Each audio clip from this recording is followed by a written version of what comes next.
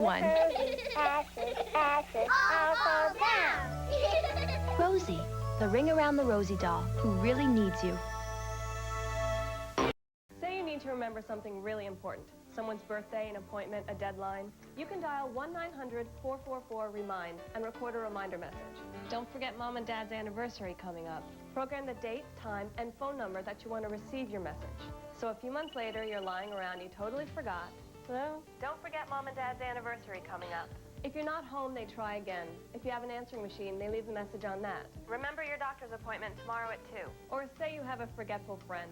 Simply program their telephone number, and they'll receive the message at the date and time that you indicated. Hello? The concert tickets go on sale today, Bob. That's right. You can also send special messages and greetings for others. Oh, one more thing. They're also a reliable wake-up service, so you don't need to be late ever again. Call right now. Don't disappoint your family and friends by forgetting their next birthday. 1-900-444-REMIND. You only get charged to call and record your message. They call you back at no additional charge. 1-900-444-REMIND. Just $1.49 per minute. Call now. He's a video game expert. You should see how smooth he is with the lady. Learn about water and air pollution. Protect the life forms on this planet. Reuse, recycle. We can handle it 'cause kids have the power. When in the car, at a park or school, follow this E-Patrol rule. Don't throw food or trash on the ground and pick up litter where it's found. Carrying a plastic bag with you wherever you go is a great way to keep it clean. A message from the E-Patrol and Kids 53. We're the Breakfast Crew, and this is our Ladies new and deal gentlemen, for breakfast. Everything will revolve around the toaster. All food will be four-sided. And we'll have no use for spoons, except as nose guards. Naturally, the official food of the Breakfast Crew is anything but breakfast as usual. It's Kellogg's Pop-Tarts, funky frosting on top of real fruit filling and side square pastry. Part of this complete breakfast, which if we had our way, will be self-rising. Because at breakfast, Pop-Tarts rule! Want to score points with your kids? Bring them to Burger King to celebrate the release of Pokemon Gold and Silver with new mini Game Boy collectible toys. Pikachu. 8 different toys with all new characters and a cool Pokemon figure. Get one with every Big Kids meal.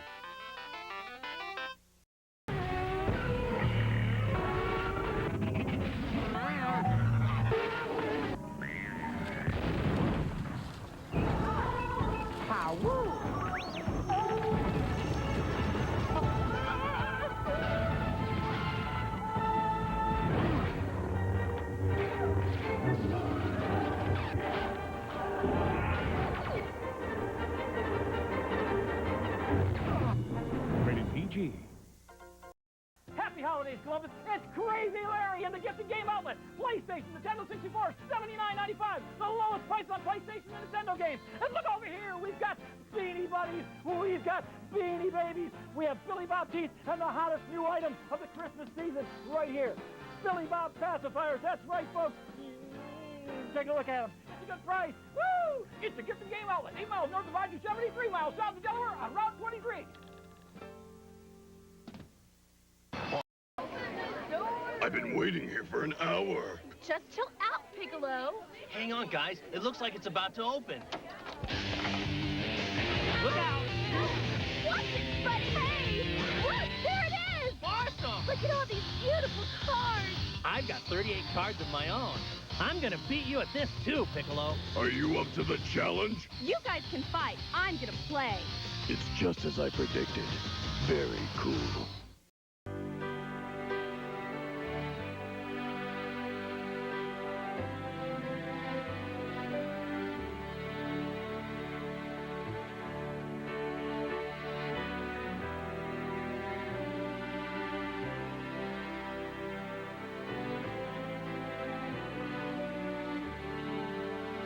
Space.com. Something amazing every day. I'm Dexter, star of Dexter's Laboratory. I'm wearing this ridiculous headgear to illustrate the point that science is funny. Hi, Dexter! Dexter's Laboratory, the new season, Wednesday at 8 on Cartoon Network. Hi, I'm Mike, your substitute teacher today. This is the new car sticker price of a 1997 Pontiac Grand Am. $16,695. This is the key old sticker price for a used 1997 Pontiac Grand Am. $12,496.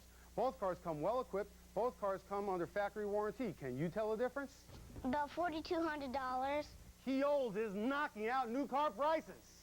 I hate substitutes. Say you need to remember something really important. Someone's birthday, an appointment, Oh, a deadline. shit. 444 remind. It's time for another stream. What's up, everybody? I'm gonna turn down these commercials for a second and say, hey, y'all. Who's in the chat looking for a good time? We got your boy Frank. We got that guy Lovely. We got Legend Mike. We got Jaden to Shine. We got LA Fan. Thank you, Legend Mike, for gifting a sub. Thank you, that guy Lovely, for dropping some bits. Thank you, Dark Ryden, for subbing. Thank you again, Legend Mike, for resubbing as well. What's up, everybody? How's it going? Check this out. Well, first we're gonna watch this commercial. This is a weird one. I feel like this is a very. I think they're having gay sex in that box, and this Keebler elf is sad about it or something. Like, I feel like that's the reading between the lines take on this commercial. Kellogg's Rice Krispie cereal. Let someone in on the fun. It's as if it knew Grounded stream was coming. A fly started buzzing in my face. He knew I was going to start murdering bugs. Thank you, Tuck, for the 82 months subbed. Holy shit, that's a lot of months. And boom, now I'm on your TV screen. Hello, hello. Let me make sure everything's working here. Can you see? Oh, wait, no, I'm not. Bam. My camera on. Oh, wait. I forgot. If I've got commercials running, I'm below it. I should probably fix that one of these days. Anyway, hello, what's up? Hi, I'm on your TV actually now. I made it. I found my way here. What y'all up to? What's going on this Wednesday evening for you? Are you ready to kick it 90s style? Oh dang, I was hoping the song would be in a more amped up spot. Usually the song is pumping, but it does have its quiet moments. About to run the new Everdark boss. Wait, is Everdark Caligo up already? I guess that will be happening tonight, won't it? Damn. I might have to pivot to that.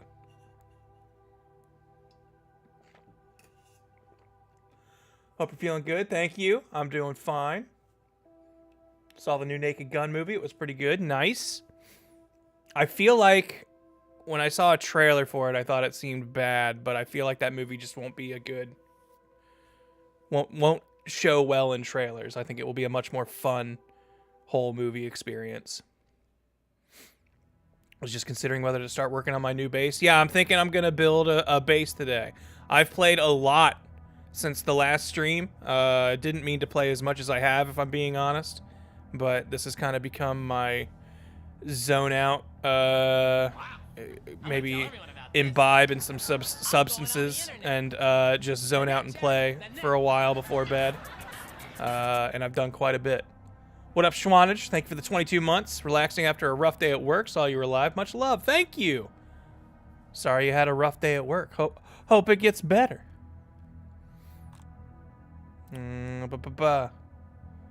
Wednesday, I'm now here. Tuesday, I was at City Band concert playing John Williams music. Hey, that sounds fun. All right, let me boot this up. Let me put us in the universe. Okay, so supposedly there was a patch that has made it so my settings should save. So let me do a quick check here and see if the patch actually worked. Once we load in here. Oh yeah, here's my base. All right, first test. I'm not getting screen tearing, so I think the VSync actually saved. Next, this button should make me do my little dash. Yeah, Oh, baby. I don't have to change settings every time I turn on the game. I can actually crouch with control and dash with my mouse button. Shit's good. What's the next Kitchen Nightmare stream? Low-key vibing. Ooh. I was thinking about doing that. I shall do it soon, though. It will probably be a Twitch exclusive from here on out. I can't risk my YouTube getting ripped up by it. Yeah, hold on. That felt a little screen teary. It isn't on. Okay, so this setting still doesn't save. Controller settings do, but screen tearing VSync settings do not.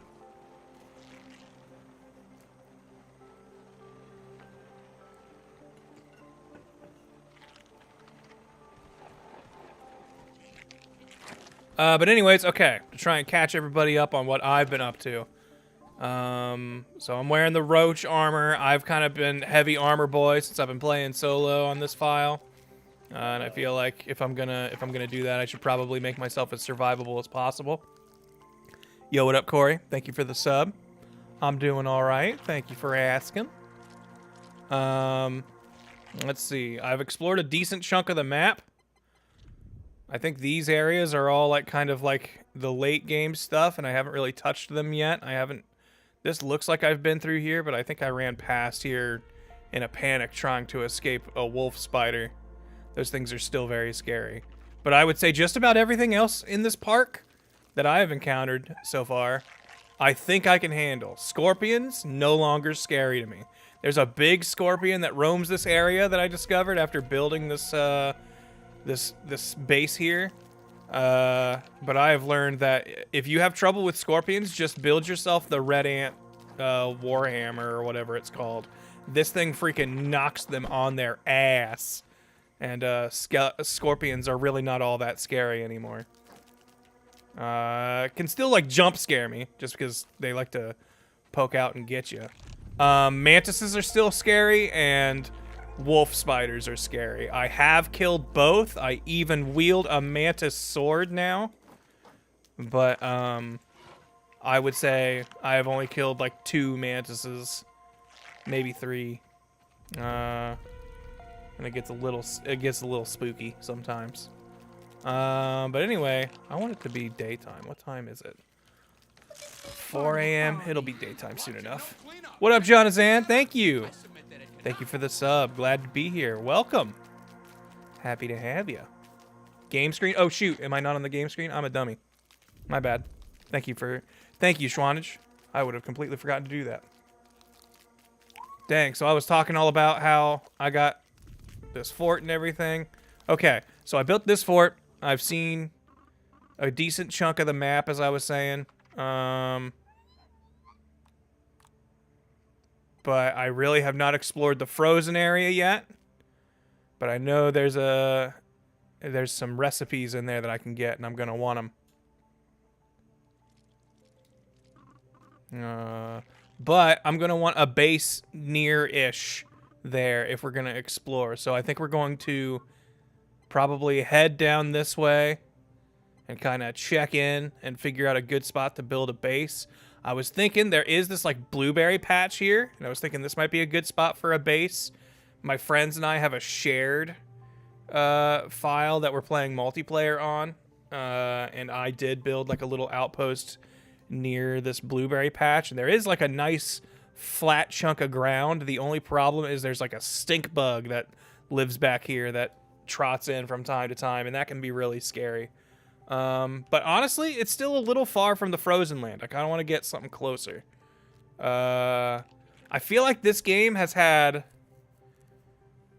like the ranger outposts always seem to be kind of near good flat areas. I think the devs kind of want you building near the ranger outposts is the vibe I'm getting. So maybe we'll check around there and see if there's some good flat land, but we're gonna be in surveyor mode for now, where we're gonna just check the area and see if we can find something like an area we want to build. So let's put like a marker down near here, and we'll just head that way, and hopefully we don't get jumped. What's the frozen area? Spilt ice cream? Correct. An ice cream truck toppled over. Shut up. I have since learned having this ant mount, you can run away from fights you don't want to deal with, and you will 9 times out of 10 get out of there pretty safe. But they'll still make a lot of noise, and I get scared when sudden noises happen. Shut up! Leave me alone, you scorpion.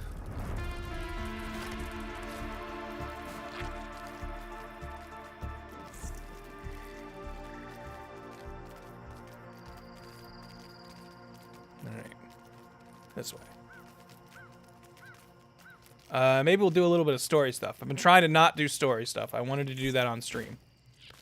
I've built multiple bases. I've explored a decent chunk and gotten myself basically fully upgraded armor and equipment at this point, so I should be pretty strong for everything. Which I'll admit I did not mean to do, but just kind of happened over the course of me building bases and exploring a lot on my free time.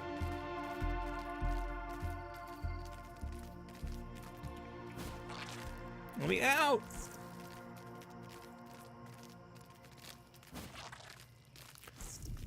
Ooh, a bee. I think we're gonna need bee for like fuzzy, warm clothing, so we should kill this guy. Alright, you ready? You'll never see us coming. Oh! Alright, and if I can block him perfect. Yes! Nice. Not even scary. Just a dead bee. Ooh.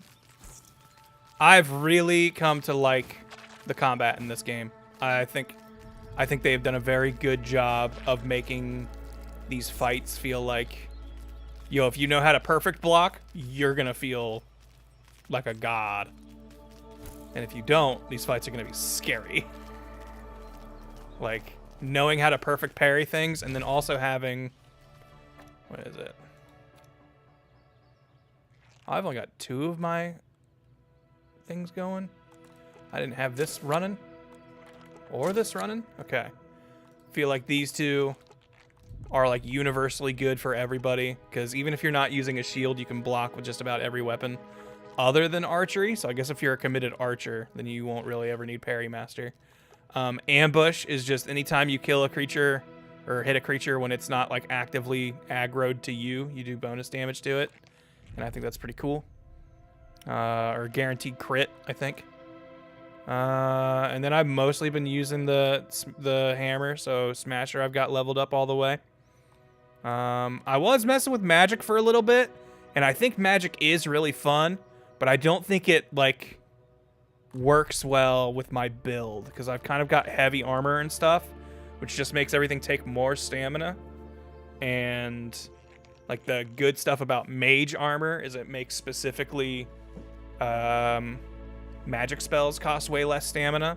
So since I'm using a lot of stamina, I'm like running out of it, so I don't get to swing very much with magic stuff.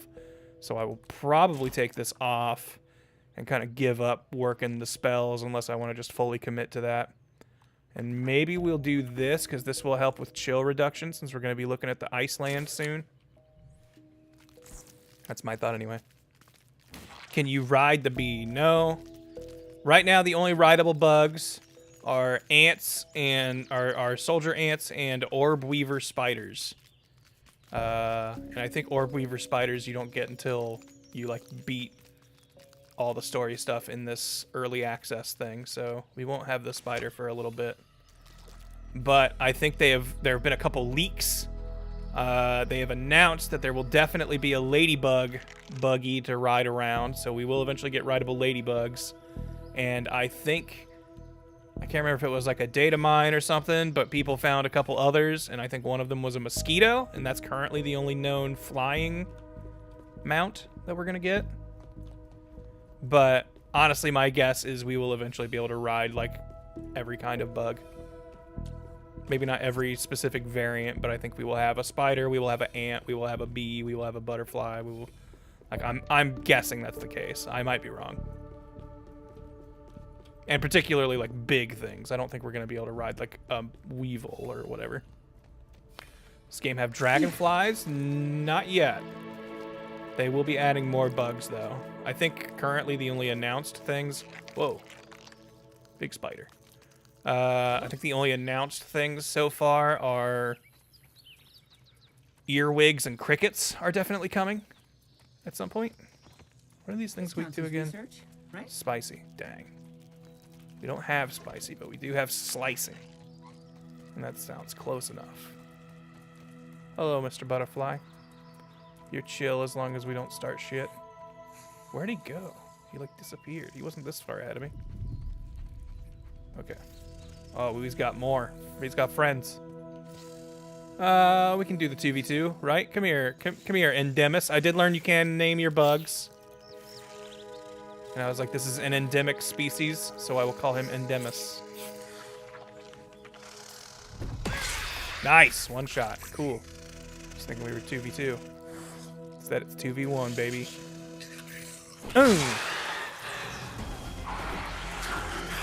Ouch.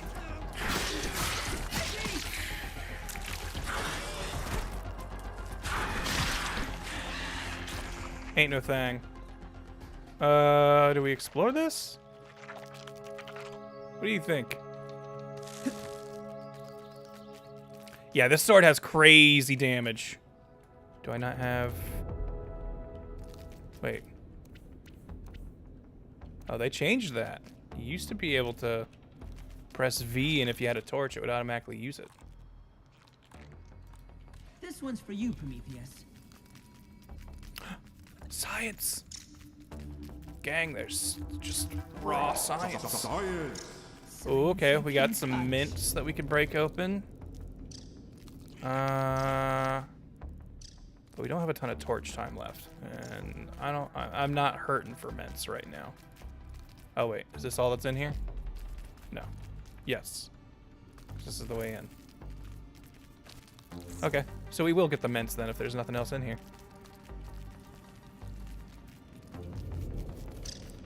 Easy peas, I guess.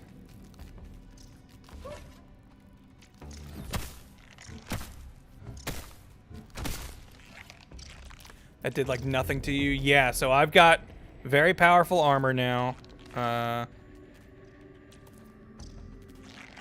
I said, I've made myself pretty OP, I think, in this. I'm gonna be a little surprised. Like wolf spiders can still get. Like, the problem is if I get jumped. If a group, like, I can't really deal with being outnumbered still. That will always pose a problem. But if I can set it up to where I'm either getting the drop or at least 1v1ing a bug, I'm not that scared of just about anything anymore.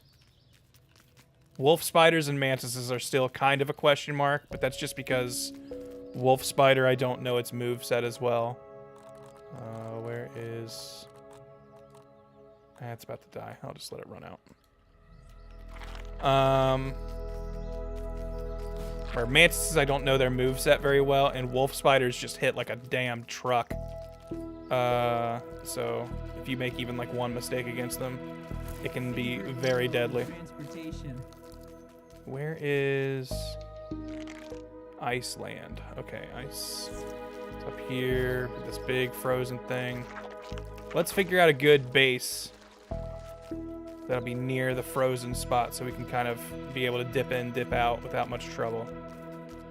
We had that big spider down there.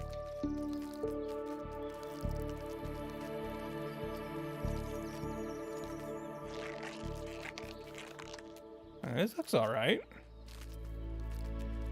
It's a pretty flat zone. Like, we could maybe just hang out by that lab entrance. There is just infinite free water in the lab, which could be good, and this is honestly a big chunk of flat land. That spider we fought, it was like down here a ways, right? Can we make something in the shoe? Big shoe? The boy who lived in a shoe? With our dead friend over here, who I've already looted, I guess.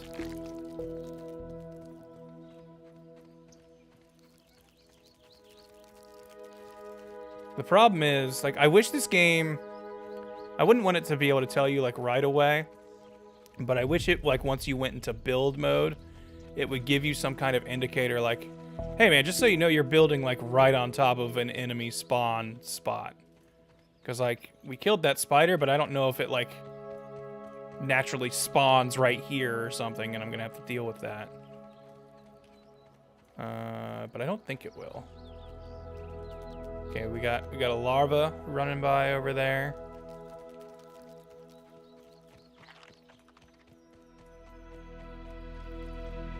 Shoe base would be cool. Maybe we go shoe. I kind of want to have a good view of this tipped over ice machine though. I think that's kind of cool. Get it? Because it's ice. We could maybe build up here. Or, like, I don't think it'd be big enough. I don't think there's enough space on this rock for me to want to build here. Plus this grass pokes into it, and that would be annoying because that would grow back.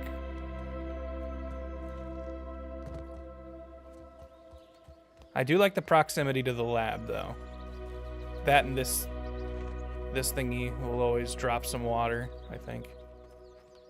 I think maybe we'll do right here. Build above the grass blade.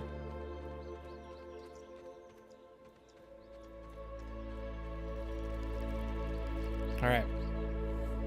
If this will be our zone... How do we want to do this? I probably should have brought, like, stuff for building, huh? Because we're gonna need a lot of supplies to make a home. Oh, and we got like a little mushroom water patch. That should provide constant weevils for food. That's all right. That's not bad. Whoa, Clover went a little crazy there. Do we have, is there like any weed stems around here? Those are going to be important for building a sustainable house. Do you get to do multiple bases? Yes. Yeah, you can kind of build like just about anywhere. Like there are like objects that you can't build on and stuff, but like it is not like you have to set up a space for building. You can kind of just start building wherever you want and do whatever you want. Nope, I want to pick up. Let me harvest that aphid's remains. Not seeing weed stems is making me a little antsy, but we'll figure it out.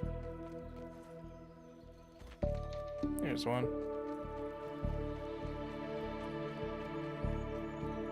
Yeah, it's smart to throw down just a lean-to here and there whenever you're like going to do something dangerous.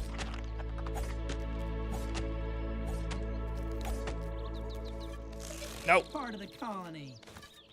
They need to update those things AI that they don't get right in your face while you're doing stuff and then accidentally start riding them. For my collection.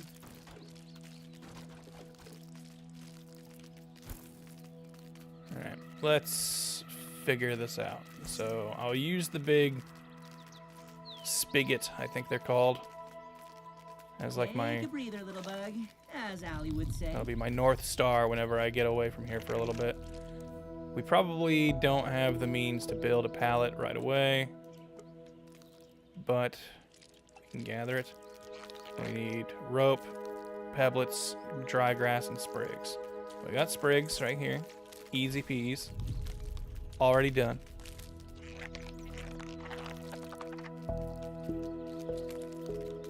Grounded or Death Stranding? Wait, are you asking me like which I prefer of the two?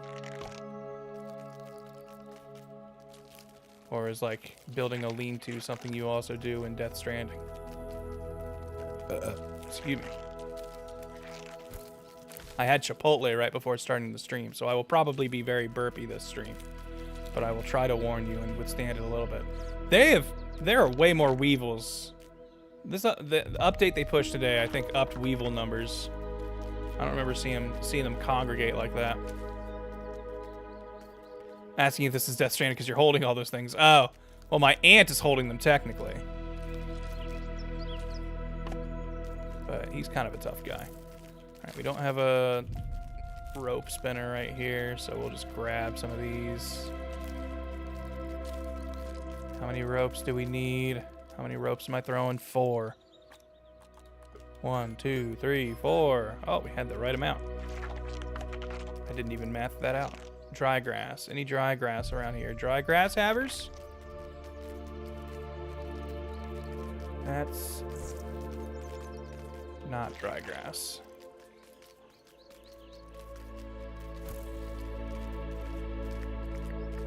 There's some dry grass out this way.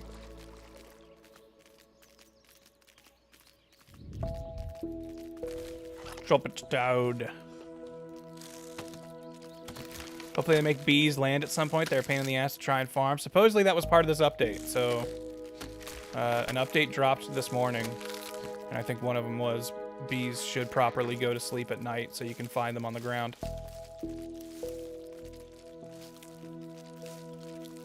We spotted a bee on our way here and killed it. So evidence is looking up that it worked.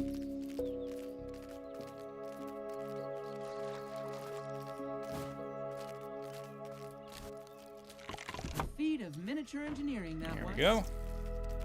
Just bring the pallet with you, Grant. What are you doing? Rookie mistake.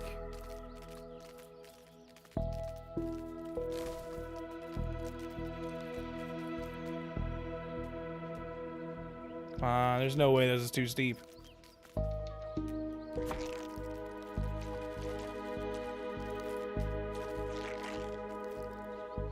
Shadows. Oh, because there's a butterfly up there. I'm like, why is that shadow going nuts? 8.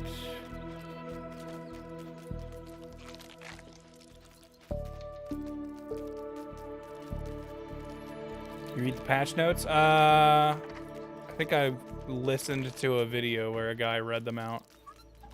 I'll admit, I did not look at them directly.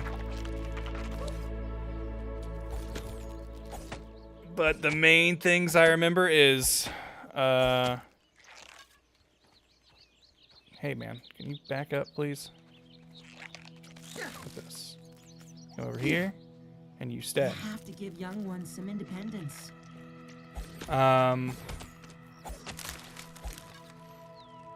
I remember the bee thing, and there was settings, like there's some settings that kept resetting every time you'd start the game. That should stick now. So my controls are sticking. I do get that at least. Because for a while I had to reconfigure my controls every time I started.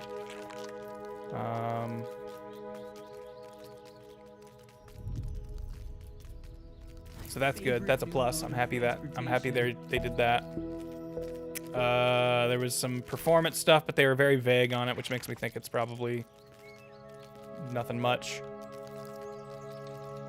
What do we want to do? How do we want to do this? I kind of want to... I've started getting very foundation pilled. I think it's good to have like a clay or stone foundation and then build up from there. And that kind of like marks your turf in your build zone and gives you a nice flat surface to work with, or flat-ish. I kind of hate that the weird bumpiness of rock and clay foundations have physics. I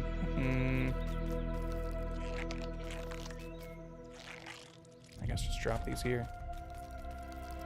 So we're gonna need clay and pebblets, and I keep thinking there will be clay over here, but there isn't, which makes this watering hole significantly less useful. Because in my mind, that is usually just a signal for clay.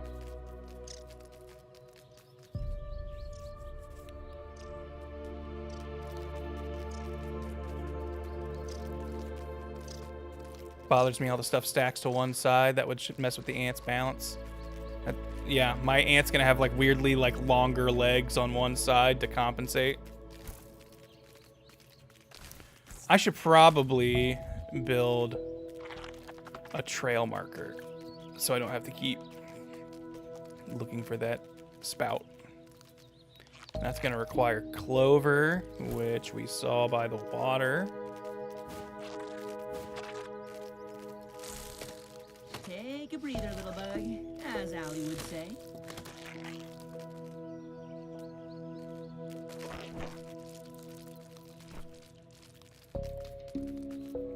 Yo, Bobobo. Thank you very much for a $55 super chat. Don't remember when you did the Hell's Kitchen stream, but I've watched 9 seasons since then. Great way to kill time at work. Thanks for streaming it when you did, even though YouTube hated it. Thank you very much. Yeah, I will probably stream that some more, but unfortunately it will probably be a Twitch exclusive stream. Just because YouTube gave me a big fright when they were like, hey, you can't stream for a while because you were streaming that.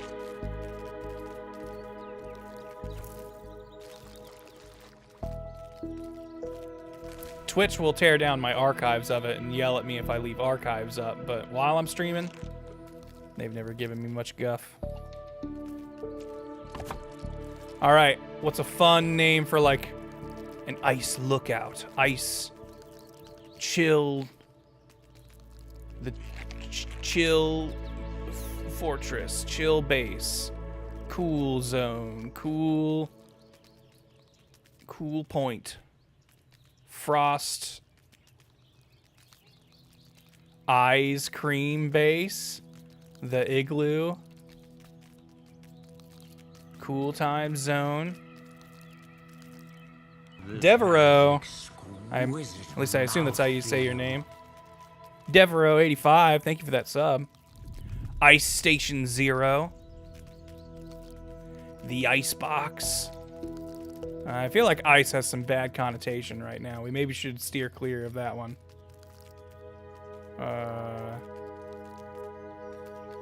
Maybe like brr. Like can we put like base go brr, but because it's cold, not because it's printing. The fridge. The fridge ain't bad. It is right next to the freezer after all.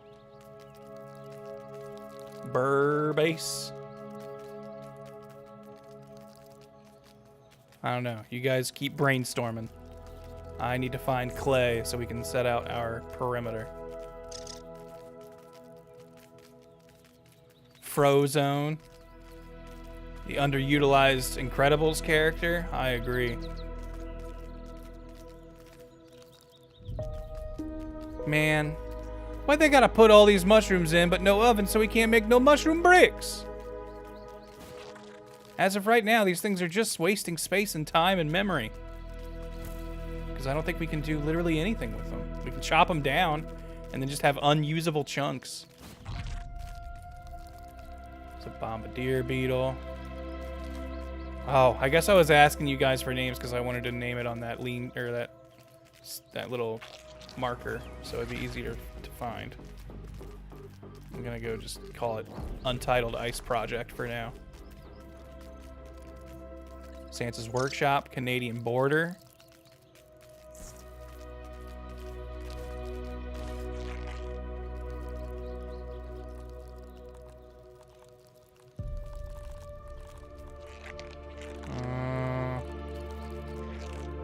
This gives me kind of ice vibes. It's a diamond, I know, but, you know, similar. All right, I think Ukami's got it with the fridge right now. That can be a temp name if we want, but I'm all right with it. Chill lo-fi base to study to. Y'all good? Just hanging out? Something seems wrong with these guys. They should be like moving and making their weird noise. Grounded may have broken some things when they fixed some things. Easy breezy anti-freezy. What? Why? What are you talking about?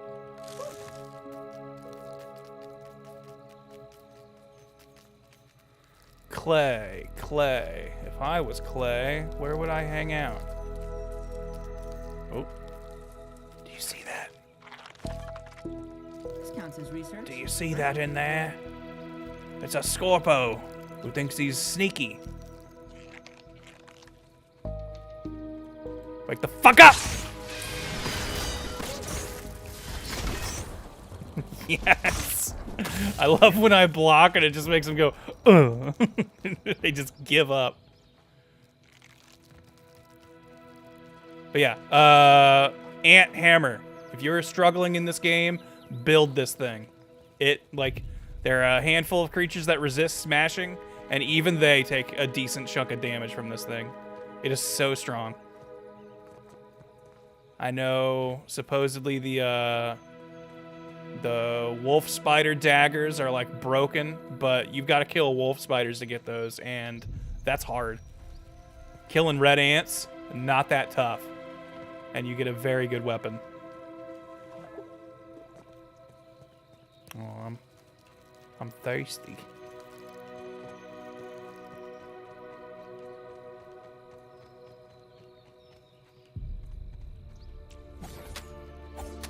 You'll give me some of that milkweed, though. Maybe we'll build ourselves a thatched roof cottage.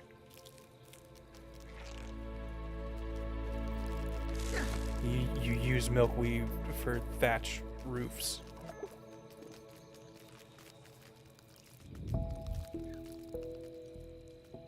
Thought I heard something crawling up on me.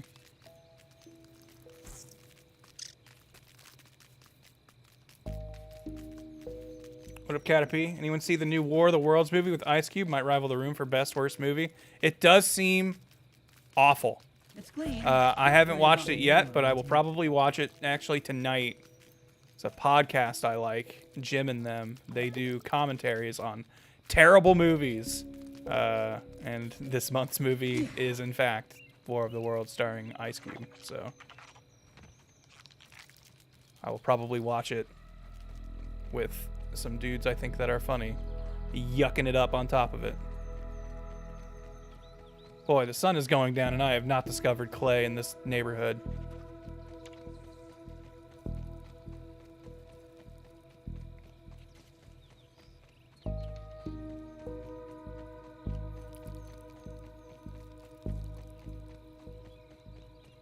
Hello? Any clay abouts?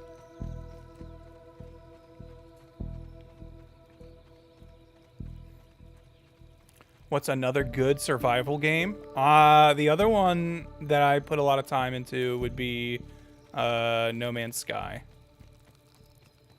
I know it was a pariah for a long time, but I feel like they did very good by their initial mission statement. It just took them a good handful of years. And I think the game in its current state is actually very fun and playable.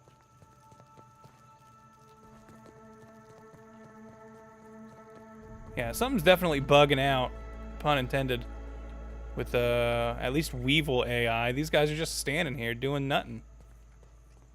Uh-oh. Everything's just kind of standing here and doing nothing. Who was not doing this earlier? Oh, all right, there we go. All right, they started moving. Whoop. Quite an efficient way to get around. Emphasis. Early access. Patch just dropped today. Some stuff might be a little funky.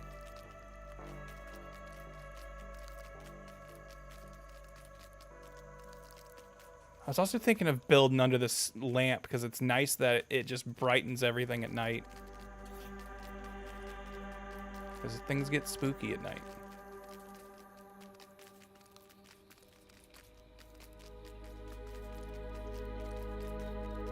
Not really survival elements, are you? I guess you keep your life support and environmental protections. I mean, yeah, that's my thought. It's just, yeah, you don't have like a hunger and thirst meter, but you've got an oxygen and power meter or whatever. But I guess if that's splitting too many hairs, then I don't have an answer for another good survival game. Well, now it's dark. I guess I could just run back to one of my other bases where I've surely got a stockpile of clay. That would probably be a lot faster than, like, actually making stuff, huh?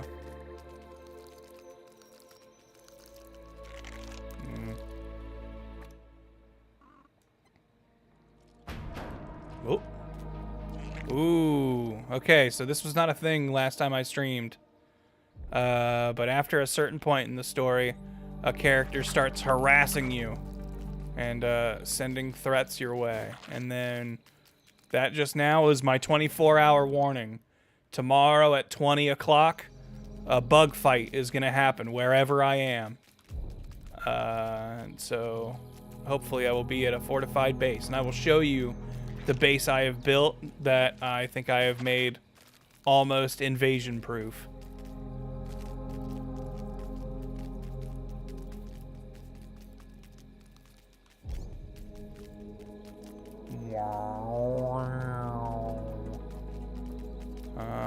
In fact, let's go ahead and head over there. We might get jumped on the way because it's nighttime. But Scorpion Spire has become my preferred location if I'm gonna get invaded. Take a breather, little bug, as Allie would say. Yeah.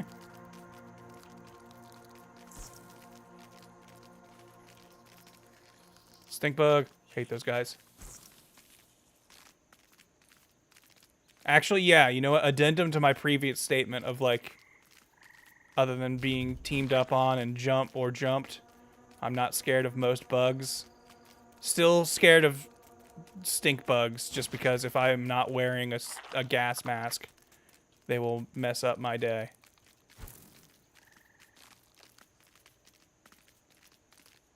I think they're secretly, if you don't have the right equipment, the strongest bug in the game.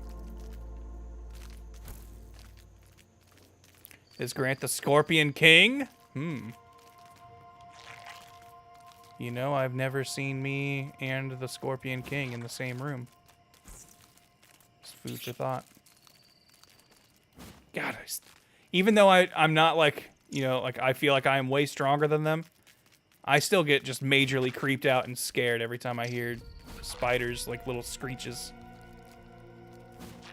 The sound design in this game, I feel like, was designed to freak me out.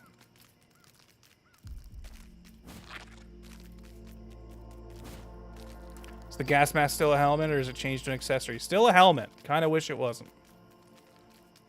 Also a little annoyed because I really thought when I built this roach armor that this helmet was going to replace the need for a gas mask. Not the case. Even though it says it gives me gas resistance, it's not nearly as much as the actual proper gas mask does. Go ahead. Die on my spike strip. Die on my spike strip. Yes! Alright, so this is Scorpion Spire. Named because a big scorpion kept messing me up every night while I was trying to build it. But I think ever since I actually extended it out, that scorpion doesn't come around so often. Oh. Thought I maybe heard him rocking up. This has become my invasion base because I've just got this spike-trapped hellscape. So anything walking by just gets itself ripped up. This, I really wish I was recording because this snail crawled up and just killed itself on these spike strips. And it was like the saddest thing ever. But it was funny in its very tragic, sad way of just a snail crawling up, avoiding so many spike traps, and then right here just going and just dying right there. It was a nightmare for that little guy. So now we have a permanent snail shell fixture. Can't wait for us to be able to get Gear 3 stuff so we can start breaking these. Yeah, exactly. It was definitely a strange suicide pact that snail had. This is one of my other bases. For a while, this was what I was thinking was going to be my main base, but then I was like, this tree that I built my fort at is kind of out of the way of stuff, so maybe not. But I do like coming here when I know I'm going to get invaded, because I've got these turrets, and I've actually got like 4 turrets set up, but really the only one I really use is this one, because I get a good view of anything that tries to approach. They always, at least from every orc raid that I've had so far, they always come from this side, and I can just shoot them while they circle around And while they're circling around, they will usually be hitting these spike strips and getting hit along the way. And yeah, just rips them up. They will usually send one flying attack, and I will just shoot that down. And then after that, honestly, I probably don't even have to attack. Everything else will eventually die on the spike strip. But every time the spike strip hurts something, it also hurts itself. So I have to repair them. Which can get a little tedious. So I'll try to be a more active participant so I don't have to deal with that, you know? Anyway, I came here to see if I had clay on hand. Because I think this is the base where I typically drop my stuff still. So if we were to have clay anywhere, it would probably be in this base. If you're someone who likes to organize your loot, look away. I've just got a bunch of unorganized boxes in here. Just have a little bit of everything in them. We'll probably need these. Actually, let's drop off everything we've got and then pick up what we need. Oh, I didn't have any of this stuff in there, so it's still sticking around. Do we have any open space in any of these?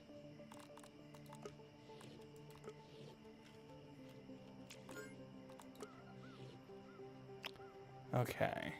And real quick, let's go ahead and cook. Boy, we got a lot of raw meat just on hand, huh? Okay, clay is what we're looking for, and I don't think I've really got any from what I was seeing. I know there's some clay. There's at least one stack. Shucks, not a lot.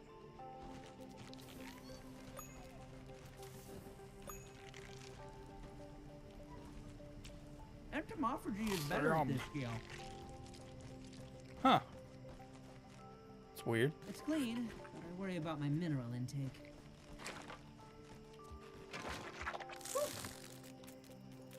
Yeah, just some floating free water.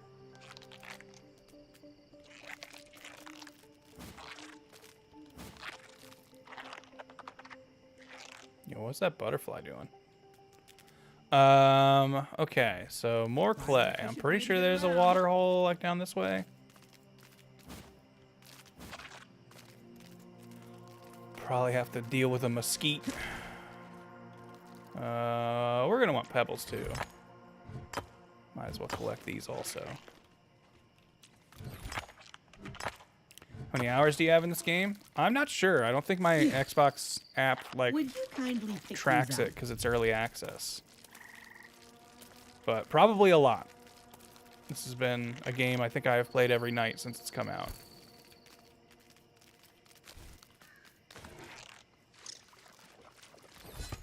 Which has been a week now.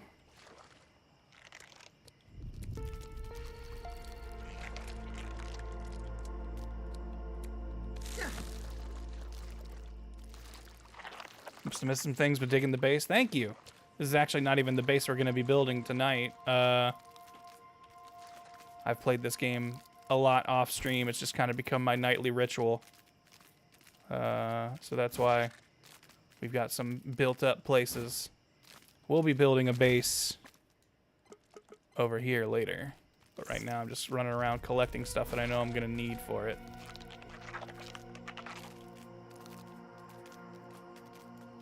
I assumed a lot based on your loot boxes. I mean, the thing with a lot of those is like those are like a good handful of them are sort of passive things that I've obtained just because it's like I would be building stuff and enemies would come to interrupt, so I would fight them off and then just drop their corpses into my boxes essentially for later use.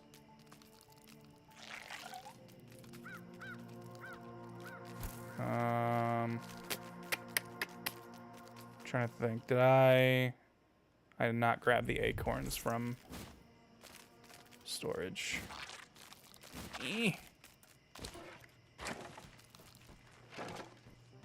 I'm always weirdly like nervous that if I don't close the door behind me, a freaking mite or something is gonna weasel its way in here. Trying to think. These won't really build anything of use for me. I will probably want some spinners, and that will take this and red ant parts, if I remember right. Which we don't have a ton of. Oh, never mind. Yes, we do. We got plenty. I'm going to want to build a bed, and that's going to take feathers.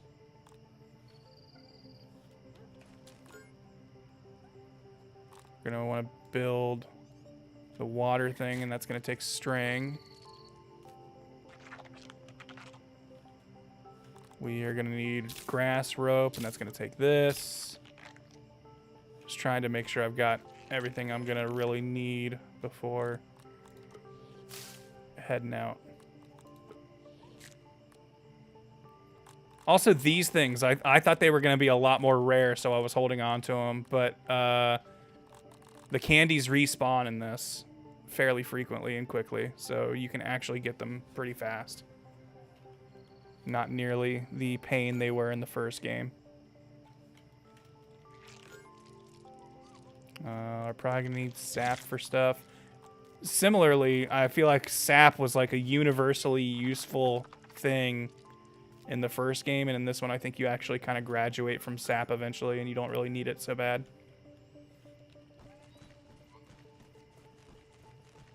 Okay, I think that's... Did I get the acorns that I was thinking about? Yes, I did. Okay. Sort that just so I can have a better look at it. We'll still need more clay, but we'll deal with having this for now.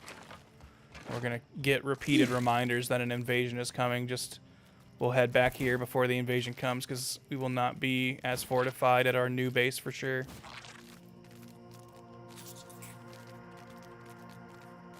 Take a breather, little bug, as Allie would say.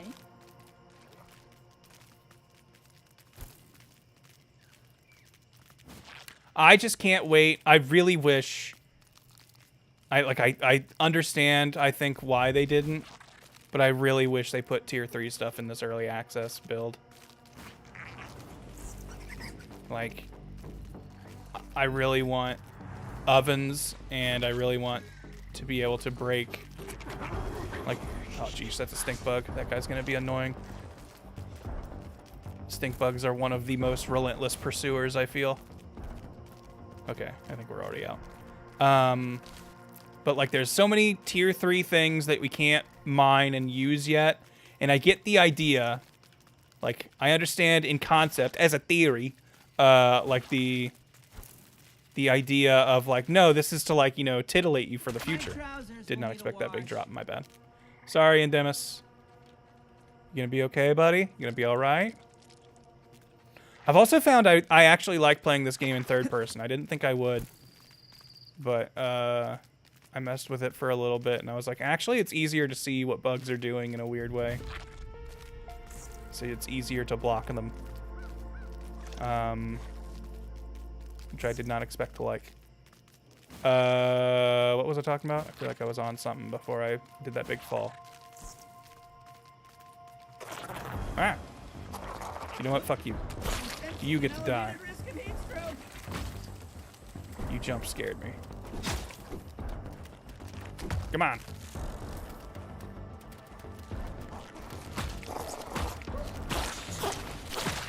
Oh. I don't like you. You make my feet hurt.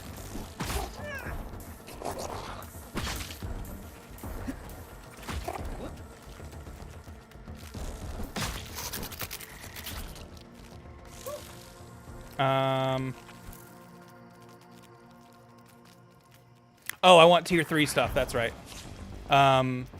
Because we've got like snail shells and pine cones and sour candies and burrs.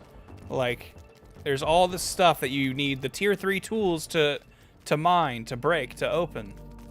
And like, I get the idea if their thought was like, no, you'll see this as like, man, someday I'm gonna be able to do that. And like, and that has me excited. There's other things. There's future plans. Like, so I get that. But it's also real annoying having a lot of quality of life stuff that I know, at least in the previous game, becomes available at tier 3, like having the oven to, you know, infuse your weapons and stuff is really nice, and I would love to be able to do that in this game, but I can't because the tier 3 equipment and tools and recipes are not available yet. And I'm not saying I needed all of them. Like, literally, honestly, if you just gave me the oven, I think I'd be satisfied with that. I'm annoyed that there's the unminable materials, but I can live with it. But I want to be able to infuse my weapons with elements, because, like, spiders are only weak to spicy. And at current, I think there's one unique spicy weapon that I do not have yet, but I have been informed of. And then there is the spicy magic wand, or magic staff. And those are the spicy weapons in the game. And, like, honestly, I don't want to use those weapons. I want to be able to turn my daggers or my big hammer into a spicy weapon. But until tier 3 or other stuff is available, I can't. And that makes me sad. Yeah, I can use mage gear, but I don't want to. I'm a tank. I'm playing I'm trying to play my role, you know?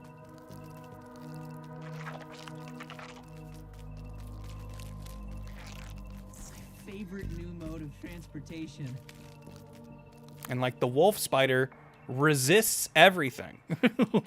Like, he resists everything, I think, except for spicy. And it's like, I don't want to have to fight a very high-speed wolf spider fight with the magic stuff. It just doesn't really feel good in that context.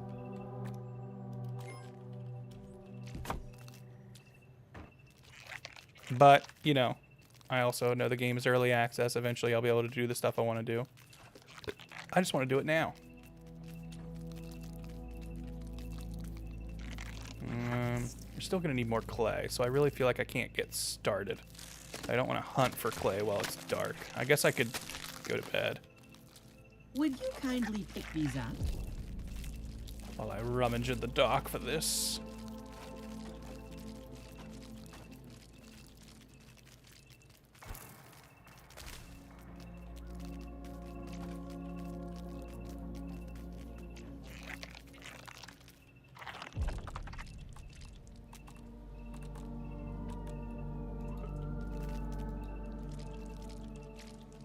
Oh, jeez. Alright, got clover leaves right there and 2 sprigs. We can find that easy.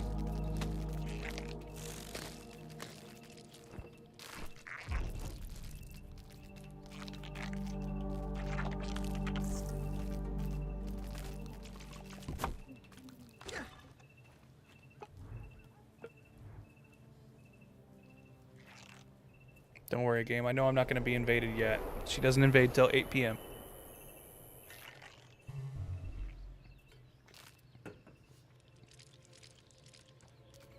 Oh, all that meat I had in my pocket spoiled. I forgot about that. I had left that in my pocket because I was like, I'll cook this at my new home.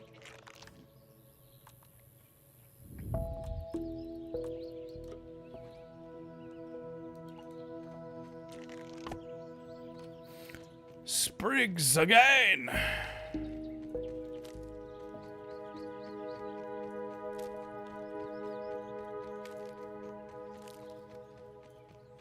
How's the story so far? It's fine. Like, I don't think it's bad, but also I don't think it's really anything to write home about. We've got Ominent. They seem like they're bad still. The villains from the first game, the evil corporation. But we're also being harassed by another shrunken person who I am assuming is the mysterious 5th teen that was hinted at in the first game. But I'll admit, haven't actually physically run into her yet, and I don't know if that's going to be part of this early access or not.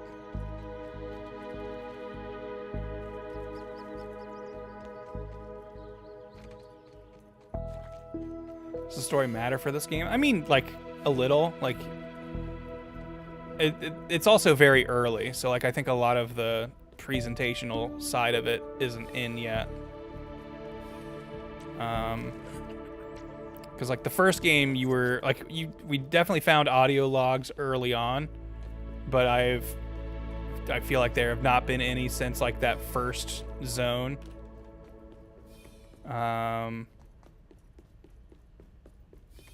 But like in the first game, there was a lot more audio logs, and I liked it because they were all from one guy, Dr. Tully, and so we were kind of getting a lot of character stuff for one person, and it felt like you were learning a lot about this character as you went. Whereas the audio logs that we've had in this so far have been like random scientists who sound like they're probably going to die.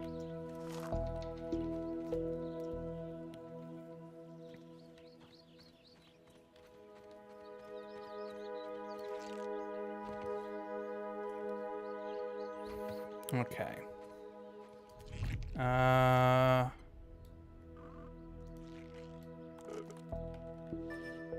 I search for clay, what will we find?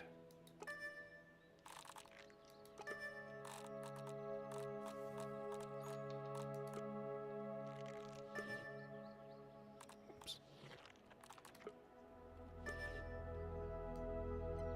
Some up there.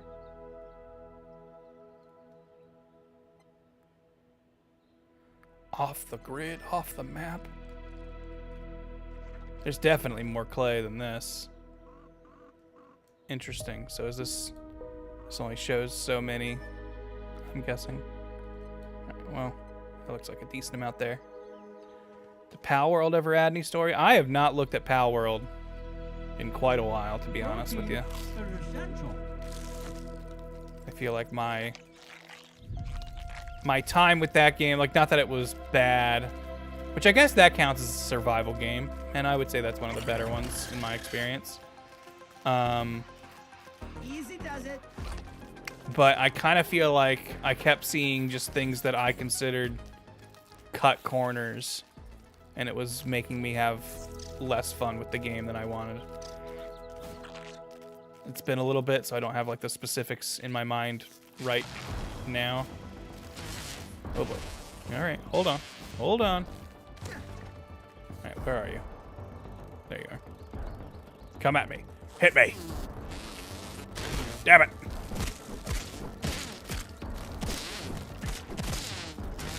Here we go. Love that move. So easy to block. Alright. Digging up clay.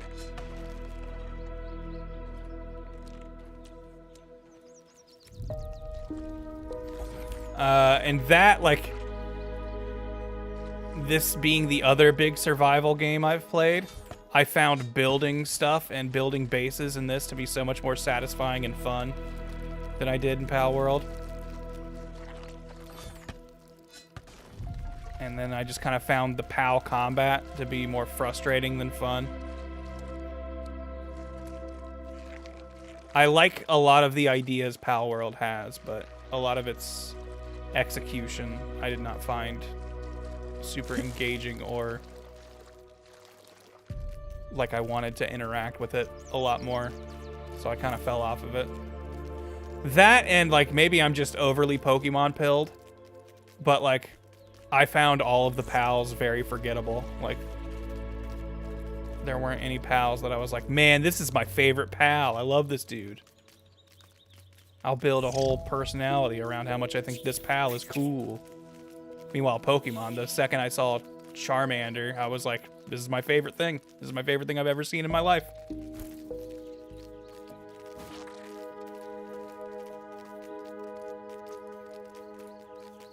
Not even Depressed Pal. Yeah, even, like, Depressio is fun.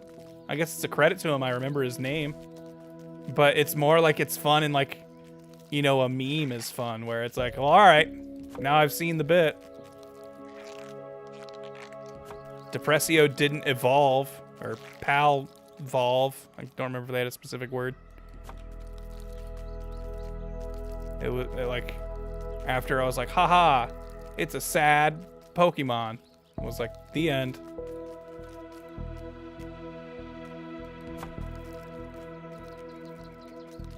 Yeah, they're also technically in early access. Okay, supposedly, another thing they fixed, these little mounds of dirt kept interrupting and being unable to be built on top of. So it was making it really hard to find places that actually had a lot of space to build on. Let's see if they actually fixed that in this patch like they supposedly did.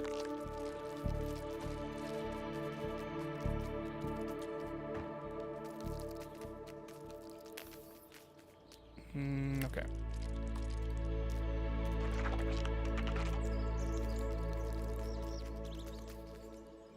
I can build on top of it. All right. Good sign. Okay, so let's see what we're working with here.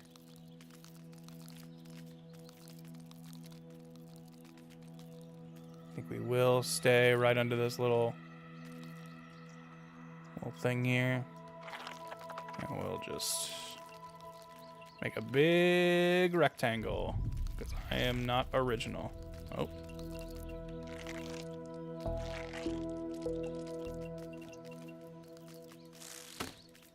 Chop this grass down, so hopefully it doesn't grow back.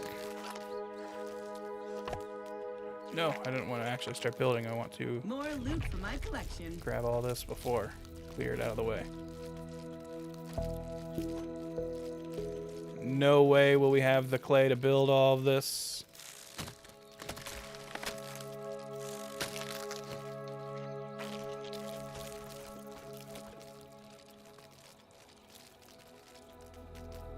Astonishing. And we're probably going to need another grass pallet, which I don't think we have the stuff to build. We're pretty close. Honestly, I can craft these 4 ropes right now. Or 5 ropes. Always go a little above and beyond. That's the Grant way. Okay, 4 clay per platform. Let's just start from one side and work our way down. Are they still being sued? Pal World? I think so. I haven't kept up with it at all. But I feel like I saw a thing the other day that was implying that Nintendo is actually struggling more than I think anyone really expected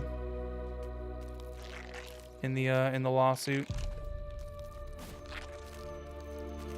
But that's also based off of next to nothing. I think I saw like a tweet that said that, so probably not really true.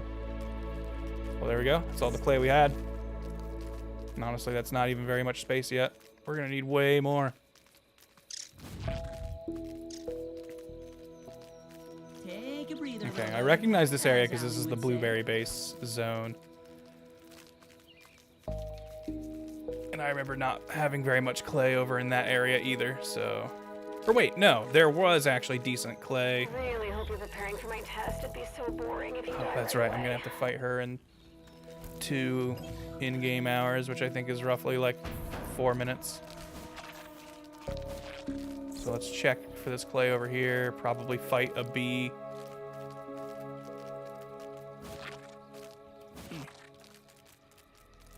Because yeah, I was thinking we would maybe build a berry fort today, but I want to explore Iceland, and this is a little out of the way to be our immediate ice zone. I feel like there was like a big clay mound in here. Yeah, there it is. So at least give us some clay.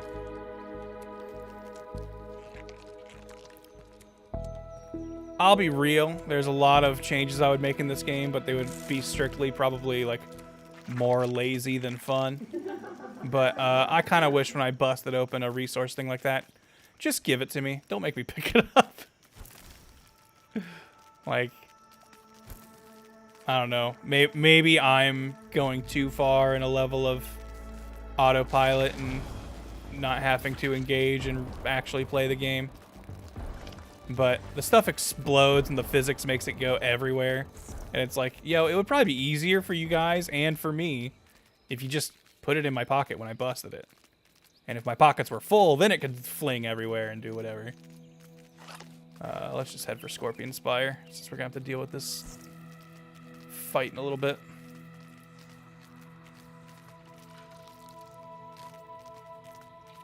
But like the number of times I've like busted a rock, but the rock was on a hill, so now the pebblets are rolling down the hill, so I have to chase them to pick them up. Like, it's like that can't. I can see where it's like, no, that's a fun, interactive moment with the video game. But I'm also like, fucking just give this to me. Like, don't make me do this busy work. I'm already running back and forth, ferrying materials to build this base. You're just adding another layer on top for me to, like, have to spend time running to and fro to do. But also, you know, building bases and collecting resources really tickles a part of my primitive hunter-gatherer brain. So, you know, I'm also into it.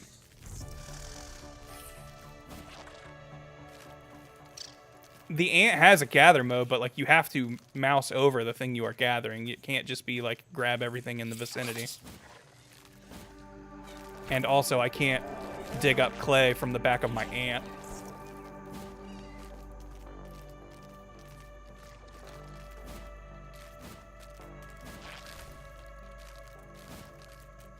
Take me down to the Scorpion Spire where the nice girls are nice and the music is fire. Here, before you want to get involved in the invasion we're about to deal with. Get out of your own poison, come. Oh boy. Take the heat, we'll take the heat. I shouldn't have taken the heat. Too hot, too hot, too hot.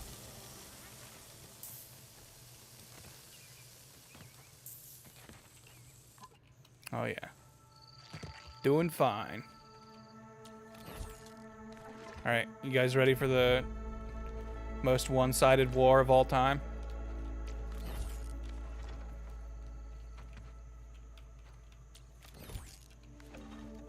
She gives all these threatening messages and she's always like, gosh, it's gonna be a shame if I kill you so easily. Oh wait, this, interesting. I did not realize that you go third person for the turrets as well. That's bad. I don't want to be third person turret.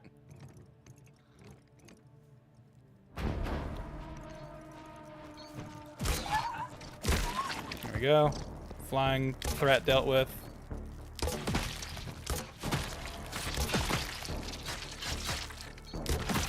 Ant dead. Ladybug dead. Boom. Invasion complete.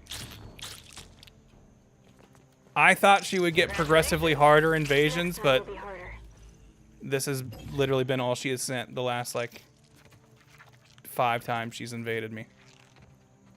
Where did the butterfly die somewhere? Or did I already rip it apart?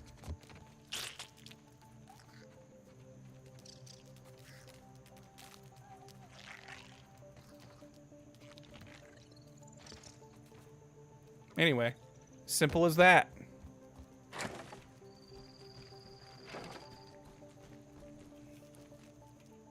Oh yeah, so the reason I started playing in third person is because the Roach helmet has this extra, like, you know, layer on it where you can kind of see the corners and stuff, and there's like the little bit of dirt that's stuck on it, and that was bothering me. So I was like, fine, I'll play third person while I wear this helmet. And then I started being like, I kind of like playing third person. Which I did not expect to. Okay, what do I have in my pockets that I don't want to drop off?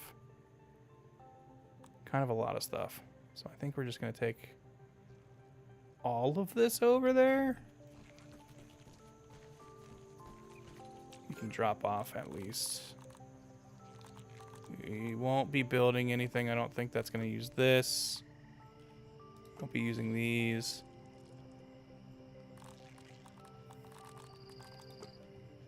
Never use aphid honeydew. Don't even know where it comes from, other than aphids.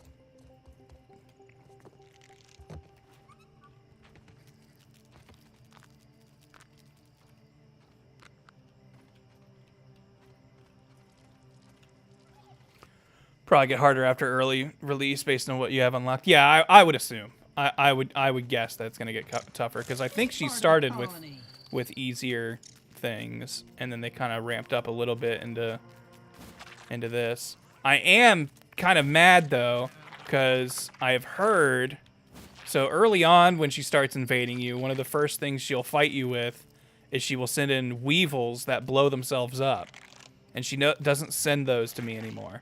But I have heard that the explosive weevils can blow up snail shells. I don't know if that's intentional or not. I don't know if like they purposely left that in the game or not for this. Because like I think early access, you are not supposed to be able to break those snail shells. But I hadn't heard about that until she was already sending the stuff she's sending now. So I've since never seen an explosive weevil to test that for myself. Quite an efficient way to get around. But I have gotten a recipe for some snail shell armor. But I've heard through the grapevine that you find pre-broken snail shells in certain parts of the late game. Uh-oh. Okay, thought I was stuck for a second. I hear something stepping about over there. I don't feel like dealing with it. Leave me alone! Do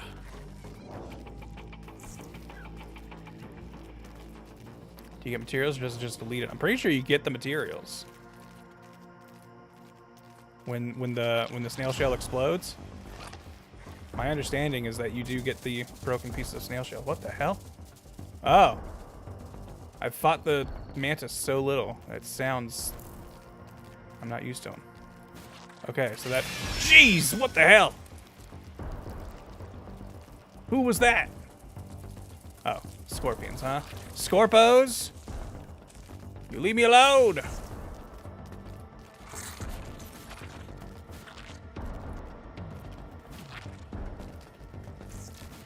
Yeah, some of the sound, like I said, the sound design in this game, 10 out of 10 in my book, because even though, like I said, I'm overpowered and stronger than most of the things I can run into, I still get like, every time I hear it, just because it sounds fucking awful. / pause.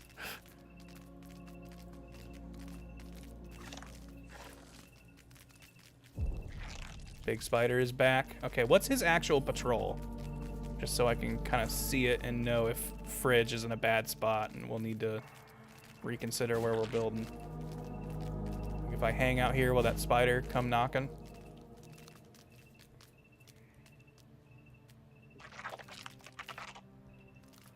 Oh yeah, we needed more clay. We found a little bit.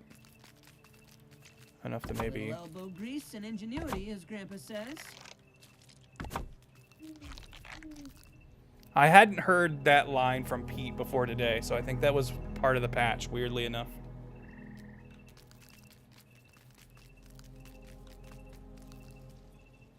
Okay, does that spider just circle? Okay, I don't know if that spider comes over here. Cool, good. Like, not that I can't fight it, but just, it's nice to know it's not going to be popping up in my base. Oh, we're going to need another layer under that so it doesn't look like it's floating. Which means more clay round up.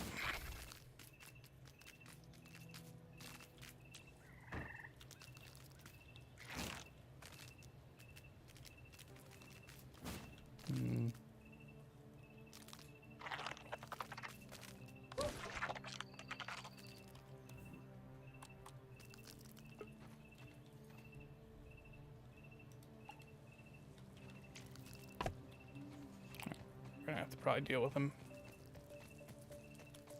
Look at me, spider. Come here. Let's go.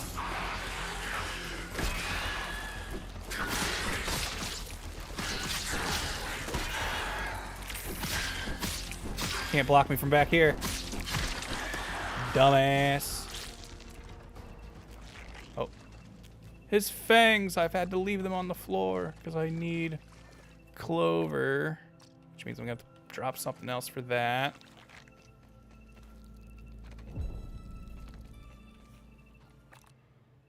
We'll go ahead and leave this mosquito nose right there.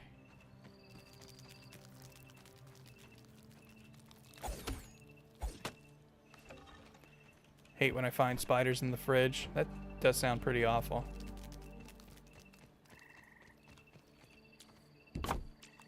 Alright, now we can start dropping stuff in here.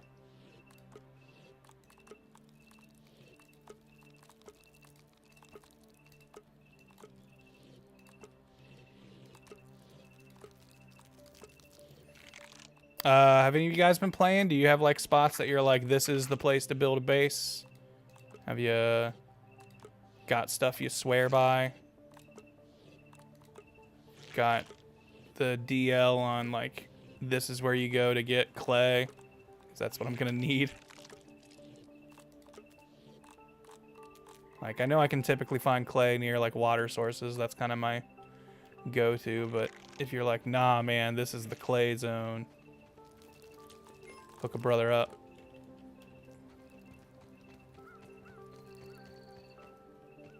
Partial to high areas. Yeah.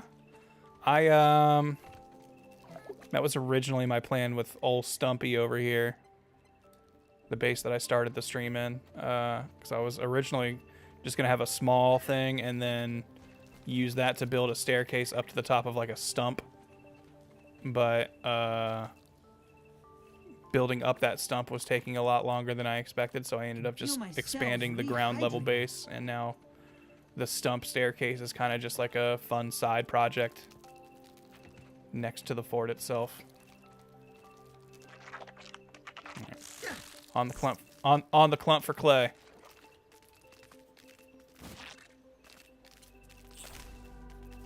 I hear you, spider.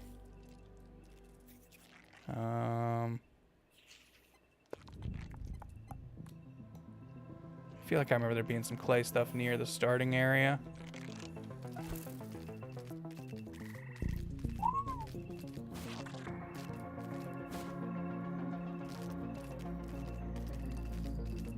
Take a breather, little A lot of running around in the dark in this game. If you're squeamish about that, like I am, get used to it. You're just going to hear stuff like that out of the corner of your ears and just have to understand that turning around to look and see what it is the most dangerous thing you could do.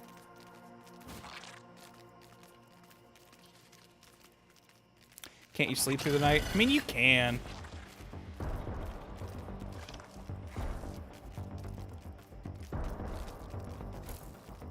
But ultimately, that stuff's going to be there either way. You're just giving yourself a better chance to see it.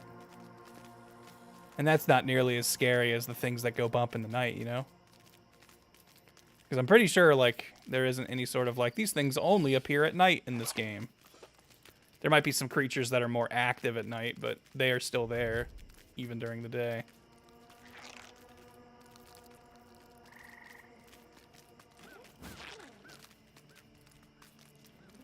Do we have any leftover clay here, now that I think about it? Whoa. Ladybug is taking a nap between a bunch of spike traps. I don't think that ladybug's gonna live. And I'm not even gonna have to be the one to kill it. Man, I organized my storage in Stumpy Base. Yeah.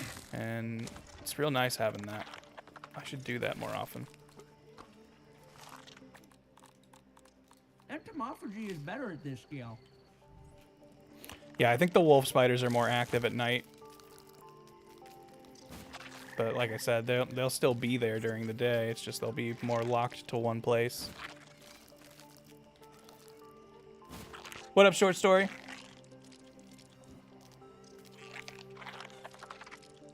The bug ventures go well so far. Quite an efficient way to get around. Right now we're on the hunt for clay so that we can start building the foundation of another base. It being light out would make it easier to see clay. So you know what? We're going to sleep at starter base because it actually has a bed instead of a lean-to. So we'll get a buff.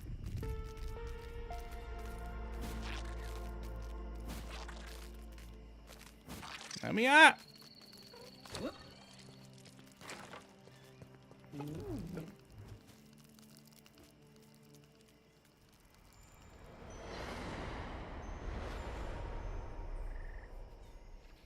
I have the belief every game should try and make in-game storage just be infinite storage, unified storage. Yeah, like, I kind of wish that was the case, but also there is a weird... Nothing like H2O. I'm probably part of the problem, but, like, part of me does like the idea of, like, nah, this stuff occupies physical space and you've got to move it.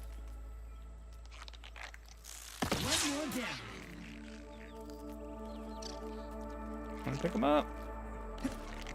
I don't want to chop down the mushroom. It's gonna do me no good. Oh, whoa! Did that guy just eat that guy? His corpse disappeared. All that was left was the meat. I also need to get more recipe things for food stuff, because right now these are the only two like meals I can make, and like I never have acorn bits on me or gnat meat really. I don't kill gnats very often, so mite loaf has kind of been the only meal I have made in this game. Yeah, the cockroaches eat dead bugs, which I think is cool. I like that angle. I think that's fun.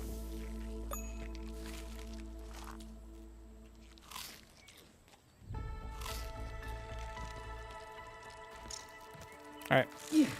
The search for clay. I know there's a bunch of little water spots up here. I can use the resource finder to look for it, but the last time I did, it locked all my searches to like nearby stuff. It was clearly not scanning the whole map.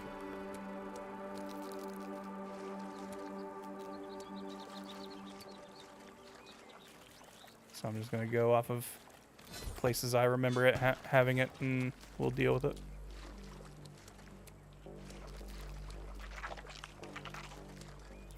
I wish there was a setting I could flip that would just be like, never reach for spoiled water or whatever, because I'm never gonna do that on purpose. But I've drank shitty water in this so many times trying to pick up clay out of it.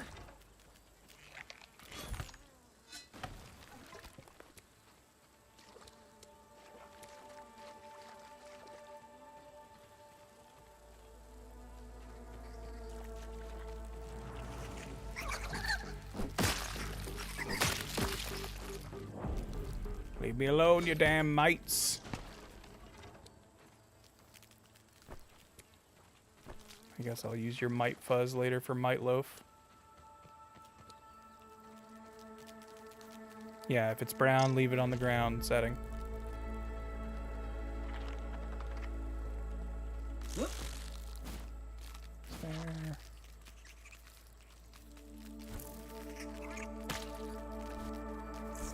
Another watering hole nearby, or am I making it up?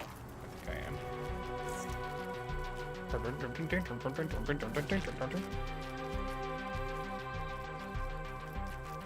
Mite loaf is a great pun. Yeah, I actually think a lot of the bug food names in this are pretty good. Nachos with gnats in it is pretty good. There's Larvania. Spider Slider isn't really a pun, but it's a fun rhyme scheme. I don't know what any of the other meals are. Let's reestablish homeostasis. Mac and bees. Yeah, that's a good one.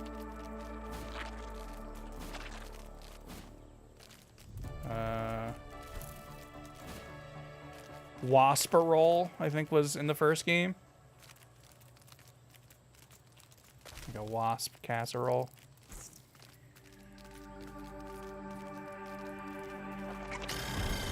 Whoa! I wonder if, like, Obsidian has made these meals. Like, if there's some promotional event I could have gone to and eaten mite loaf and nachos and Larvania. Because, I mean, other cultures eat bugs. That's not crazy.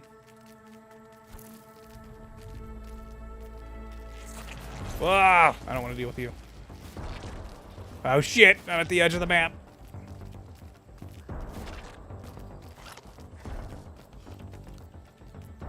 Okay. Boy, I feel like those guys chased me more back in the day, but maybe I can just put so much distance quickly with the ant mount that they don't follow as hard as I think.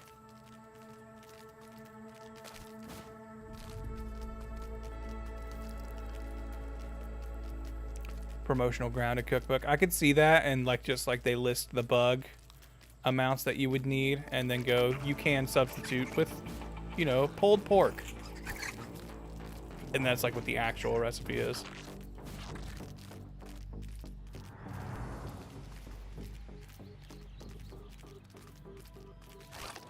Okay, yeah, and here's the fake water spot that feels like it should have clay, but does not.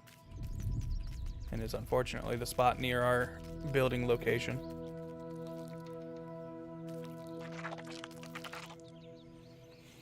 I would go to a themed restaurant like Rainforest Cafe, but the gimmick is you got shrunk. You know, that does sound pretty fun. I could get behind that.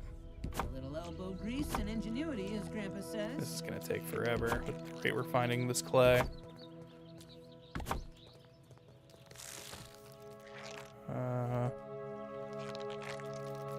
Can't hot deposit none of this, huh? Yeah.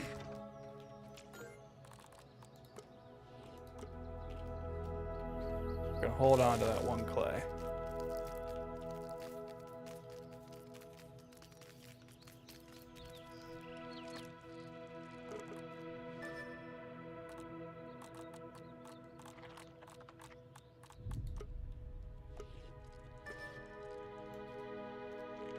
Like, I know there's clay over there and up here, and it's just not searching for it. Okay. A bunch of this is not accessible. Guess we'll try this spot.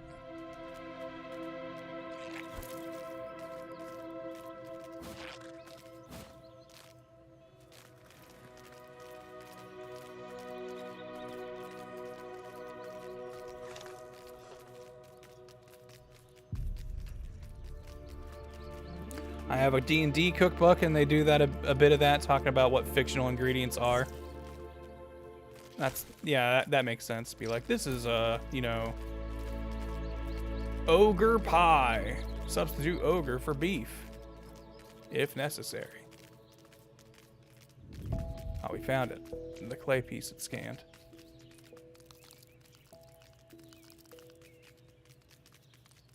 B. Guess that we're gonna need these guys, I think, for the warm weather. Or cold weather. Wow, that almost one-shot him. Yes! I love being able to time that. Astonishing. These big roaches, so scary, but they are neutral. They will not attack you if you don't attack them first. I can feel my cells rehydrating. So save yourself the heart attack I nearly gave myself when I was starting this. And just understand that they won't start shit. They'll attack if a stink bug goes after you. They might aggro if something else near them is aggro to you. But that might also be they aggro to the stink bug, not you.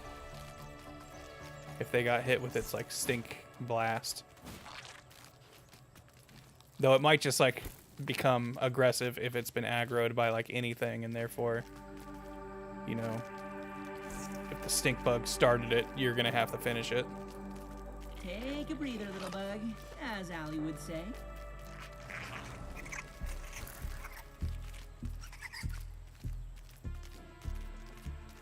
Okay, we're back at starter base.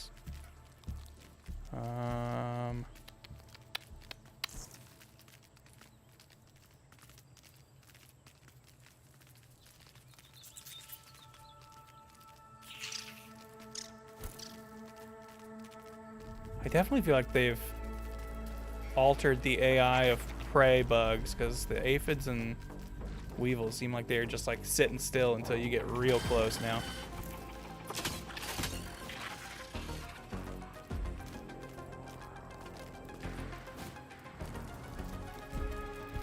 There are also definitely some weird tracking hitboxes in this game.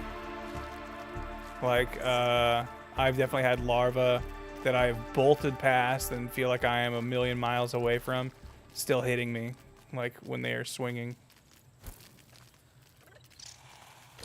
Something big is snoring.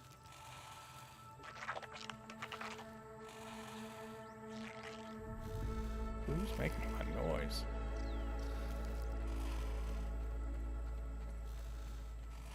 Wow, there's a mosquito sleeping up there. Well, may have to deal with that if he wakes up. But I'd rather not, if we could.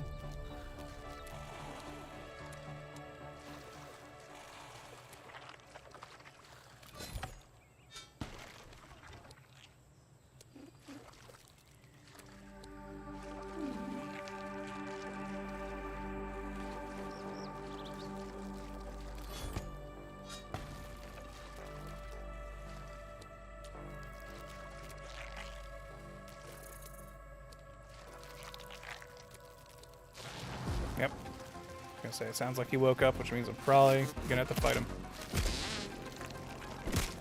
Get distraction, Endemis. We'll take his nose to spite his face.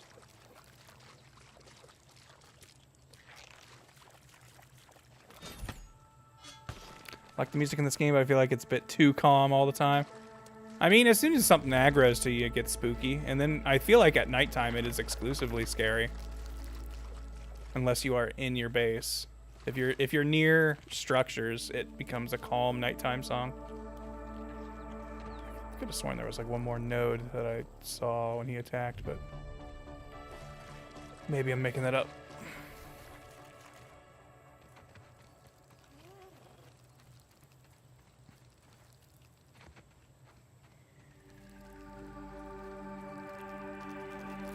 Want a mosquito to drain the blood out of the arm of someone, but because of the size difference, they get like a withered post-cell attack arm. Or, so, yeah, Piccolo's post-cell attack. I was playing this with one of my friends, and he brought up, I think, the very good point of, like, if you were this size, a mosquito would probably leave you alone, because it would not even think, like, you would be a creature it could get blood from. And that's... I feel like that's probably true. I don't think mosquitoes really fight other bugs. They are usually going after big things that will ignore them. So sticky!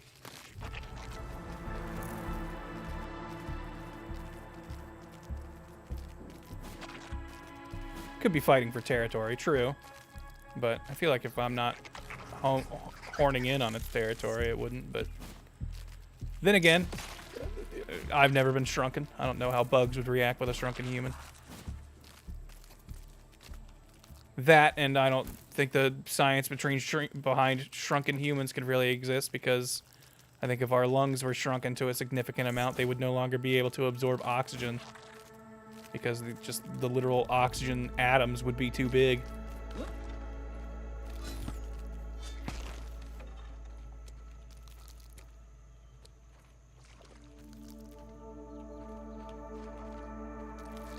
That and the pollutants in the air would now be so much more.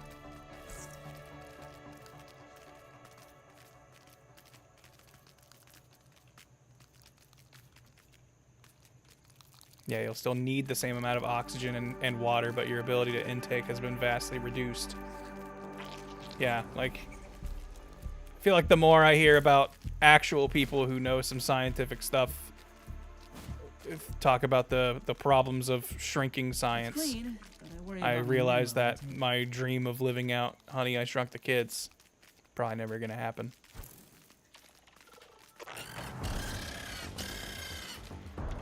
So much science fiction, it may as well be fantasy, for it will never be true. Buggy is winded.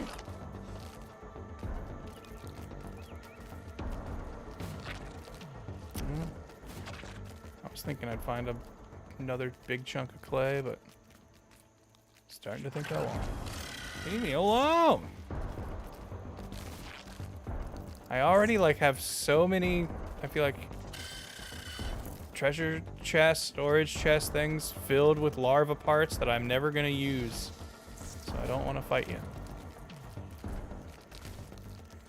I now only see you as things that are wearing down my equipment's durability.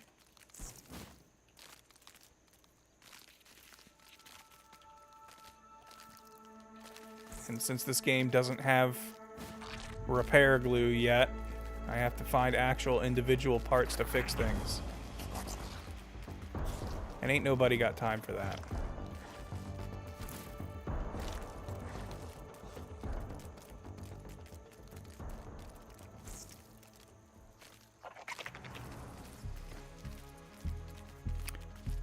solution would be to shrink air, food, and water too. Okay, so I guess if you're shrinking it on a molecular level, this makes sense. Because if I had, you know, I have to drink so much water a day to keep my body from dying or whatever.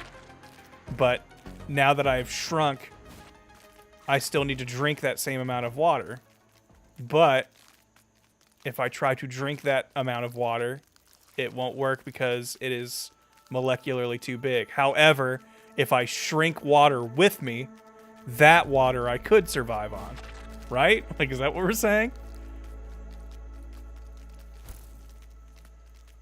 Like, even though it is just less water, it is actually more water because the water has been shrunk. Is that? Trying to wrap my brain around this. Whoa! Big bird! I ain't never seen the bird.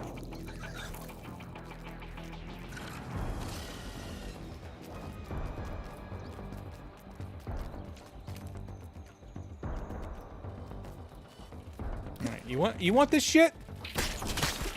Look, this is why I'm saving you guys' lives. I know you don't stand a chance. But nah, you had to screech, you had to chase, and now you're dead. Alright? Do you see? You see what happens? Me over here trying to be nice to Mother Nature.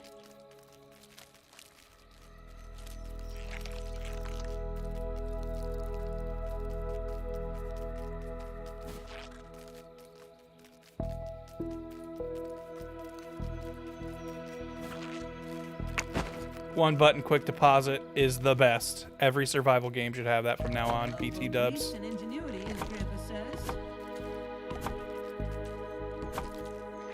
With a single button press, I drop everything in my inventory that matches something in storage.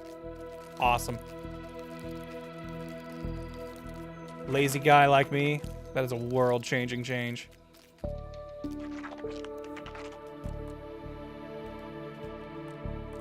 this looks awkward. Man. Yeah, you can see that deep down, huh?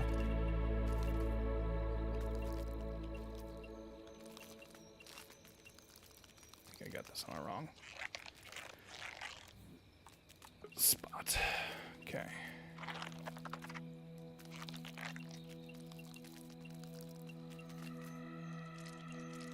Man. Shit. This is me just being overly OCD about it. But this is my freaking house. I'm gonna build it right. I don't want it to look like my foundation's just suspended in space.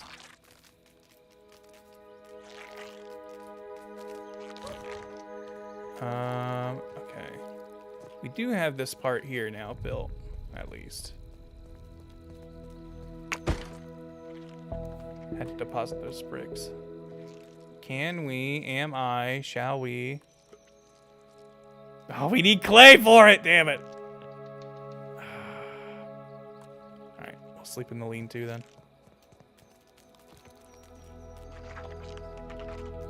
Lean-to, which is right there. 2 awake? Okay, well then. I guess I could clear out this extra grass that's like nearby. Part of the colony.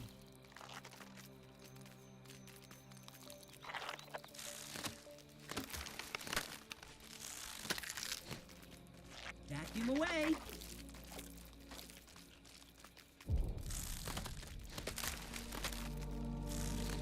This home will be built to code or not at all. Exactly. If we're gonna do it right, damn it. Pretty sure we now have more grass than our pallets can hold. Ooh, okay. Unless I missed one, we're good. I did miss one. Uh-oh.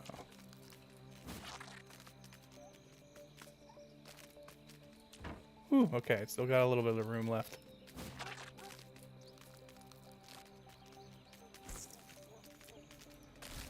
Grass seed, which I can use for smoothies that I never make. But they would probably be good.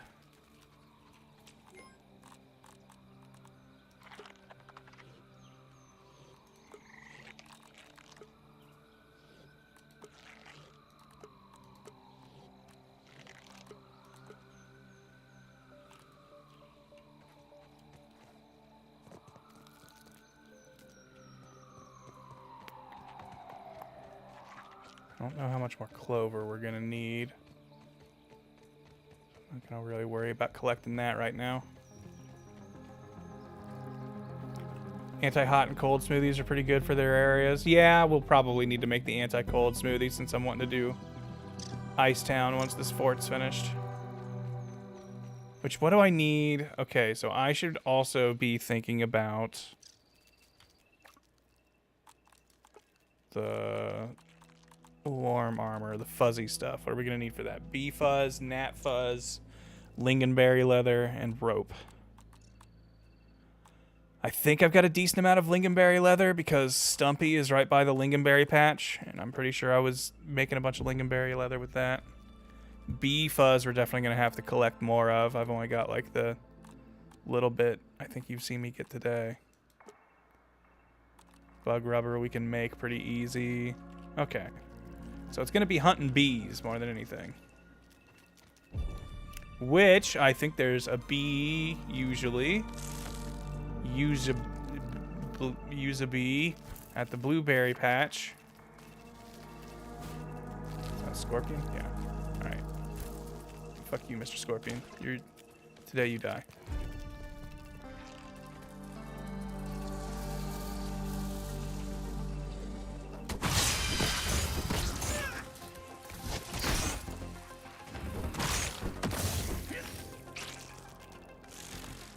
Hate those guys.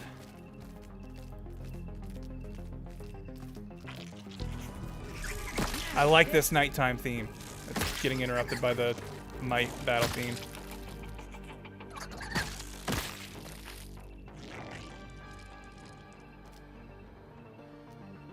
I like this song a lot. Feel like I'm about to watch Tron Legacy.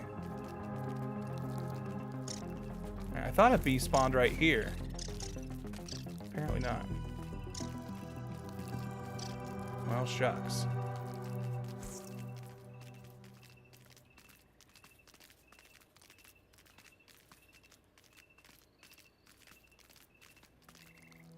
Let's reestablish homeostasis. No! I don't want to, Pete. What up, Kimasabe?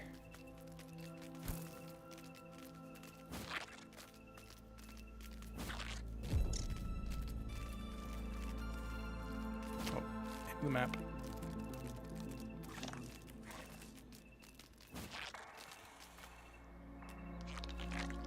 Heard something snoring. Is that Clay down there? What am I hearing? Oh, I'm hearing that mosquito right there snore. This counts I as see research, you. right? Alright, well, let's kill him.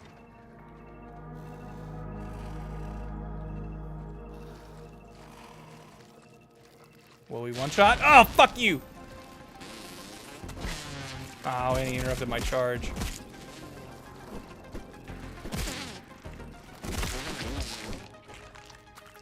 Could have gotten a charge attack, sneak attack off. The bonus crit damage from that, I think would have certainly one-shot it.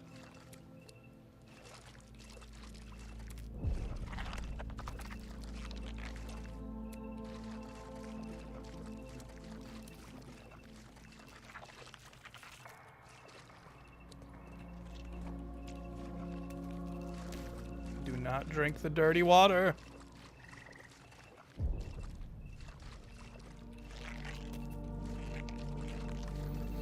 We'll need pebblets too, so I'm not too worried about picking those up.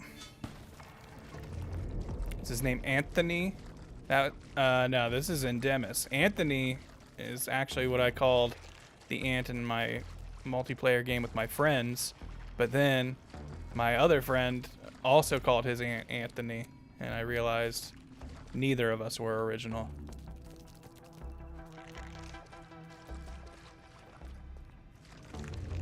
Though to be fair, I think mine was Aunt Tony and his was Antonio. Yeah. So technically they were different, but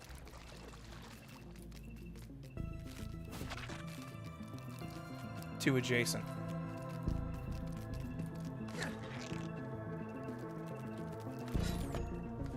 Okay. So like the other side of the ice base had more clay than I think I realized.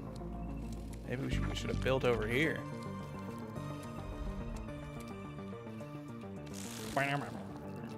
Stranger Things is about to start, or whatever is what this song is telling me.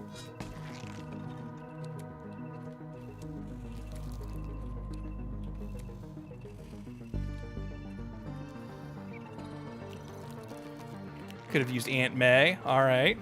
Mary Antoinette. This one's his Grant.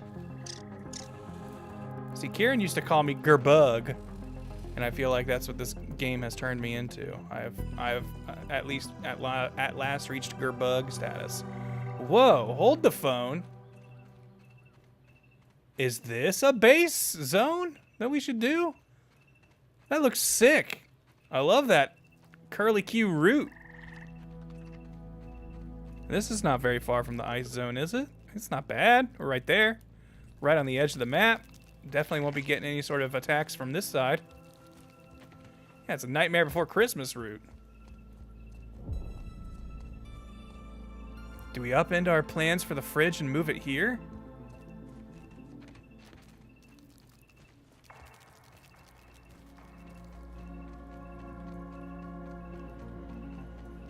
This is a lot of space to work with, that's all I'm saying. And it's right by a big clay deposit. Got lots of dry grass. Do we have weed stems nearby anywhere? Is anything dangerous roaming around here?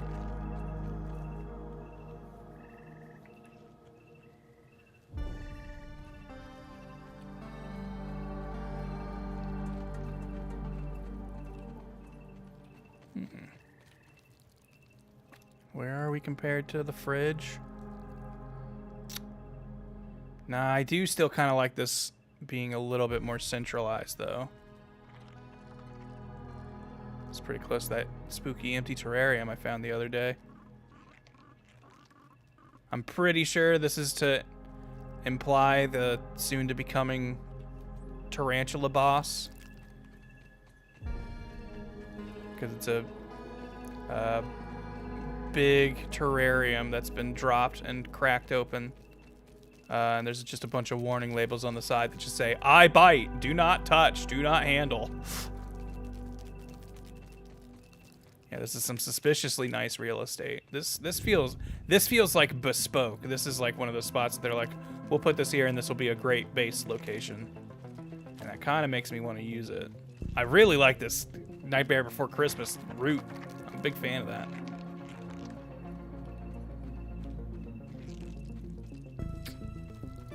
We might just move here, gang.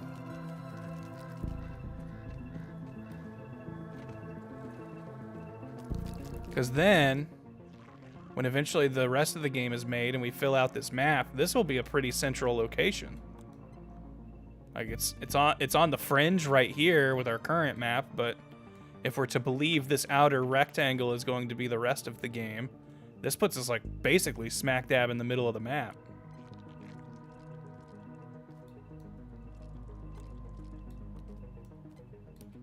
So, you know, in a year or two, I'll be really happy that I built here because I'll be like, I've got a very central base location.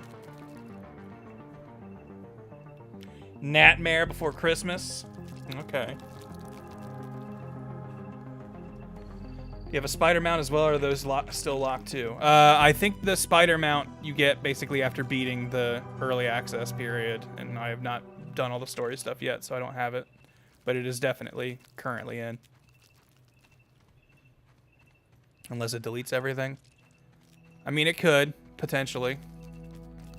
Being an early access game, that's just sort of how it goes. You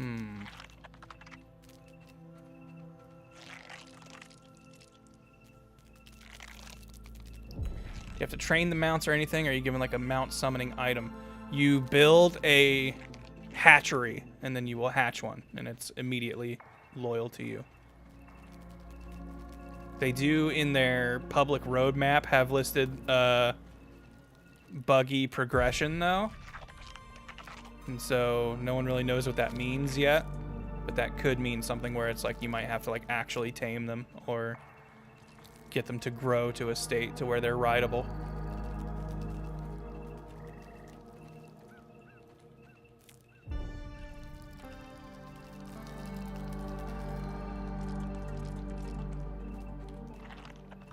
Yeah, the more I look at this area, the more I'm digging it.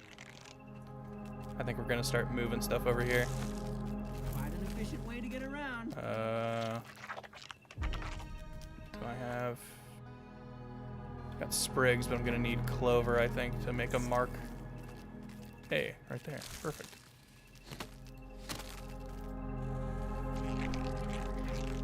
This might be kind of close to mosquitoes, though. They might be a pain in the ass. They might frequently try to fight over the area. But if they're like all the way over here, we're probably okay. Oh, wait, we got something kicking up dirt. Is this a scorp? Or is this grub? Double grub. Dub grub.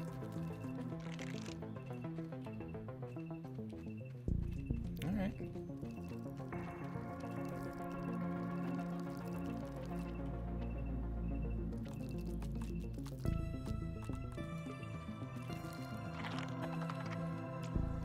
Feat of miniature engineering, that one.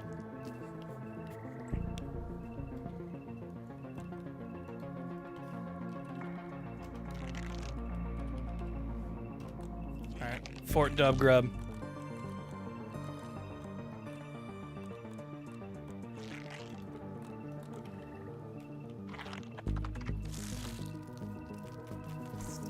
Sorry, the fridge.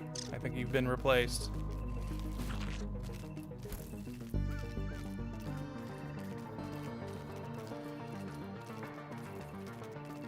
It's on like the opposite side of Icetown. Let's reestablish homeostasis.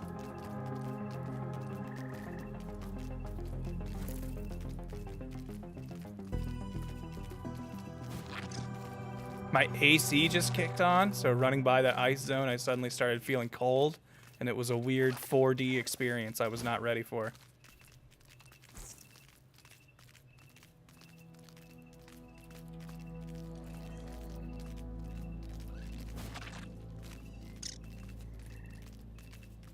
Time for the oven. We're gonna build that over here at the fire pit, probably. Which is another area I have not even looked at yet. Okay, how do we want to do this? We're probably just gonna tear all this down. I want to do that with the sun up. We're gonna waste most of our day and wake up at 11 o'clock, but whatever.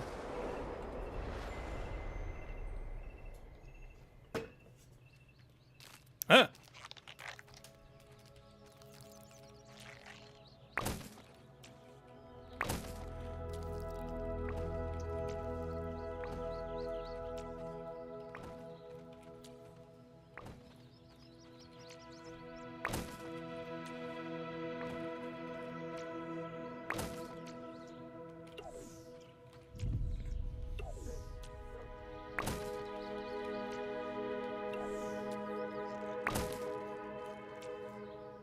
Wow. Sounded like some traffic going on near the Brook Hollow Park.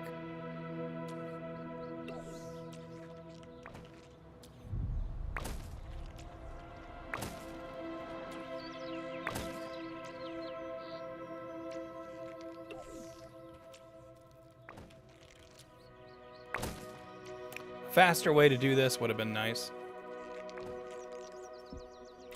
Hey Grant, how does Grounded 2 compare to Grounded 1 in your opinion? I played a bit of Grounded in beta, but haven't looked back. Thinking 2 might be a good jumping on point, but I don't know if there's anything I'd miss. Like honestly, if you haven't played Grounded 1 hardly at all, or like since it was really early access, I do think that game is worth playing. And like I'm liking Grounded 2 a lot, and like you can hop straight to it if you want. I don't think it's like, you know, you're not gonna be lost or anything playing this. Pick these up? But there are like some, it's like Grounded 1 is a complete game. Like it is done. Whereas this is very early access. There's still a lot of like performance issues. There's still a lot of like early growing pains type stuff that it's going to be dealing with. And so if you're like just looking for this experience, but you want it like more polished, honestly, Grounded 1 I think is still a great game and worth checking out. But if you are specifically curious about this, or just want to kind of be in the zeitgeist, since this is definitely what people are going to be more talking about and playing, I do think this game is fun and perfectly playable in this state, as far as I'm concerned. It's definitely got some stuff it needs to fix, but I would not at all have a like reservation about telling people I think it's very fun and worth checking out. Just be, you know, ready to deal with everything that comes with an early access title. Because this is still very early. Like, I do not think this will be a 1.0 game for at least another 2 years. Leave me alone, you damn mosquito! I'm carrying lumber!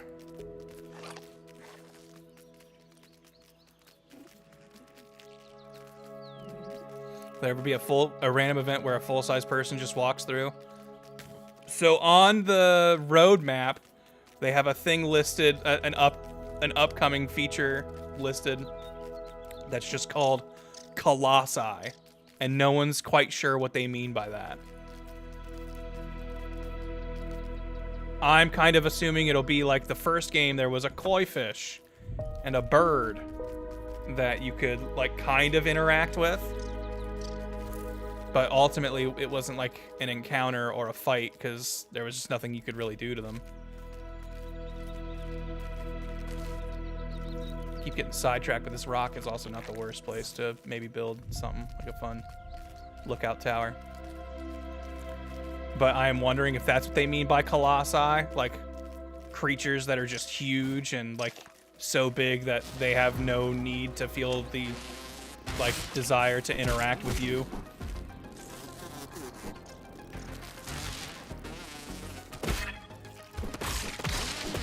The perfect block system in this game is so fun. Yeah. I think that's part of what really sets it apart for me from other survival games, is I think the combat in this game is genuinely fun. And like I'm doing a very simple, watered down thing. Like, take a breather, little bug. I think the dagger build in this actually seems really cool and fun, but because I'm playing solo, I like having high defense.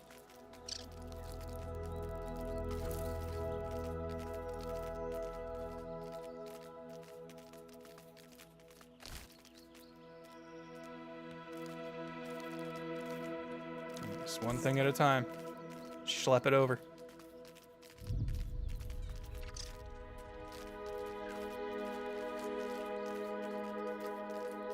Something I'm surprised there's nothing in these rubber bands and balloon parts. Yeah, I definitely want them to go more ham in like interesting materials. Like, I also think there is way too much set dressing stuff that is not harvestable. Like, honestly, even if you were just gonna make it like stuff that already exists, like grass and weed stems, but there's like a lot of plants that you cannot chop down or interact with at all. And I think that's lame. I think they should change that. I think basically every plant should be more or less removable. I understand there are some things they want to make sure you can't chop down because like you need them for resources, and I get that.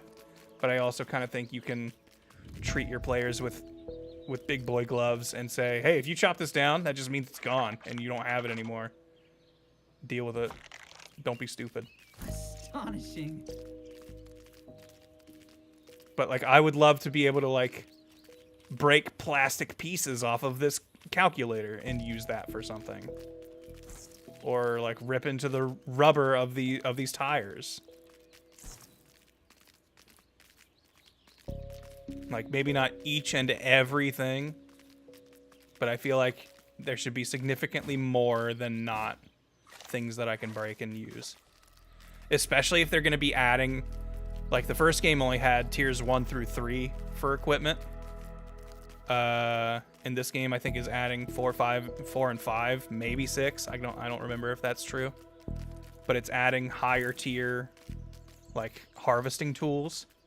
And I feel like that should let me break stuff that seems unbreakable from early game standards. Like, I would love something that lets me break plastic fixtures and gives me little bits of plastic to use for building material.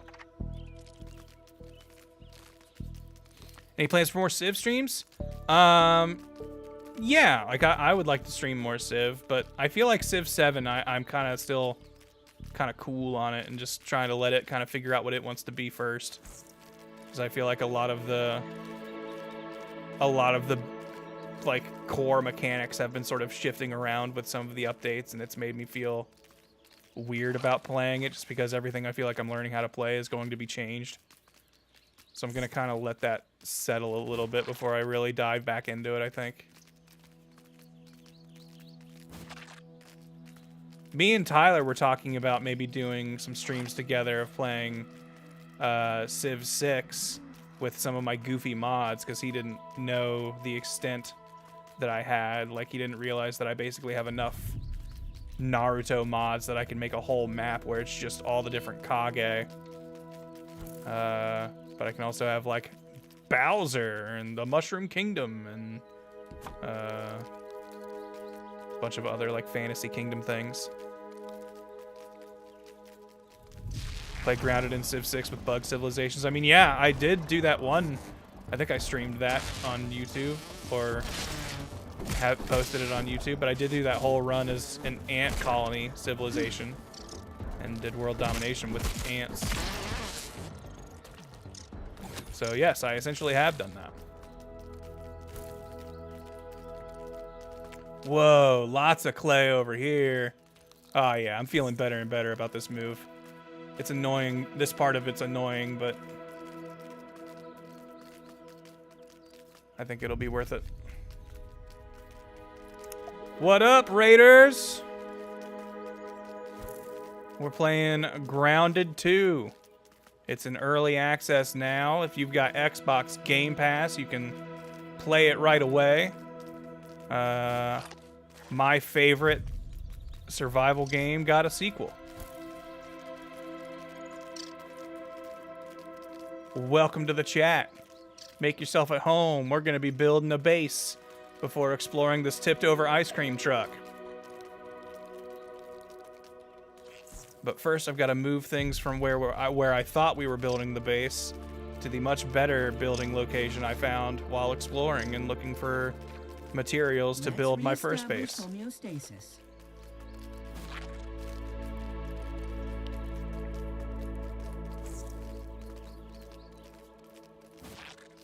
Yeah. Ride 'em, ant cowboy. Uh-oh. My fella's getting hungry. We must find sustenance.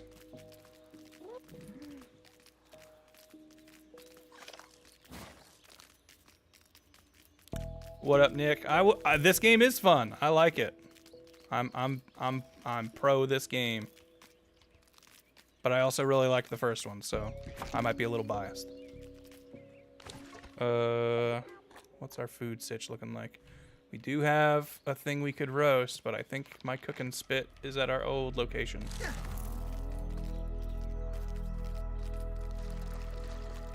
So back to the fridge, which we'll have to tear down that marker once we've got everything out of here. Would it have been... No, probably not. Never mind, because there's stuff on the pallets. I was going to say, would it have been faster to have broken down the pallets and just brought all of the ingredients in my pocket instead? But there was a bunch of planks on them, and those would not have moved. I want to get the spider mount real bad, but I don't want to, like, bum rush the story to get it, you know?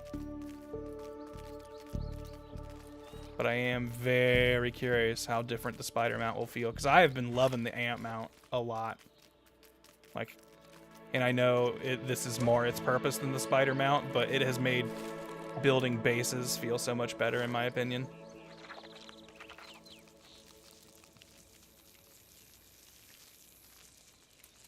And then, holy shit! Where'd you come from? All right. You wanna go? Ow! Oh, I'm doing a very terrible job blocking this guy, and I'm low stamina because I'm hungry. But we've got more powerful armor and equipment. Ow! Yeah, I guess it does come up here on its patrol. All right, feeling better and better about this move. Do you smell my food cooking, maybe? Autophagy is better at this deal. All right, well, we can break this thing down and take it with us, easy peas. And this will be the last thing we gotta take, so goodbye, fridge marker. You were a short-lived base, but you were our transition period. Oh, and the lean-to. You were our transitional phase. Yeehaw! Night, dude. Thank you for stopping by. Thank you for the raid.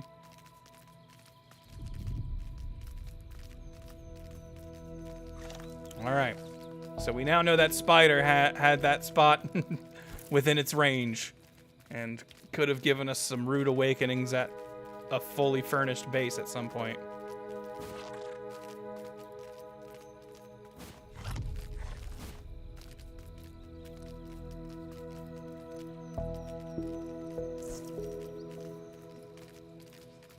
Hello, Ladybug. I think the Ladybug armor would probably be better than the Roach armor I'm wearing. But the Ladybug armor was in the last game, and Roach armor is new, so I feel like I wanna rock it, you know?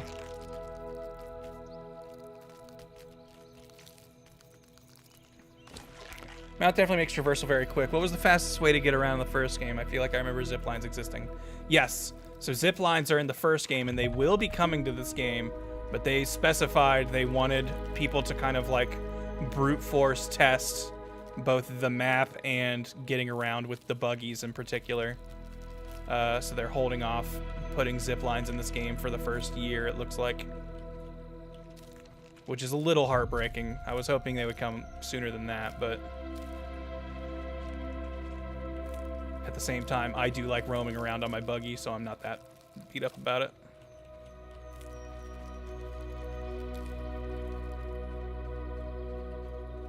Ladybug armor is more for blocking with a shield. Yeah, its perk is about giving you less shield stamina drain, which is nice, and heal you on shield blocks. Which I do use a shield if I'm using a one-handed weapon. It's just currently all the best weapons are two-handed. There's very little incentive to use a one-handed weapon. I like the mosquito stinger needle thingy because you get health back with each hit on it, which that in concert with the healing on block with the Ladybug shield and stuff would probably go nutty. Oh, I'm thirsty and I have not set up a drink catcher yet. Shucks. Okay, we should maybe figure that out. I probably ought to build that. And I've used all the water in my canteen. Also, freaking F these devs for giving us only the starter canteen and not having a way to upgrade it. That's a big pain in the ass that I would totally feel like even if that's later in the tech tree in the full game, you can push that up for early access. It's all right. Let me hold more than 2 drinks, please. And don't make me fill up my inventory with canteens if your answer is just make more canteens. Like, okay, can you make them stack then if that's what you want me to do so they're not taking up so much space?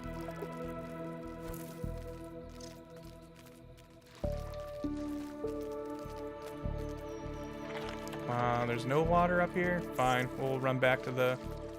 Dang. Now I'm wishing we had left the fridge mark there because that's right by the infinite water of the research base.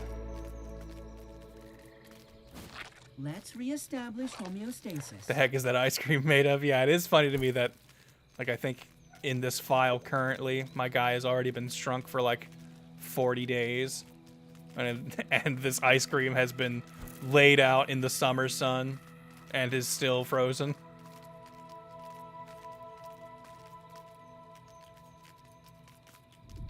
Oh, I think we're tripping into ice territory there. That'll make my buggy instantly disappear, so let's not do that on accident. It's clean, but I worry about my mineral intake. Oh, I hear something shuffling around in the dark.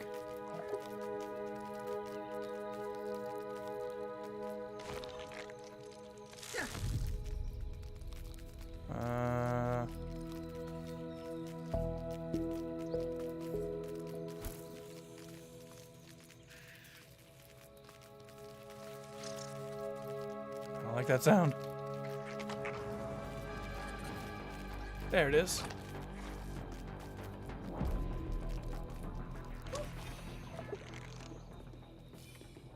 And now, of course, we need the fridge. Oh, got an invasion coming. What did I leave in here? A couple drinks. We'll just leave that there. Don't need that right away. Ironically, smoothies don't help your thirst meter at all.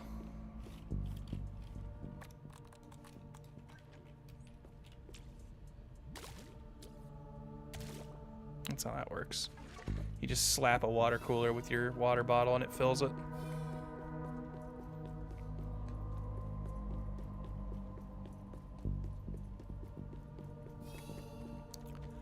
I mean, I really liked having zip lines in the first game. Like, one, the convenience of it is nice, but also, like, I had to boot that up at some point just to show. My friends and I, when we played through it, we just kind of made a big central zip line hub, and then just, like, it spoking out to all these different places, and it was just so nice. And it also, like, was this really satisfying feeling of, like, being like, we did this. We made our own, like, little mini freeway system through the world of Grounded.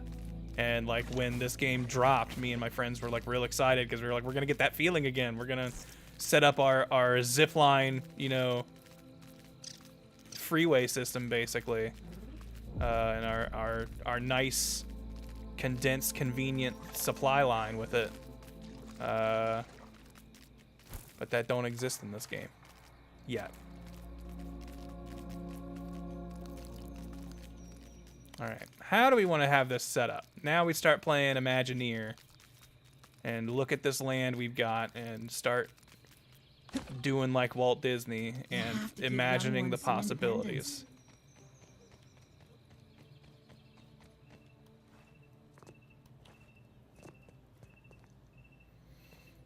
I want to be able to see that curly Q. I love this curly root. It's like my favorite feature here. It'd be nice to be able to see the frozen cart that got knocked over.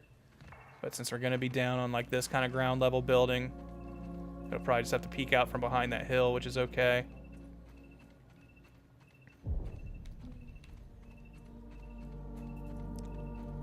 Like, we might do what I did for my berry base in the other file, which is I made a big fence perimeter.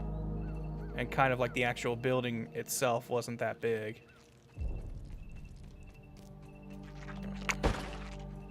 Deposit all that into the box. And then let's just start building our foundation, I think.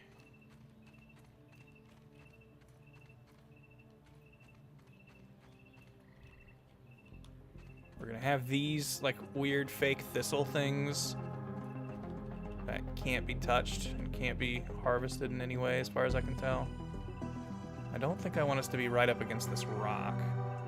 Or do I want that to be part of the base? I don't think I do. Because it's got all that dry grass that might regrow and mess stuff up. So, honestly, not hitting that's probably smart. If we make it like this, then go across this way. How many spots will I feel like we need to build under it to make it make sense and not look like it's floating?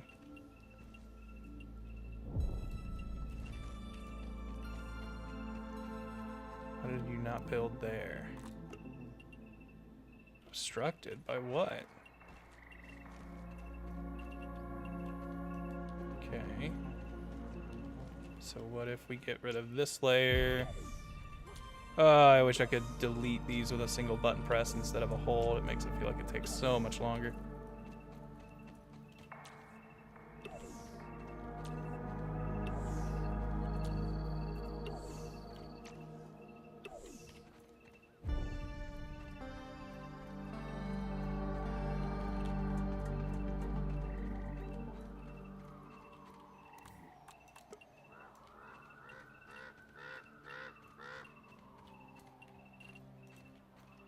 Yeah, that's a pretty decent chunk of land right there.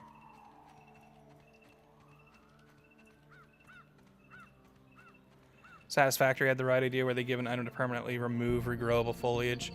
Like, there are things that are supposed to work that way in this. Like, supposedly the idea is you chop down a blade of grass and it leaves like a little grass stump. And the idea is if you cut that stump, then that grass will never grow back. However, the game is not functioning as it is intended, and grass seems to just kind of grow back at random from time to time. I am curious why this is considered obstructed. Like, is it... Like, what's causing that? Is it this weird, like, fake grass here? Because I feel like I've definitely built on that before. And can we... Yeah, like, we could keep going down this side if we wanted to extend it over here. It's obstructed by this pallet, but we should still be able to build if I move that, like, here.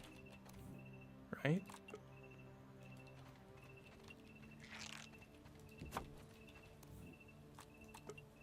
Oh, maybe not. Oh, no, yeah. Okay. Alright, that seems plenty big. I don't feel like we're going to need more than this much space. This is probably already overdoing it, but I like filling things up with decorations, so... We'll find a way to use this space. And we've got 142 pieces of clay. That should make most of these.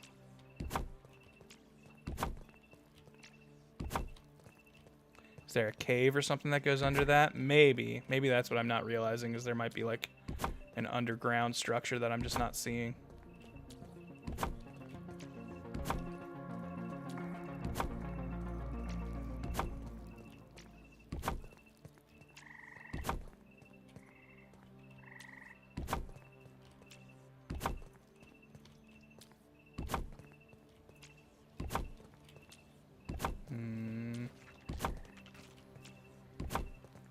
My brain isn't quick with the math, but I'm starting to think we're not going to have enough to fill this in with what was in our pocket. Oh. What the fuck? Jeez.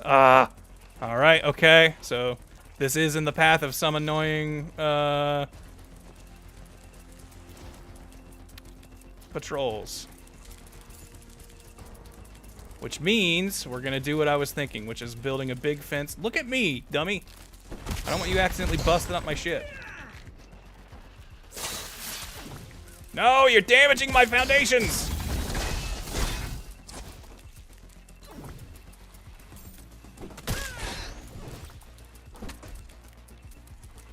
Buggy is not faring well. God, that scared me. Alright, okay. Well, let's repair these. This is why I don't like learning a creature has a patrol near my base. Because now these things are going to be perpetually needing repaired as he springs attacks on me. But if we build a big fence around it, then he shouldn't aggro. He might show up and be around, but he won't attack if he can't see me. So we may build the high fences around here. Which is okay. That's kind of what I was planning on doing anyway. We need to move this box closer. I want them to increase the range of, like, storage use. It feels smaller in this game. It's probably the same as it was, but I feel like I'm noticing myself needing to move storage around to make sure it reaches everything in the base more than I did in the first game. Scorpion has combos. He does, but I know how to block him. Because there was a really obstinate Scorpion at a previous base location I had, so I learned the Scorpion fight pretty quick.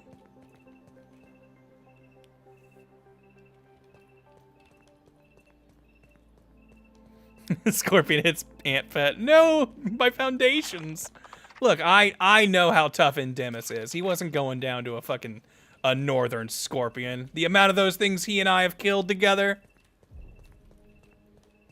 I knew he was tough, made of tougher stuff than that. Alright. Well, okay. If we're going to have to make fences, then that's going to make this take a lot longer, because those require a lot of weed stems.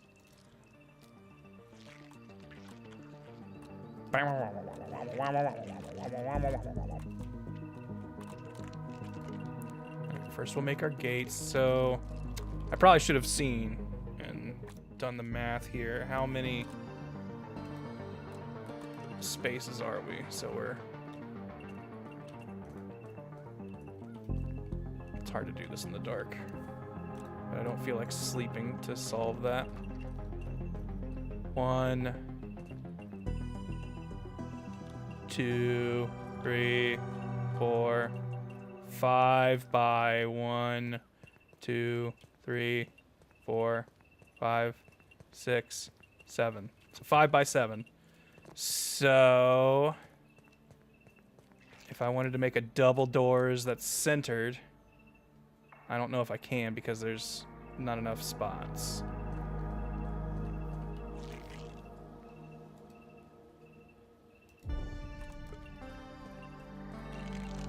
So if this is 5, that means we're gonna have 1, 2, door.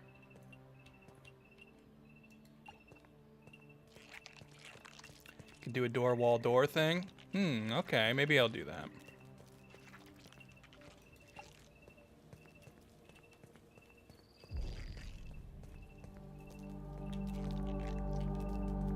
Okay, then yeah, so if I wanted to do door, middle spot, door, oops. So for 7, that would mean we do what? 1, 2, door. Gosh, I can't. In the dark, it's just too hard to do this. Hold on.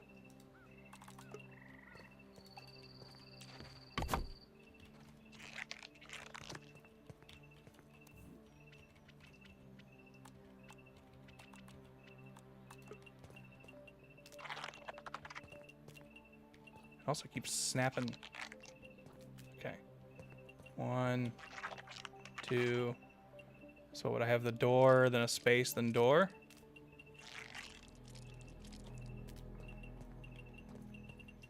Honestly, how often am I going to be entering from this side?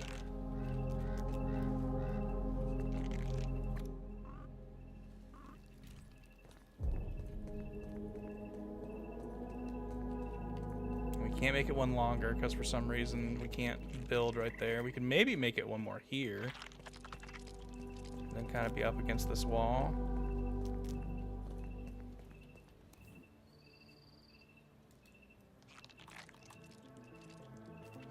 We're like out of clay. We actually measured it like perfect to have exactly this. All right, well maybe we just do the single doors. I like how the Palisade doors look when they're double doors, but perhaps we just don't have that luxury. Because I think we're going to be pretty boring with it on our perimeter and just have the Palisade walls. Palisade? Palisade? It's a word I've only read, so I don't know exactly how it's said. Though I'm probably going to want a door on these sides, but we can figure that out after we use it for a while and discover what we actually want.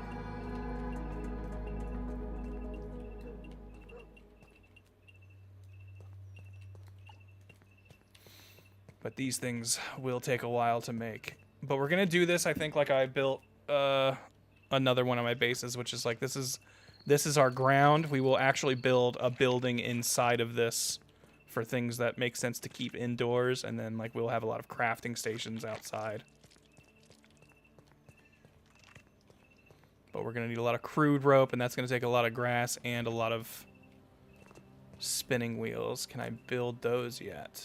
I brought a bunch of stuff to hopefully be able to make most of the important things. Naturally, we need clay. But see, this is why I don't like having these as my floors in a base. Is see how like the actual like bumps on it have like collisions and physics. I think that's dumb. I'm honestly not a fan of that. And wish that if they were gonna do that, then they would also let me build floors on top of it to give it a flat surface, but I can't.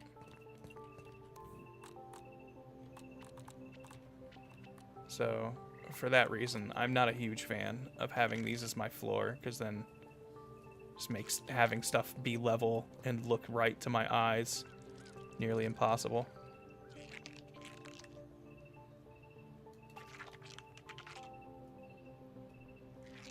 Yeah, we'll be able to build a couple of these.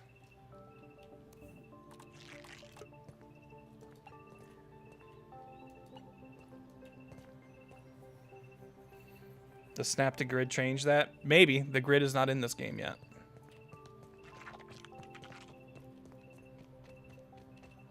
That is a forthcoming feature. There was clay, like, really nearby, right? I remember seeing a bunch of it as I was, like, rolling through looking for stuff. Is it right over here? Did I already collect it? Ooh! Sour candy. Can't break that yet.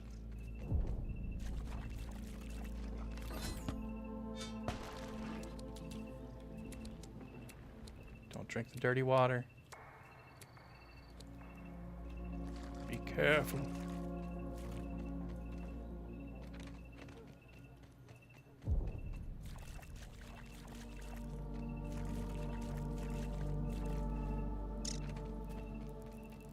That sound of this song gives me very big Resident Evil vibes.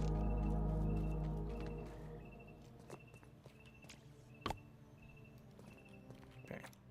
We can craft at least a few ropes to get these going. A feat of miniature engineering, that one. There we go. Now we can make rope much more efficiently. Have that set to just start going. Let's build ourselves an actual bed so we have a nicer place to sleep.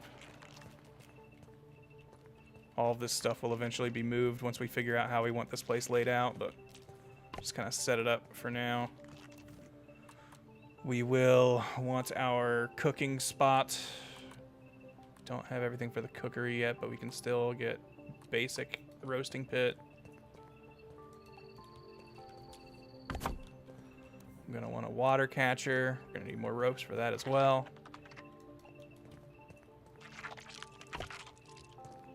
We will actually go ahead and craft the ropes for this. Oh, we need 3 more. I thought I had 3.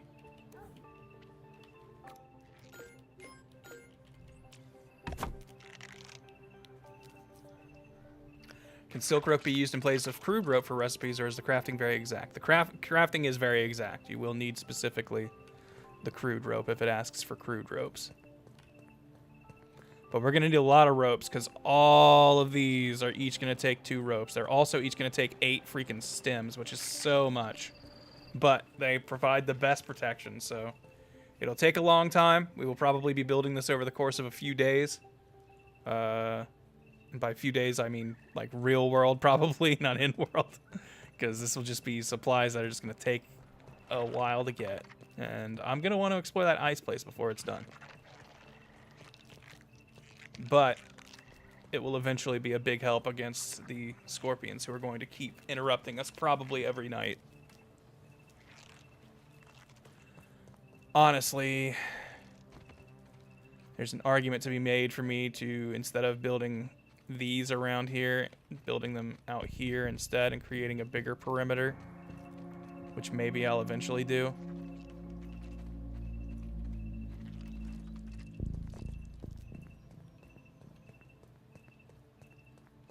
Because you could recruit an army of ants to follow you for carrying stuff. I mean, my ant buggy does have a bunch of inventory space, so when he's with me, I do have like a whole second person worth of pockets. But yeah, that would be nice. Okay, we got this. Building my bed, waiting for these to be done.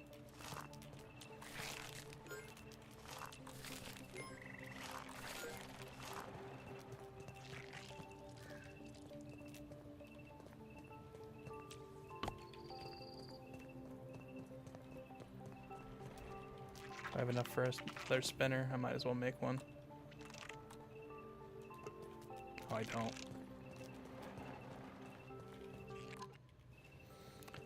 It's basically morning in game already, so I won't sleep, and instead That should mean dew should start popping up on leaves.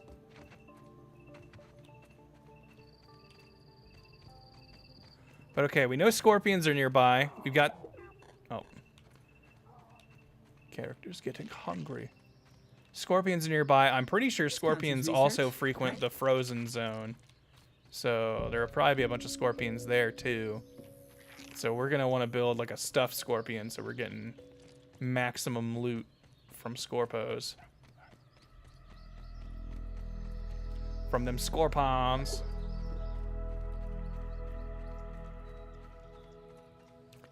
Any dew havers? Got some big saps, which is nice.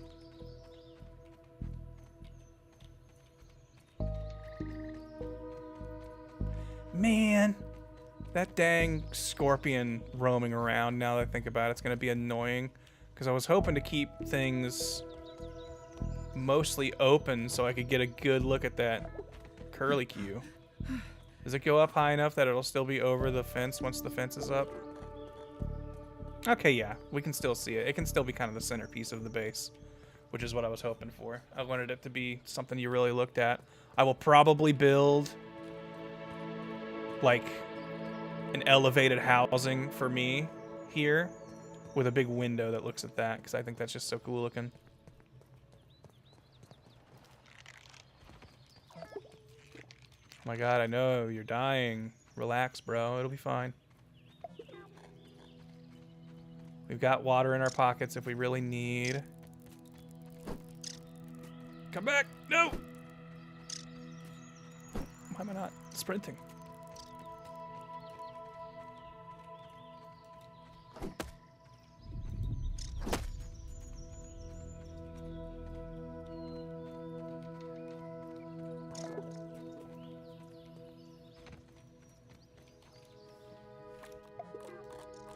It's clean, but I worry about my mineral intake.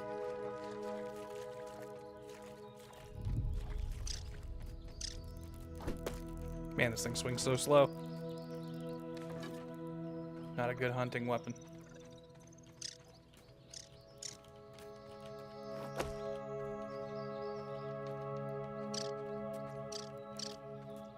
I see you up there. There we go. Fine, I'll chop this too. I'll eventually want these pine needles as well, I bet. Good night, Guy. Thank you for hanging out.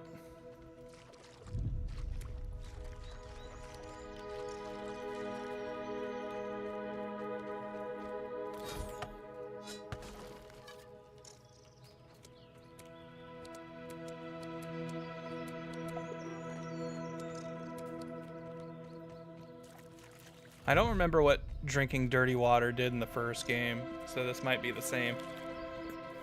But in this one, you drink it and it gives you a permanent debuff until you sleep, which sucks. Because when you accidentally drink the dirty water, it's like, well, cool. Now I just gotta deal with this forever until it's dark.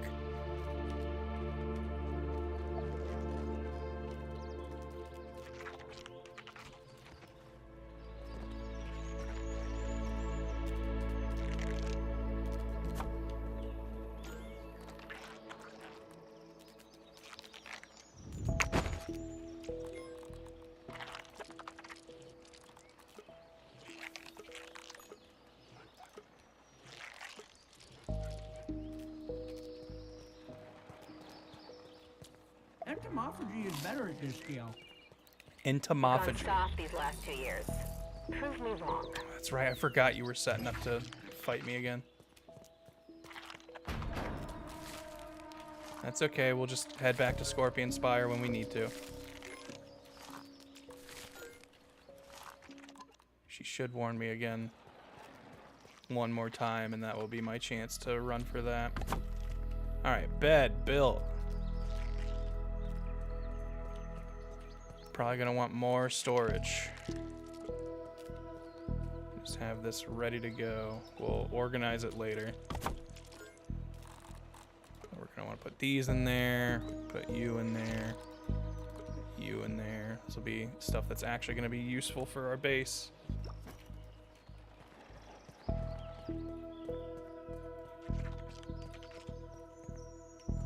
Gonna want a crafting table. Are we out of sap?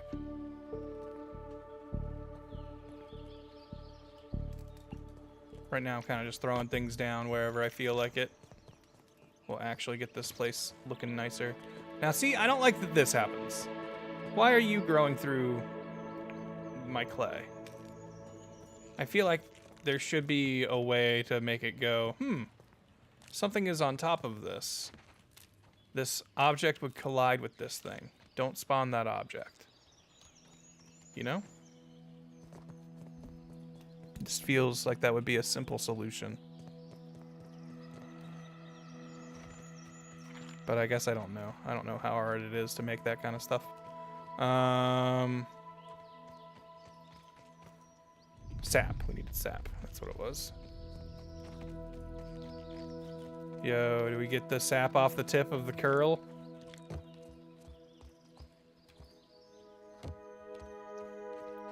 Can I even reach it naturally? Nope. Well, then forget it. It gets to stay. It's part of the decor.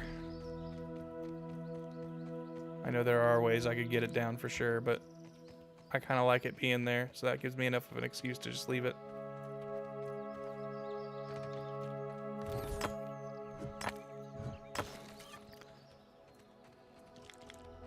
It's funny, you can get the level 2 upgrading materials, the sturdy quartzite and marble, but they have no use yet as far as I can tell.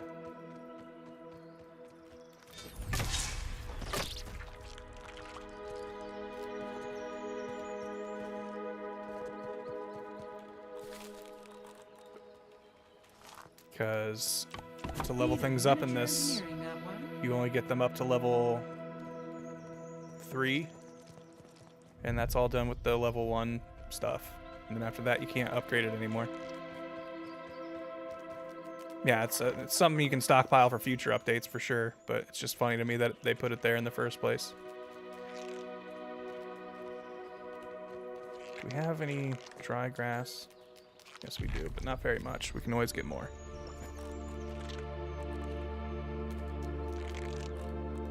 Every so often, the escape key does not work in menus. It throws me off. Protein is essential.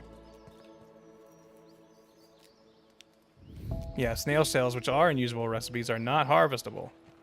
Yeah, I'm not crazy about that decision. I think it's fun that the snails leave behind a thing that you can harvest, but I think, at least for this early access period, those snail shells should disappear after a night. Because there are a couple that have died within or near bases that have made them just block it for the foreseeable future.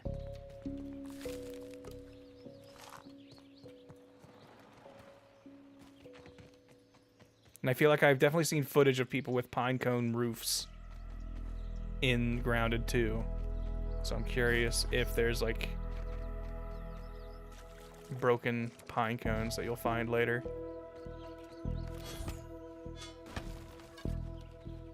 Or if that stuff is just available in creative mode, but in survival mode you just see it and can't do anything with it.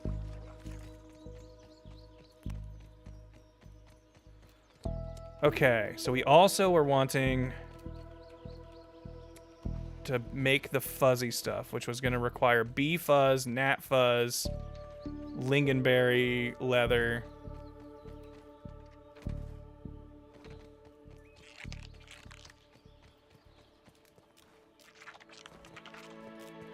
But it's just we've not found that many bees is our current problem.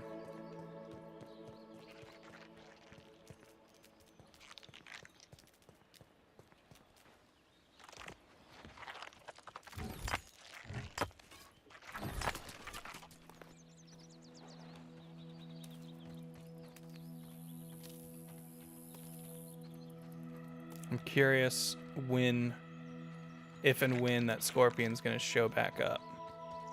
I feel like it takes like a day for things to respawn.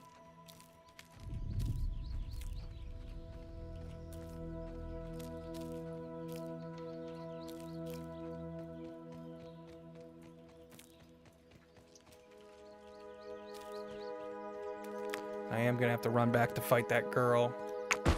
Or her invasion force anyway.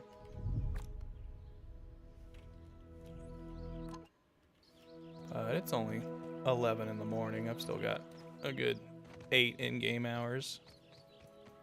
I haven't done the math for how long an in-game hour is, but I don't think it's a minute, even though it feels like minutes are seconds, and therefore that math would break down that every hour is a real-world minute. That doesn't feel right to me.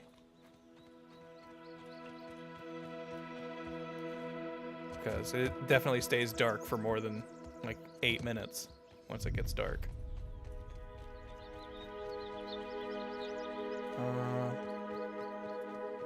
I guess I probably ought to start stockpiling weed stems and stuff too, huh?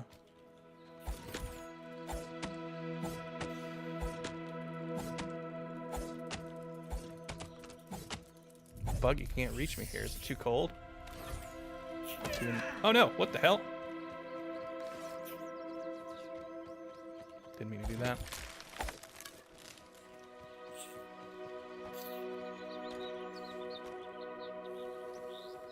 Just a couple of spiders over there minding their own business. We'll leave them to it.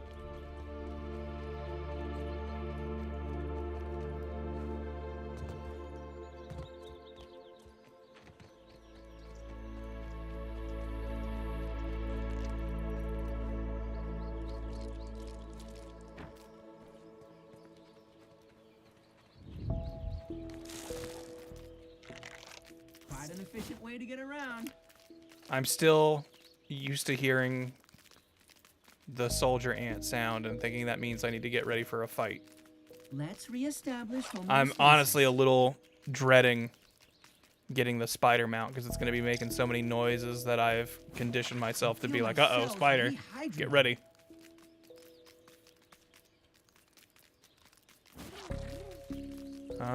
Okay. I know I had a bunch of lingonberry stuff somewhere, and we'll probably have a lot of supplies that we need for our warm outfits.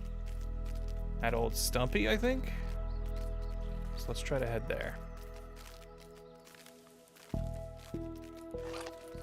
Yeah, constantly ready to throw hands with my own buggy because he's speaking his home language, and I'm used to that meaning violence. Sorry, Endemis, but I'm a little bit of a bug racist. I feel like I can trust you, but you know, you're one of the good ones. Wink, wink.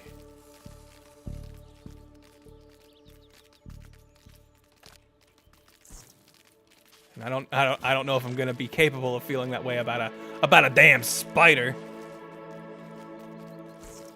Only good spider's a dead spider.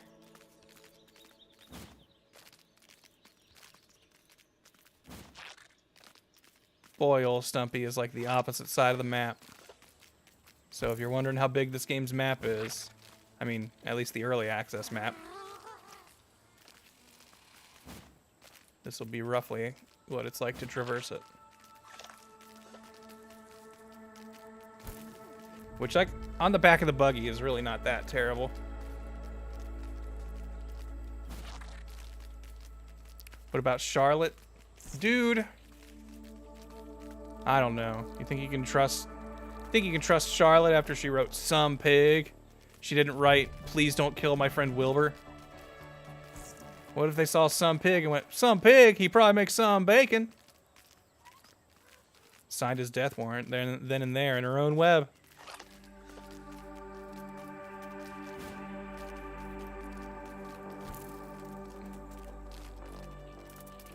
Hello, Mr. Scorpion.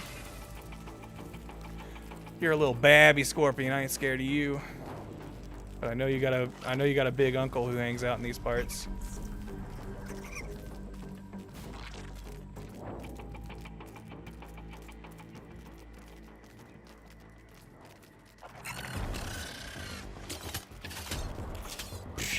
larva. All right, here we are. Old Stumpy. Probably my, well, definitely my tallest structure yet. It's still not technically complete. I guess I could just start bringing these pallets back with me if I wanted to have more weeds quickly. I feel my cells rehydrating. Something funny about seeing an ant gallop. Yeah, well, you know. What was I thinking we needed? Oh, right. Big scorpion's here, and he's meeting our defenses. Lingonberries, that's what I wanted. Do we have? Yes, we've already got a bunch of lingonberry leather. Good, good, good. Go ahead and grab this. We needed, what was it? We needed bee fuzz, mite fuzz, or gnat fuzz.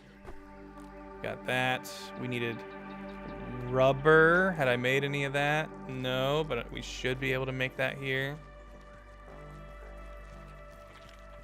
Where is... Okay, I was gonna say, I definitely have a crafting bench in here somewhere, right? I don't remember how much we needed, but 10 will surely be more than enough. I guess I could just craft this armor here, huh?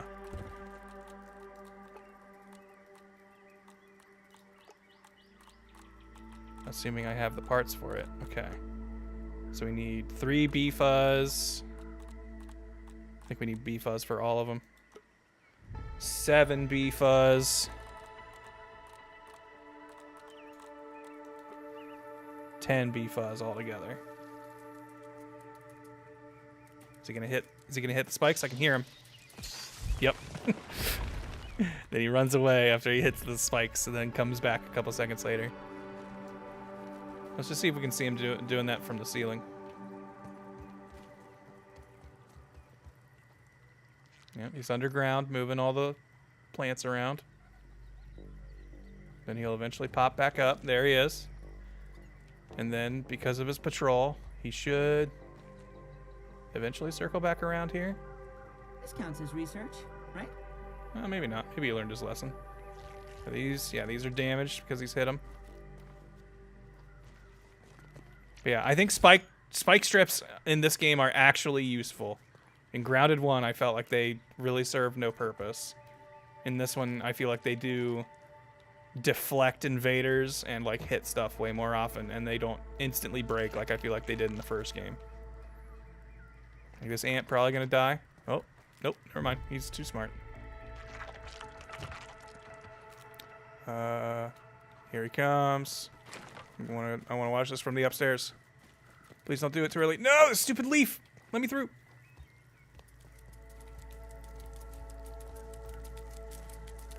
Oh, he's at the spot where there's no spike strips. He's outwitted me.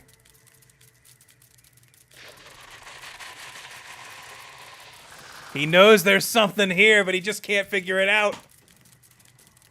I'm supposed to walk through here.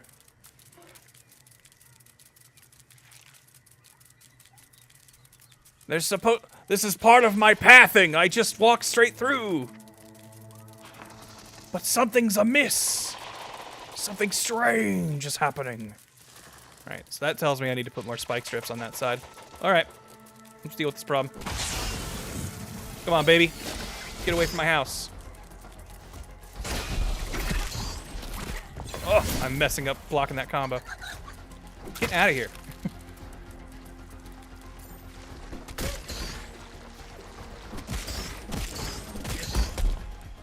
Love knocking him unconscious with this thing. Telling you. Ant hammer.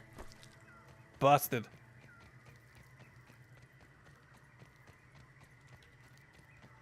Because I am pretty sure that big scorpion is supposed to be a very threatening creature for a majority of the game.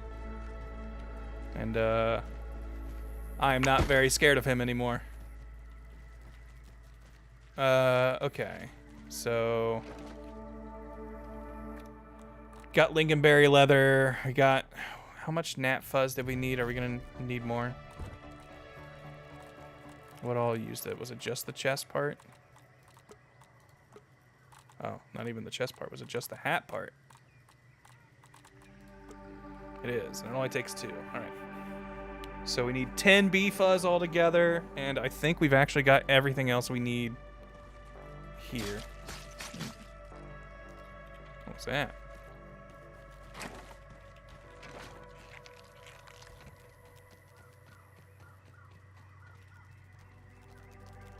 Oh, was it that? Must have been that larva. I do kind of wish they wouldn't take damage, even if it was just like an incidental tap. I think they should at least have to attack it for it to be hurt. We also needed milkweed stuff, but I think I have that at the base already. And if not, I feel like I was picking some up very close to it. So we just need the bee fuzz. So bees. Which I thought I picked up bee fuzz earlier. Did I drop that off at Scorpion Spire earlier in the stream? Because we definitely killed like 2 bees tonight.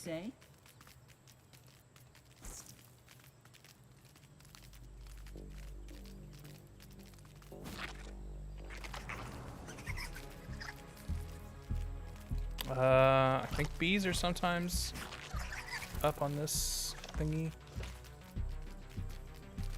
Come on, let me up there. Is this not a path? Okay. I say this really felt like a path. Yoink.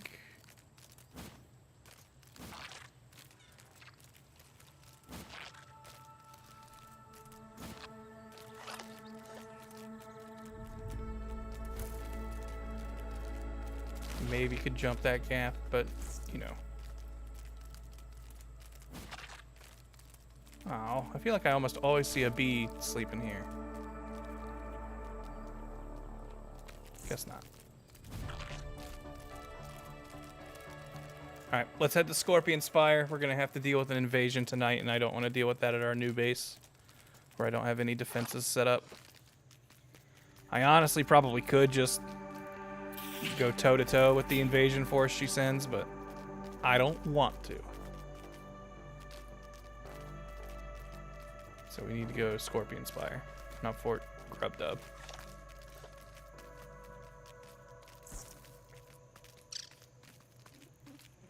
Man, getting more and more annoyed thinking about how that Scorpion's gonna be badgering that fort every night. I really feel like this game does not give you very many places where you are not gonna be having to defend yourself, which I guess is probably by design. But I feel like I remember building lots of bases in the first game where it was like, and we were just left unbothered.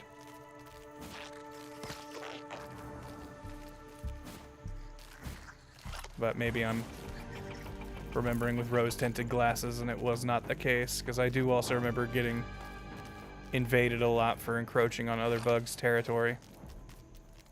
Which isn't a thing in this yet, but I'm fairly sure it will be, because I think there's like a slider for, what is it? Like faction reactions or something. But it's just grayed out currently.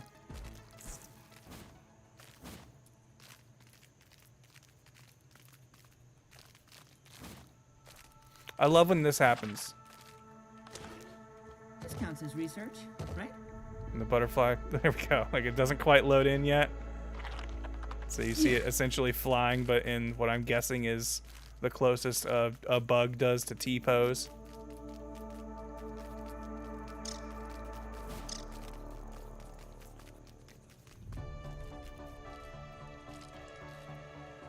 More loot for my collection. I really hope you're preparing for my test. It'd be so boring if you die right away. Girl, you have invaded me like 20 times. And it's never been a problem for me to kill you or your invading force. So I don't know why you think I need to prepare for your little test. I have repeatedly passed. And you keep asking the same question, which is, can you stop, what, 1 butterfly, 4 ants, and a ladybug?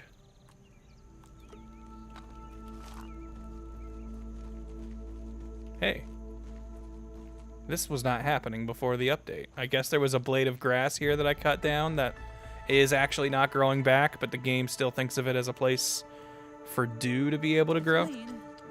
about my mineral intake. Can we happen to build any of the fuzzy stuff here while we're here? We're missing the silk rope, interestingly enough. But surely we would have mats to make that, right?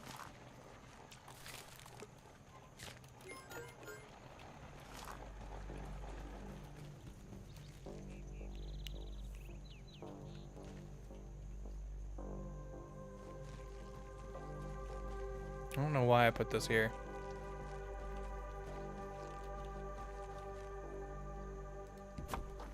There, now it's at least like kind of on display. I think I just had this space here and I was like, what am I gonna do with this?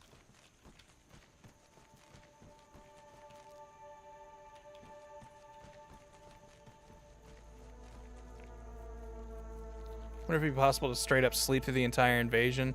When you try to sleep when an invasion is coming, it does give you a warning like you could be attacked in your sleep. Which I don't know what that would really mean. This house is such a vibe. This was one that I at first I thought was going to be like my main base, so I tried to deck it out pretty good. Though I feel bad because I feel like I am not good at making like good looking bases. I need to load up my friend's saves from Grounded 1 and show you some of the crazy places that I say we built, but they designed and I just found parts for. Because I feel like they can make stuff actually look good, and I am bad at that.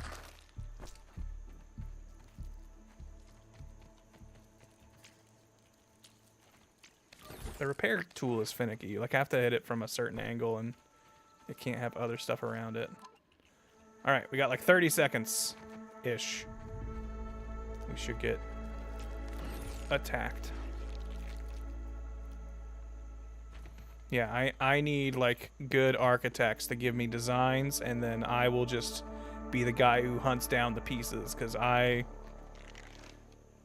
weirdly get like a tickle in my brain when it's just, even if it's, you know, repetitive, boring harvesting stuff, I get all excited when I'm like, but it's gonna make a thing and it's gonna look cool once I get all the pieces together. Alright. Every time I've seen the flyer come in from this direction. Let's just watch and see if it happens again.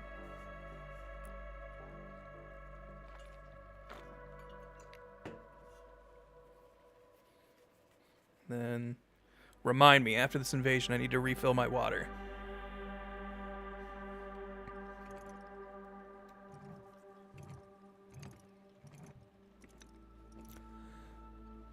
I'm not sure how I feel about how the invasions work in this game, at least so far. In the other game, it was like if you kept killing a specific type of bug, or you were building in an area that was frequented by a lot of the same bug. Jeez, you're like right on top of me. Okay, cool, still got you.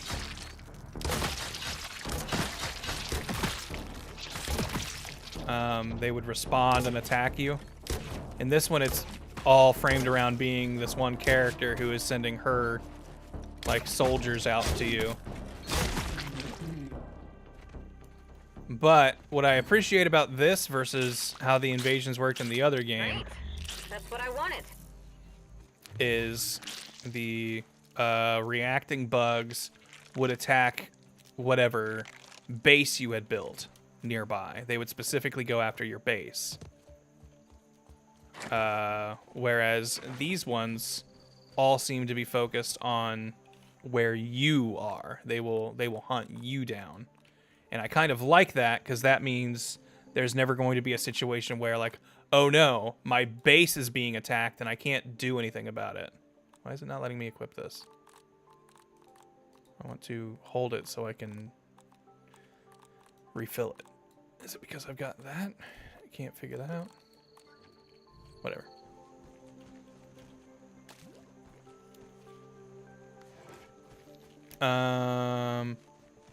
But yeah, in the first game, there was just a lot of instances where I would be, you know, out and about minding my own business, and then all of a sudden there would just be like, oh, the mosquitoes have decided to attack, and I would just see like a spot where my base is on the map blinking across the map, and it's like, well, cool, they're ripping up my base and I can't do anything about it.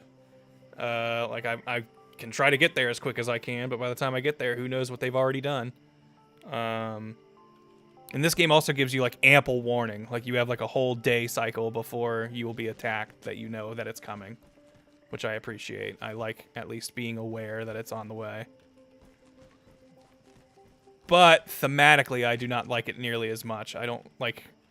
Maybe it's because I just haven't done much of the story stuff yet, but like I don't think the stranger is a super interesting character. And I feel like at least so far, the attacks have basically all been the same. Like they've been the exact same set of bugs. And I don't know if it's based on where you are, because they have been the same ever since I started doing them at this base. So maybe if I'm in different places, she sends different bugs after you. But so far, this has been all she has sent. Other than one time where she did, like, some explosive weevils near the beginning area. But anyway, I gotta pee and I'm gonna refill my water. So I will be back in a sec. Do you guys want to watch some commercials while I'm gone? I feel like that's maybe the thing I can do to keep you entertained while I'm not actively talking and being here. Let me go ahead and swap over. Don't believe the stream has already started. It is not starting soon. But I will return shortly. But first, I shall give you some commercials to watch. And then I will be back after I fill my water and take a little pee-pee break. All right, until then, I'll be right back, everybody. Thank you for hanging out. Stay tuned. There will be more Grounded. Don't you worry. See you on the other side.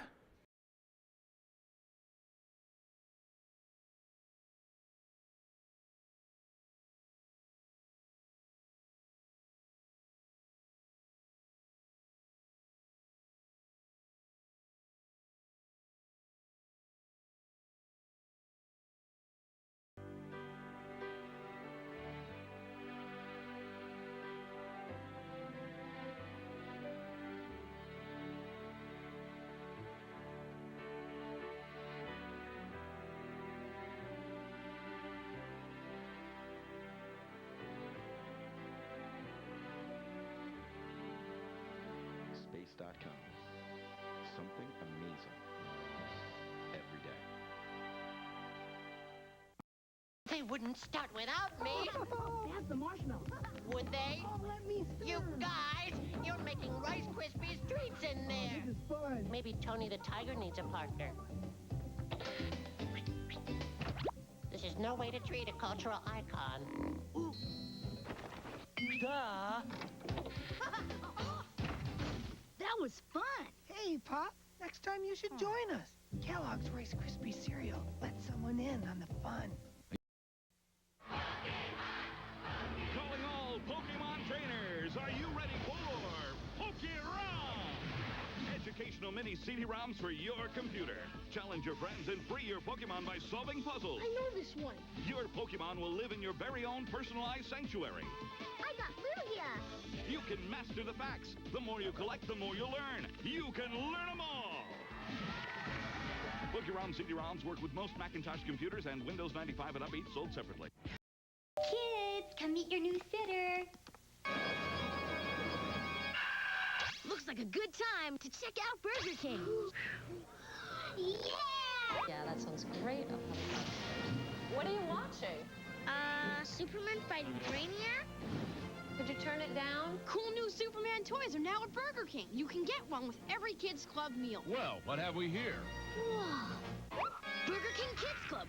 Great food, cool stuff, kids only. Want to score points with your kids? Bring them to Burger King to celebrate the release of Pokemon Gold and Silver with new mini Game Boy collectible toys. Pikachu. 8 different toys with all new characters and a cool Pokemon figure. Get one with every big kid's meal.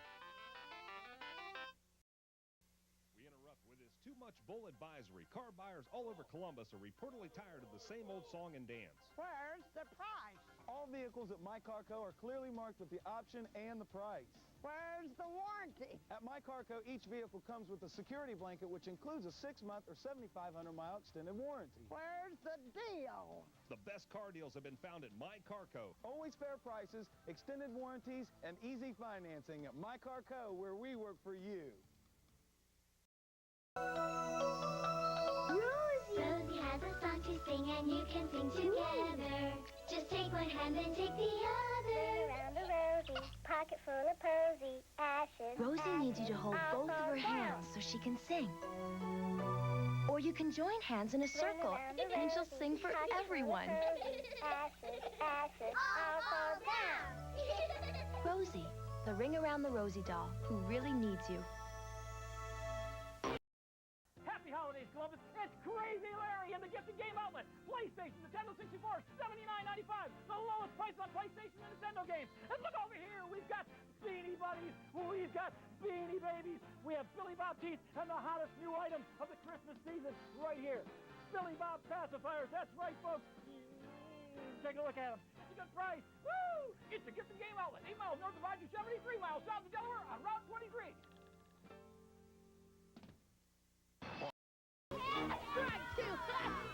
Hey, Jimmy. Come on.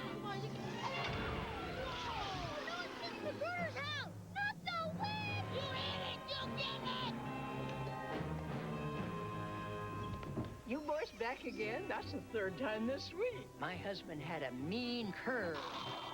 More Nestle Quick? Chocolate milk? Think quick. How was it? Just hope you never have to go in there. I'm Dexter, star of Dexter's Laboratory. I'm wearing this ridiculous headgear to illustrate the point that science is funny. Hi, Dexter! Dexter's Laboratory, the new season, Wednesday at 8 on Cartoon Network. Captain Crunch, missing since January, has been found. I came to Volcanic to bring home Crunchium, the stuff that makes my cereal crunchy sweet. Soon we'll be on our way. Sure you will. The Captain's in trouble, but you can help him by playing the free CD-ROM game found inside specially marked double packs of Captain Crunch. It's a full version game with unlimited play, where the competition is fierce. And right now, you can capture the game free for a limited time. Good luck. Pokeball, go! Ash, have you had your breakfast yet? Mom, I'm busy training. Ash. Okay. Bulbasaur, cereal, now! Squirtle, Milkmoo, Charmander, Toast Attack! Pokemon, another all-new episode later today. Did you burn the toast again? Welcome to Wendy's Kids Meal World. It's just for kids. Try and hang on to your hamburger, or catch a crispy nugget through the fry tunnel. Time to chill out. Try and handle the hamburger flip, or the crispy nugget dip. Next, ride the fry chute, or one of the coolest rides, Frosty Mountain. Wendy's Kids Meals are just for kids, and so is what's inside. It's Wendy's Wildlife Toys. You can catch a fish coin holder, tiger keychain, or even a frog magnet. Now, one in every Wendy's Kids meal purchase. You can collect all 4. Hi, I'm Mike, your substitute teacher today. This is the new car sticker price of a 1997 Pontiac Grand Am, $16,695.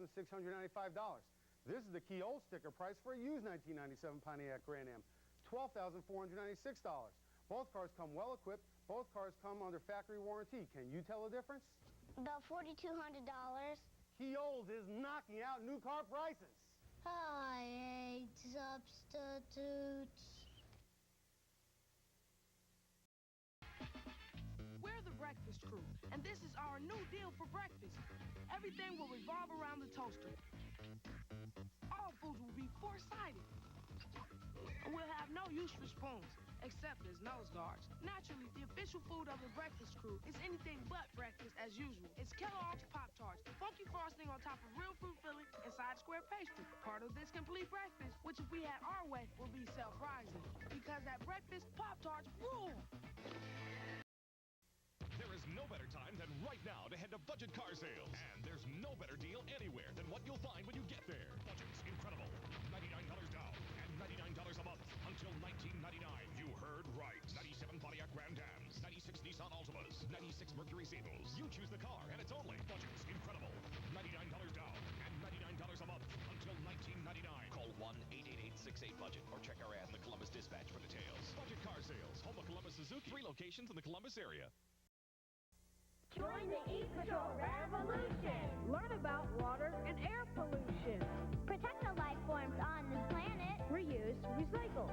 We can handle it 'cause kids have the power. When in the car at a park or school, follow this E-Patrol rule. Don't throw food or trash on the ground and pick up litter where it's found. Carrying a plastic bag with you wherever you go is a great way to keep it clean. A message from the E-Patrol and Kids 53.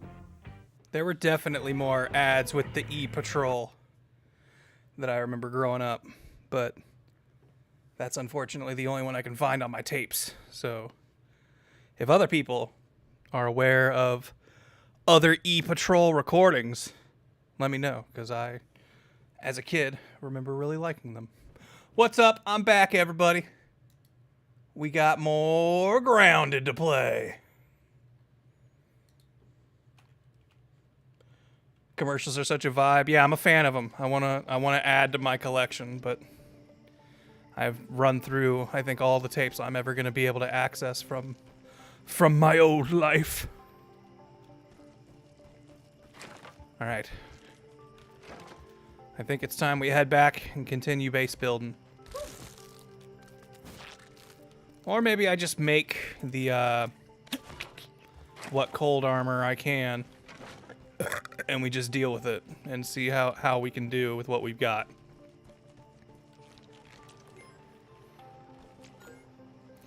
Be a little bit more active in our exploration. Okay, we're gonna need this.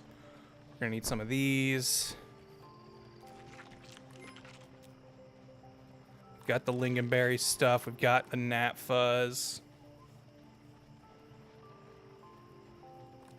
I don't think. We are gonna need some boiling glands for. I think we really only need one, but I'll bring a couple just to be sure. And I'll bring plating upgrade stuff for when we make the cold armor, so we can actually beef it up. Oh yeah, that's right. I stepped away because I wanted to give this time to make this, which I think actually now will let us make just about all the pieces, or most of them. Okay, this is going to take 4 pieces out of our 5.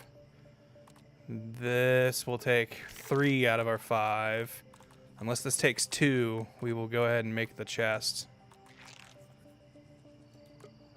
No, that also takes 3. Okay, so if we can only make 1 piece with what we've got, then we're making the whole the body part. This should protect my internal organs somewhat.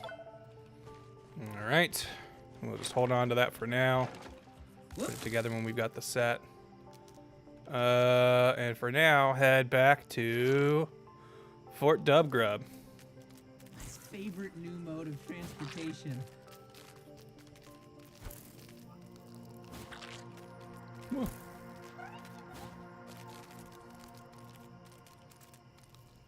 I have a metric ton of old Disney, etc. VHS tapes at my mom's. Might be worth looking through them. Yeah. Yo, if you got old VHSs, I'm about that life.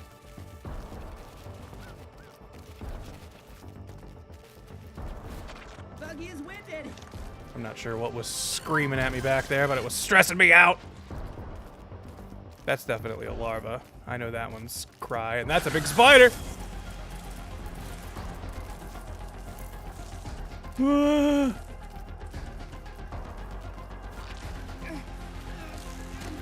me out! Let me go!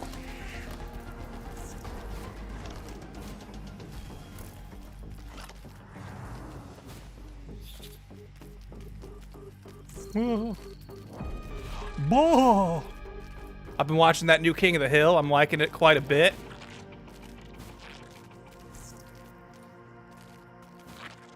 I haven't watched the whole season yet, but I'm like, I want to say like 6 or 7 episodes in. I'm a fan so far.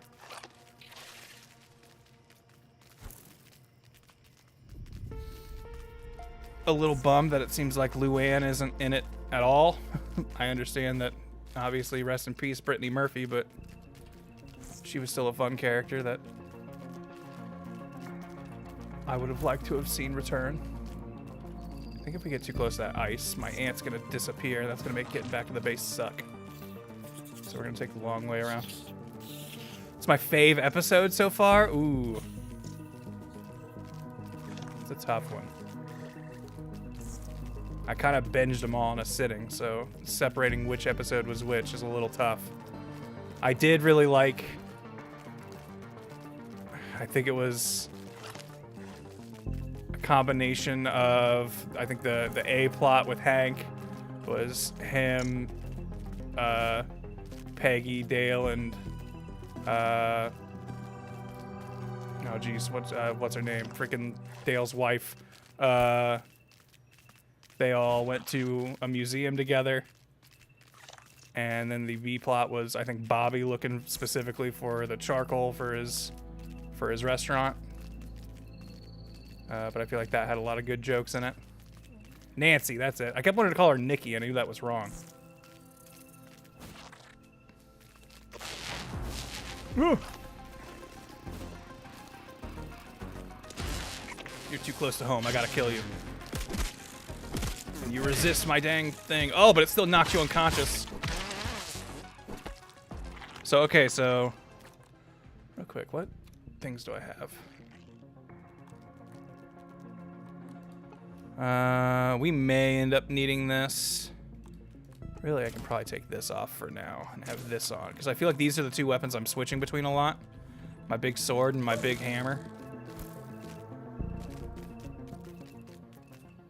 Alright.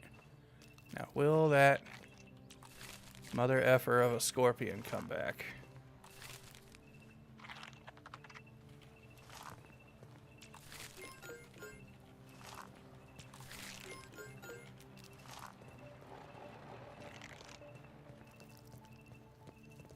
I feel like he came from this direction. Feat of miniature engineering, that one. Endemis, stop. Is that you I hear skittering about, or was that a big scorpion? Alright, well, there's all the planks we had.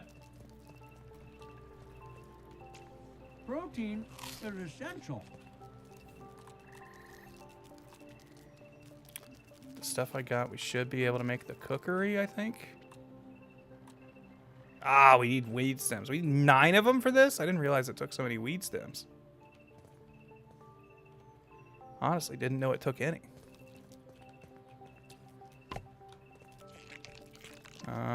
Any other things that I feel like we should really build? Like a jerky station is nice, but probably not something we're gonna need to use a lot here. I can't think. No need to give myself work. Let's drop everything off that we haven't yet. Oh, did we have more bee fuzz in here? Maybe we can make one of the other things. Fuzzy hat. I think we make the fuzzy hat. Now all we need are fuzzy pants. It's clean. Our water catcher's working. Alright. Let's go ahead and just equip the hammer for if and when Scorpo comes by. I feel like I remember seeing a spot that had a bunch of weed stems near here when we were first casing this joint. Where were they? Yo, Endemis, where are you going?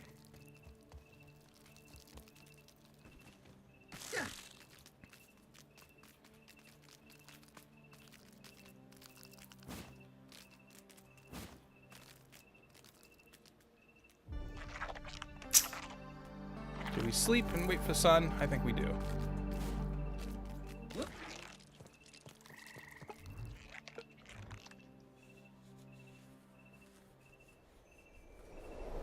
My parents got rid of all our VHSs when I was in the military. Damn. I know I had more. And I'm also... It's funny, I wish I could go back in time and stop myself. Because I eventually... Like, if I was recording DBZ or Pokemon, the main things I filled up VHS tapes with, I would purposely pause my VCR when commercials came on to skip them. And... now that's some of my favorite weirdly nostalgic stuff that's on those tapes. And so I wish I could go back in time and just be like, no, don't go through the extra work of, you know, trying to stop these tapes. Just go ahead and leave it. It's fine. You'll like it. You'll wish you had it in 20 years. But kid me could not understand that concept, I think.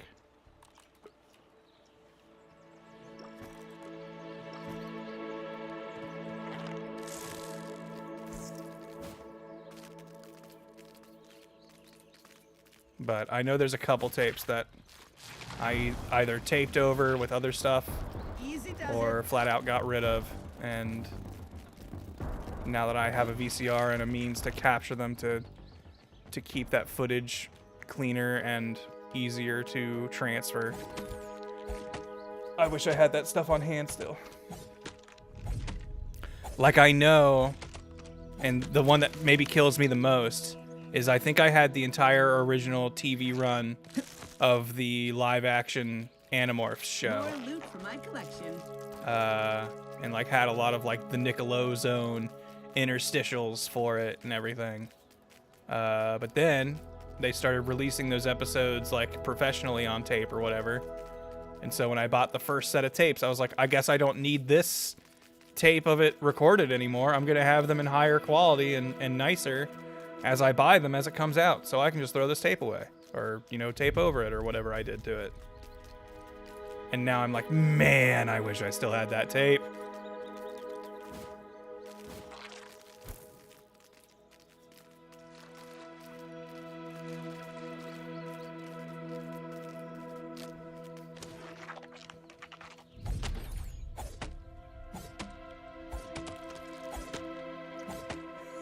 Yeah, Boys with a Time Machine. Or Men with a Time Machine. Keep your old video games and TV recordings. You will need them. Yeah, pretty much.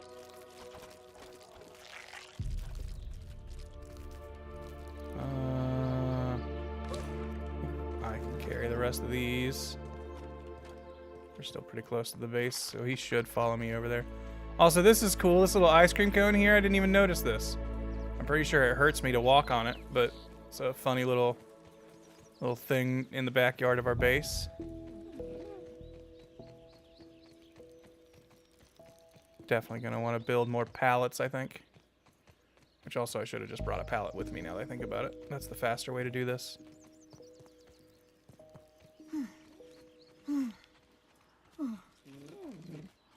Hello, Miss Ladybug.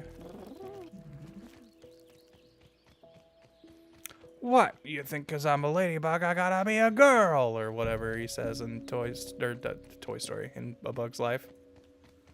You know that other Pixar movie, Up.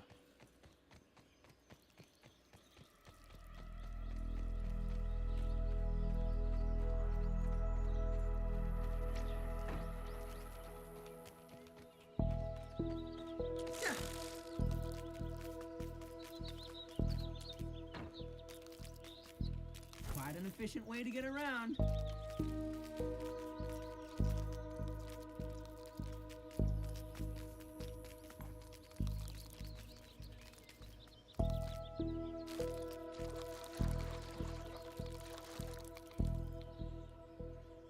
Popping in to like and comment while on my 15 at work. Hey, thank you for popping in. Thank you for spending one of your 15-minute break, your 15 minutes of break, popping into the chat. Appreciate it. Hope you have a good rest of your shift.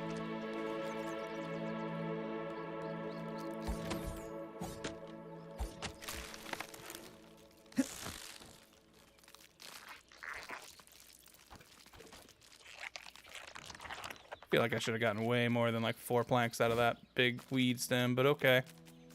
Whatever you say, game.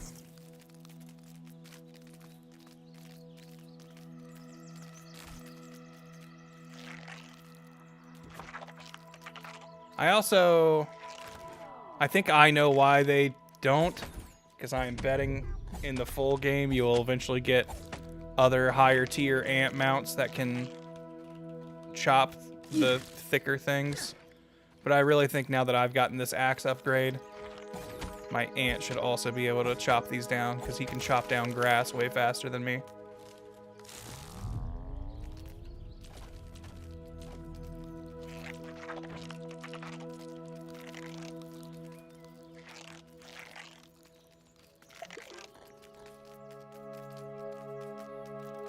is this? Whoa, spider. That's... Hold on. Deal with that guy. It melts right off the exoskeleton.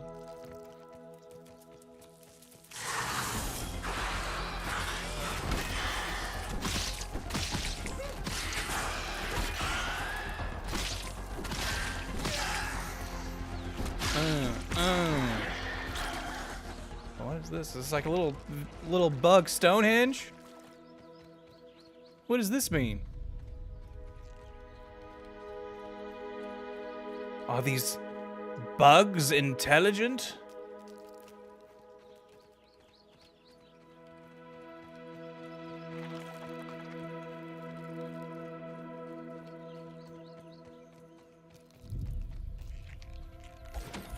But yeah, I want my bugs to be able to chop the higher tier stuff, and I'm assuming I will eventually get like a black ant mount or a fire ant mount, and they will be able to chop the higher tier things.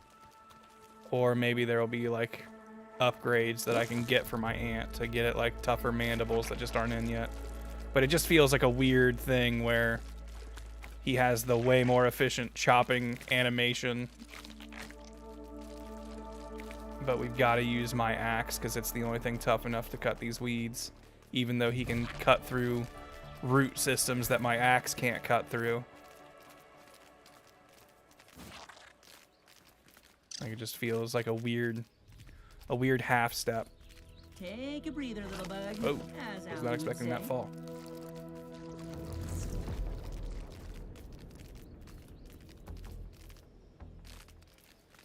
Did I brought a pallet over there, didn't I?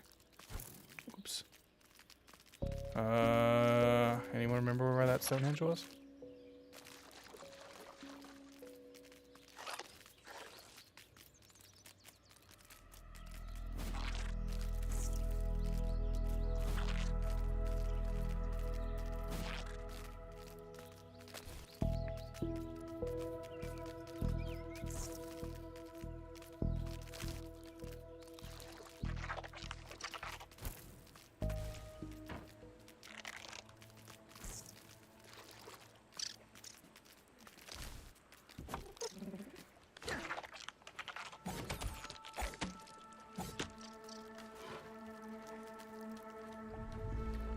This game seems like it has really good feedback for hitting things. The squishy noises really sell it. Yeah, I think the sound design in this game is like top tier. Part of the colony. I think all the bug sounds are creepy and like very effective. Like, it's been evident many times on this stream already. My character at this point is pretty tough. I am able to fight most threats I encounter in this game. But I will hear them and still be like, ugh! Like, just because they just creep me out. Like, they have very effective sound design that makes me feel threatened even if I'm not. And then, yeah, hitting stuff sounds good. The sounds of, like, trees and stuff, or the weed stem trees falling over sounds good.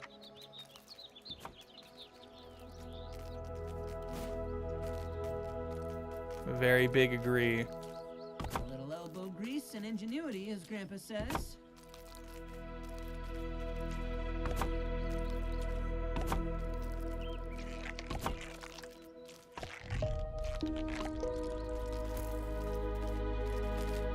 As soon as I remembered that thing was going to take weed stems, I was like, oh shoot, I should have done that first. It'll be nice to be able to cook here. I can't wait for my fort to be able to say, let them cook.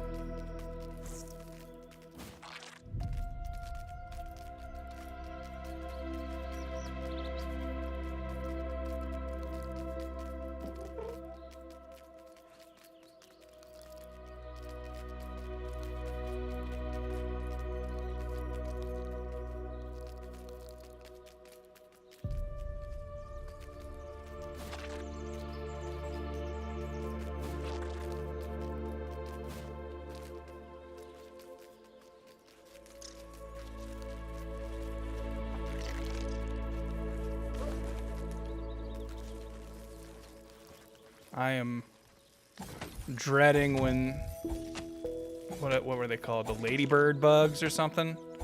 Basically the ladybug variant in Grounded 1 that is always aggro. Not looking forward to that thing coming back.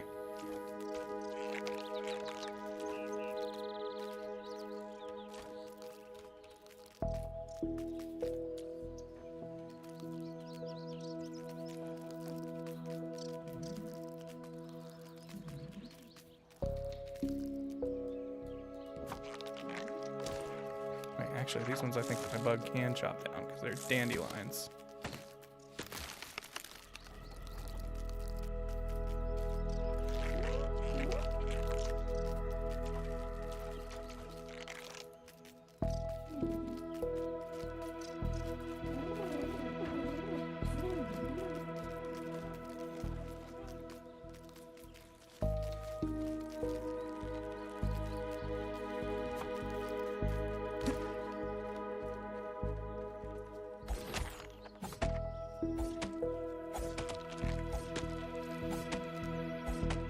On these headphones, the bug and outdoor sounds are pretty crisp. Yeah, this is a game I like playing with headphones, because I feel like it is very auditorially immersive. That's a real word. Don't look it up. Auditorily, in reference to how its audio is.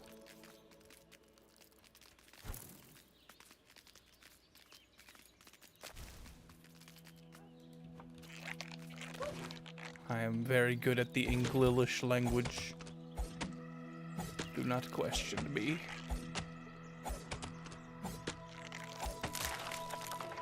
Careful, buddy. I almost smacked you in the face with my axe.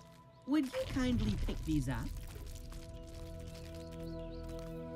Alright, let's real quick check in the berry department and see if a bee spawned again. Transportation.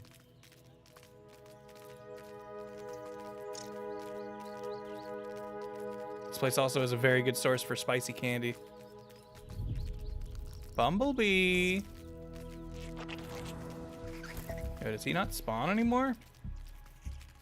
I swear, he was like a daily spawn before. He used to be right here.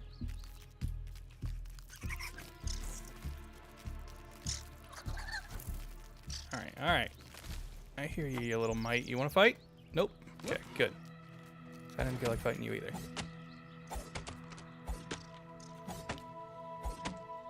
I can feel a sneeze coming, but it just doesn't want to go. Phew, there it is.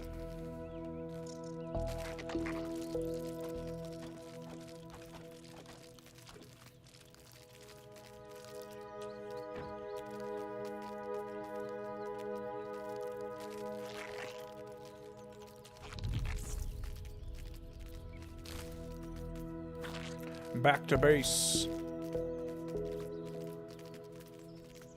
We're actually collecting these weed stems a lot faster than I expected. We might be able to finish most of our perimeter.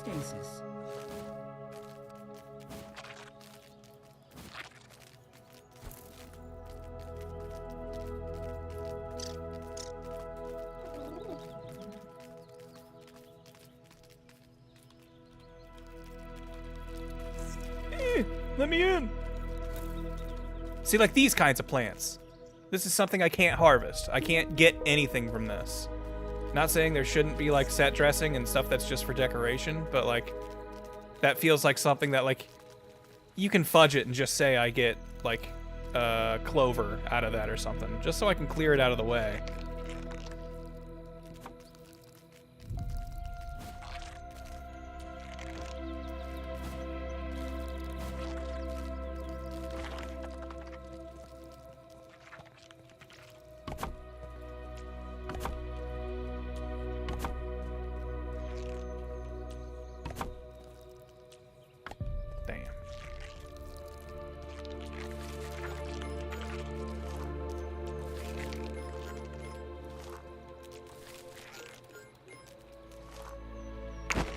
That off. Back at it again. I think this game also has like a memory leak problem, because I definitely notice its frame rate starts kind of tanking the more I play it. And I feel like that's what that means. Honestly, that's just a term I have heard. I don't really know what it even actually means. My best guess is it's like rendering more than it needs to, or keeping stuff rendered that is unnecessary, and that's what that means.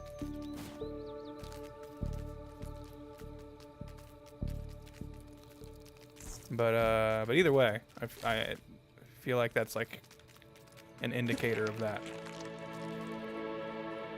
Yeah, we got to put a memory diaper on it. And I do know that if you leave like stuff on the ground, it does affect performance. Like if you aren't picking up the things you chop, that will eventually bog the game down.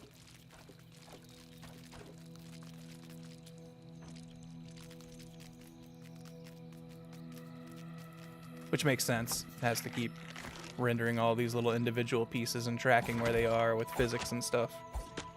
These things are all affected by gravity. They'll roll down hills and stuff. So even if they're sitting still, they're technically having to calculate a lot of external factors.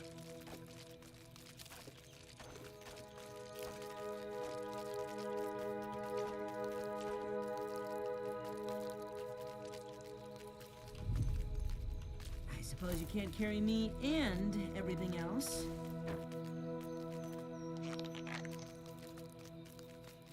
But yeah, so I will probably reset my game here in a little bit just before it gets unmanageable, because sometimes like when it starts being like this and then on top of that you're like getting in a fight with a thing and trying to actively block and parry everything, can get a little rough.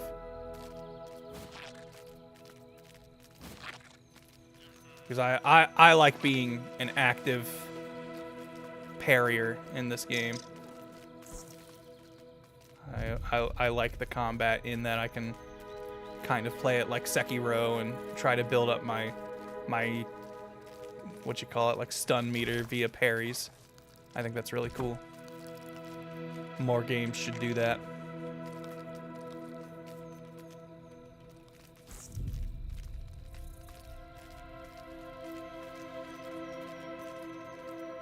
And speaking of games with good parries, I probably should go back to Expedition 33 at some point.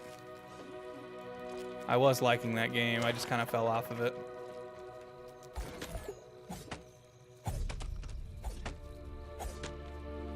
It had the issue where I had a lot of customization options, and being the way I am, I feel like that means I have to explore all of them, and I think I just kind of burned myself out thinking too hard on what builds would be most optimal for every character.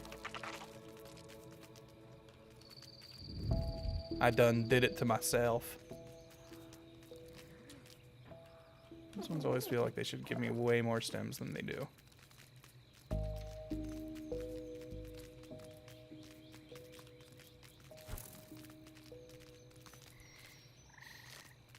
Darkness is falling!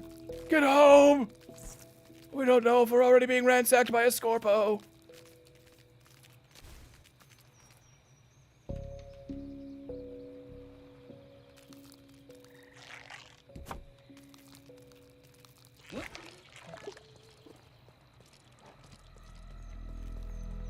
Nothing like H2O. A little elbow grease and ingenuity, as Grandpa says. Oh. That's not what I wanted. Oh, we're out. Shit. It's already getting so dark. So dang dark. Alright, let's start lighting up this base. Oh, we need sap now? Really? Okay. We should probably build sap collectors then. That's what that means. But you know what? That makes me think I'm definitely going to want a door here so I can easily get to that big root. So we're going to delete this wall. Move this wall to there. And then set up a door over here. I also kind of hate that this game is very clearly made with consoles more in mind. I feel like these radial menus are not efficient enough for my liking. Just give me a list that I can scroll down with my mouse wheel. Sounds like big snores over there, but that might be just a mosquito. I think they've yet to give, well, I guess I don't know if they are planning to even, but I think everything has the same snore sound effect, so it's tough to identify it when they're sleeping by sound. Where is a dang dandelion or weed?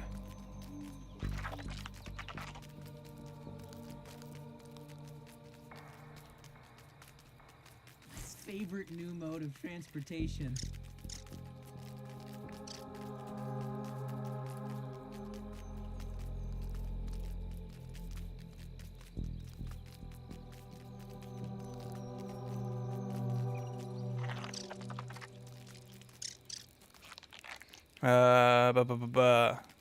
Sorry, Chad. I feel like I haven't looked at you in a second. It's totally okay to get a little overwhelmed on that. Yeah. Expedition 33 has a great parry system. Yes, it does. Like, I think that shit's really cool. An epic verso build. I appreciate how humble Charlie Cox has been about the whole game. I mean, I think that's like, you know, I don't think he's like really doing a bit or like playing it up even. Like, I think he genuinely is like so used to doing like screen and stage acting type thing to where a video game where you're just doing voice acting, you can kind of get through a lot of it quickly. Like, not saying it isn't also work, but it's like something you kind of do and now it's done and you don't think about it. And especially with a game, they have to record that stuff so much earlier that he has probably not thought about doing that for years at this point. And everyone freaking out and loving him in it is like, oh, yeah, that thing I barely remember doing.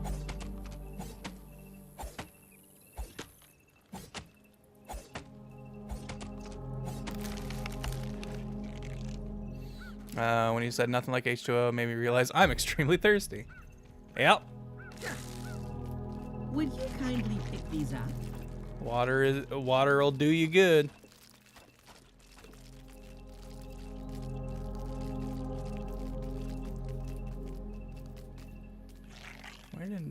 Should definitely be a 12th stick somewhere. There it is. Where did I put that pallet? It's too dark.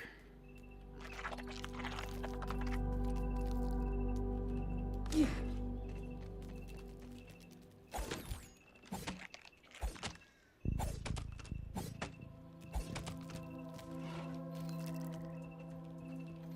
Yeah, Charlie Cox is the guy who plays. I know him primarily as Daredevil from the live action show, but yeah, he was the lead character in Expedition 33.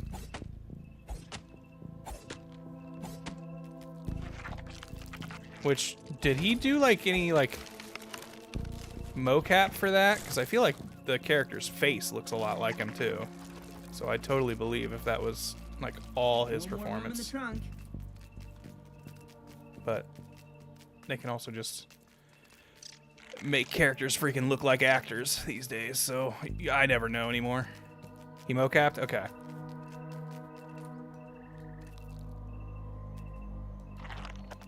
Boy, we've come a long way with stuff like that. Like, I still never finished it, but I remember being absolutely blown away when LA Noire first came out.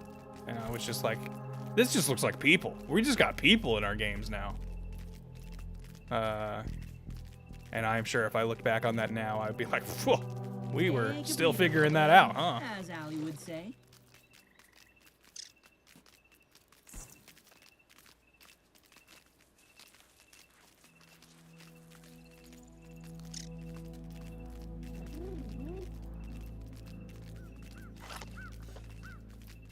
Okay.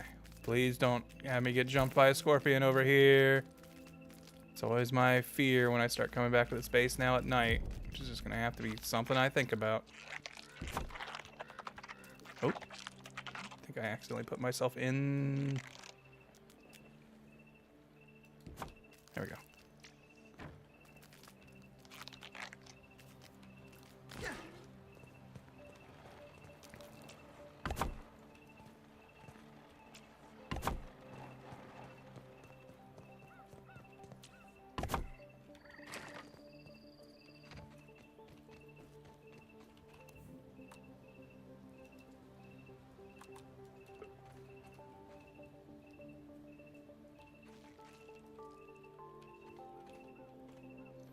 don't want to ruin too much of the natural curve of this thing, but getting some sap catchers on here will be mighty convenient.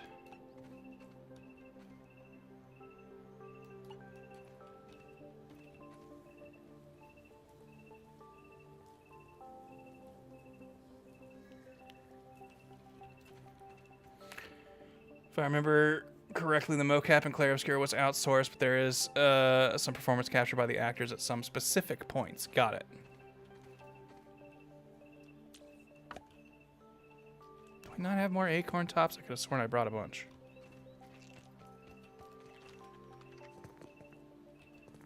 Let's...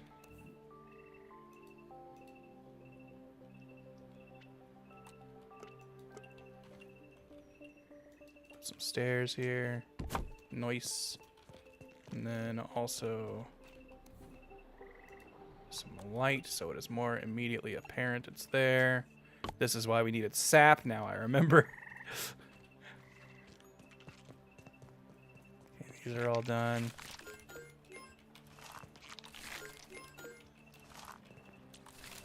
Boy, if I had games like this as a kid, I never would have gone outside. Thank God. Thank God this stuff didn't come till later. I don't think I would have been very well equipped to have grown up in an internet age, having streaming and basically everything that's on the internet at my fingertips from childhood. No way. I would have turned out way worse. I think every person as they get old feels this way, but in my head all I can think is like, I don't know how the next generation of parents is gonna do it, man. A feat of miniature engineering, that one.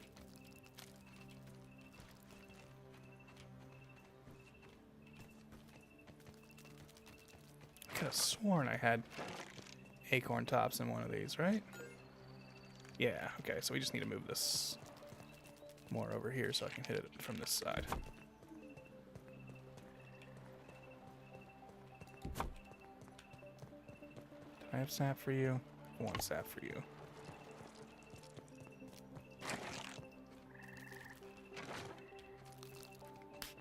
Like if I had this freaking chat GPT shit when I was growing up.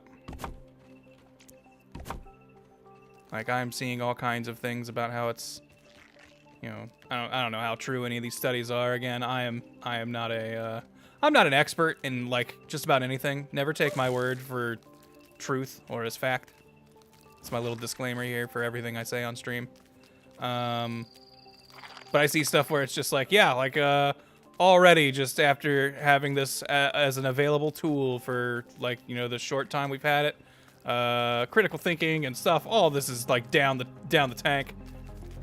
Brain function is being shifted in children and young adults who are now using this for schoolwork. And I'm just like, man, I totally would have done that. No question. I feel like I worked harder to be lazy than just about anyone I knew in school. Like I would work really hard so that I could be lazy, if that makes sense. And that sounds like exactly the kind of thing ChatGPT would have preyed on my mind for. Favorite new mode of transportation.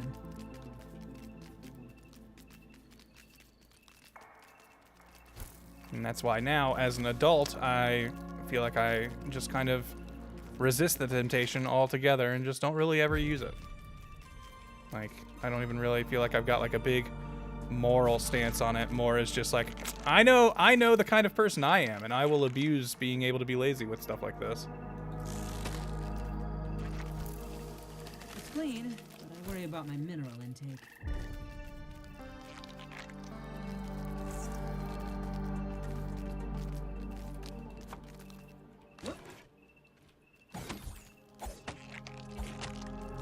Yeah, even teachers and professors are using it. Yeah, it's not just the kids. I guess I should be clear on that. Everyone is using it and thinking less with it.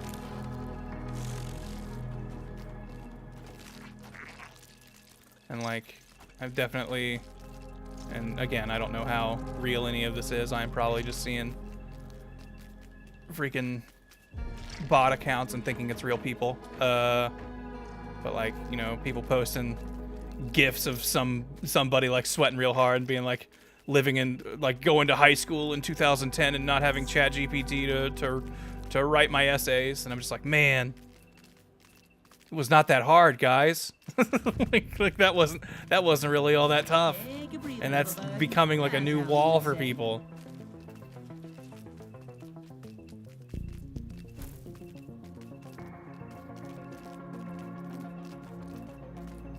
But hey, whatever, man. I'm out here to play video games and have fun.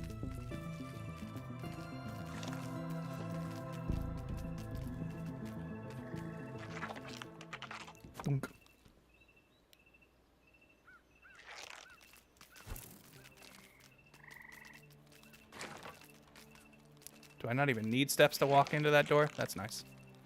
What was I grabbing this for? I think I was needing... No, these are all good. Never mind. Just needing it for the wall. Okay. Yeah.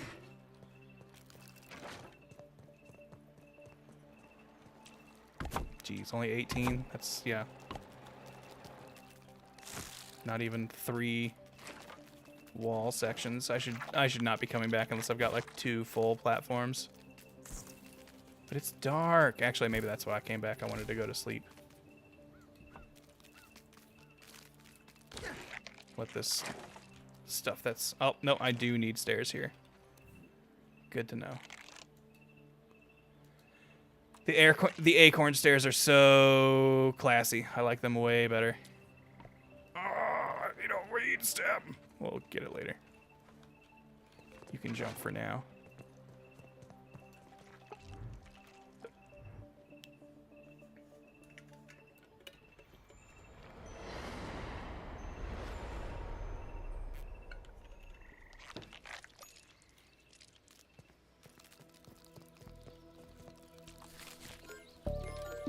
Oh, we're running out of plant fiber. Didn't expect that.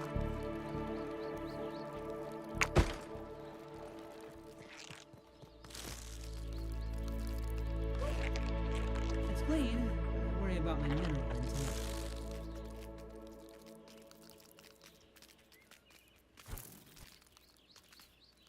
At this point, I probably really don't need to be building this base. I should be hunting bees to make the last chunk of armor I want for this ice exploration, but I hate leaving things in an unfinished state. We don't have to like finish the whole fort, but I want to at least finish every blueprint I've got set down. Once we have that basic perimeter, I can beautify it later.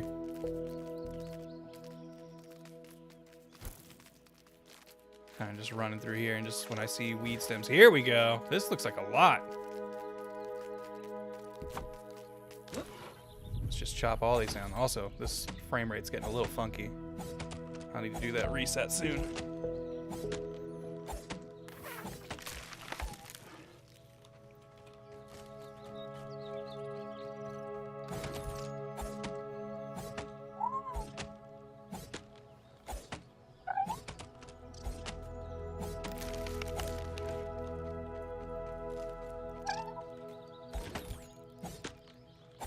We can check over there and see if that bee spawned where I feel like it should.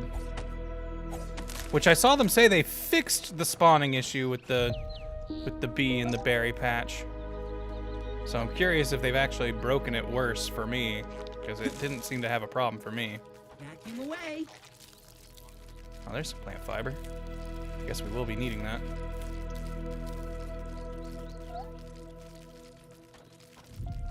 Hello, Mr. Butterfly. Don't mind me.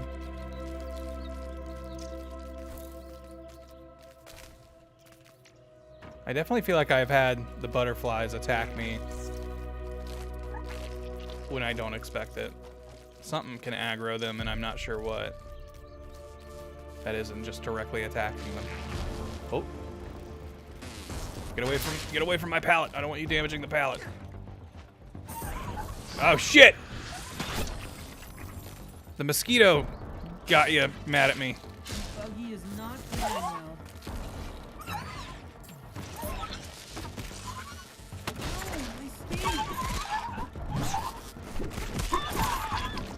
You're down.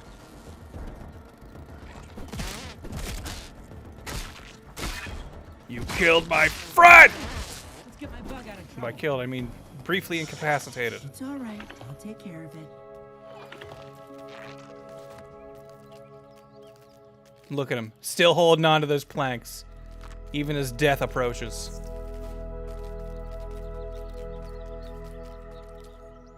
Oh, it's full. That's why.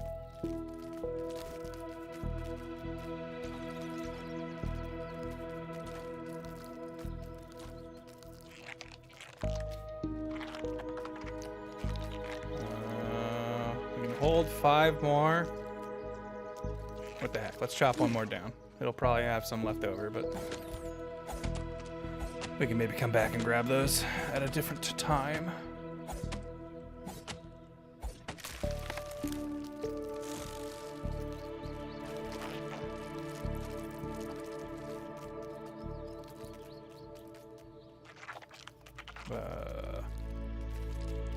Surely it gave me more than 3, right? What?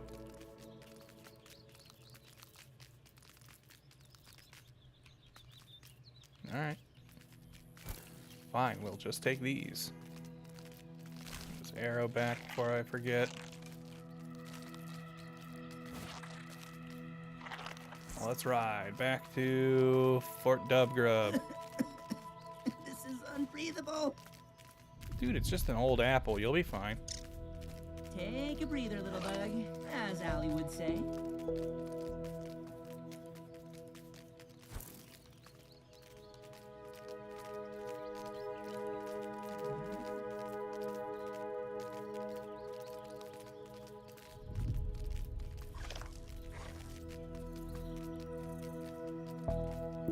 Just all the chittering sounds in this game get me. I feel like nothing can be happening, but I'll just hear something just like just behind me, and I'm like, huh, just immediately on edge. Oh, baby hungry. Baby need to eat his mite loaf. Well, we need an aphid for that, so too bad.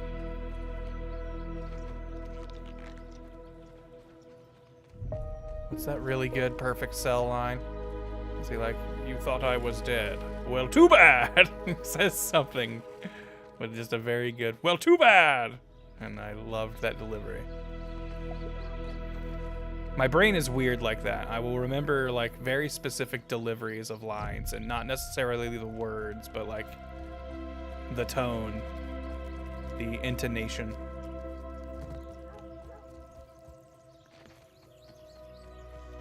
Is that what he says? But too bad! I was perfect. Like, that feels right. This feels like something he'd say. Is there, like, any eatable creature out here?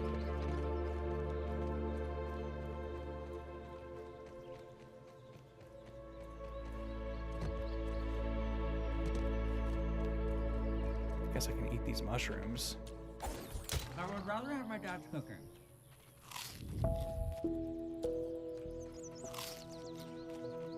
Yeah, this frame rate's getting a little rough. Let's go inside the fort, save, and then reload the game.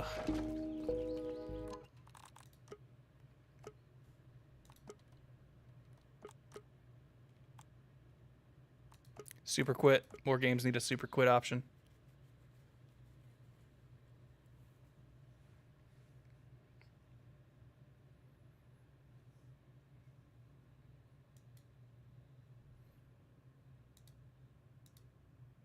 I mean, let me see if that clip that I'm thinking of is on YouTube.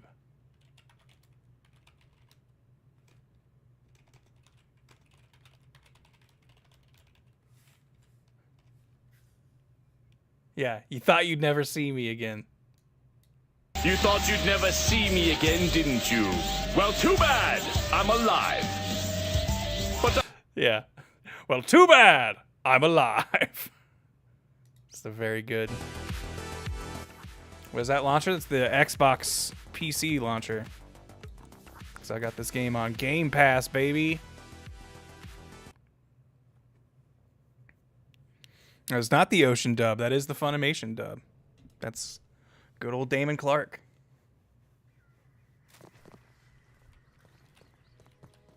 Nothing like H2O. All right. Now this feels like it's moving a little better, but my screen's tearing again because it doesn't save this option. Write your senators, write your local representatives. Tell them to tell Obsidian to make sure VSync stays activated when it's activated. This is the most pressing thing in America today, trust me. No other political issue is nearly, you know.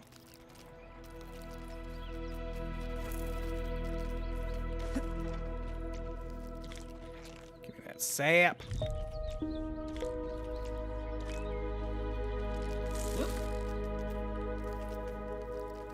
Yeah, Obsidian makes this game. People what done? What are they like known for?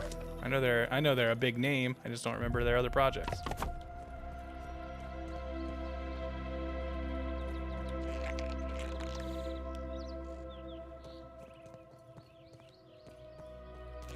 Were they Fallout New Vegas? I'd believe it. Avowed. I mean, is that like... I never played Avowed. Did people like Avowed? I thought it looked cool, but I feel like I saw bad reviews, so I never actually played it.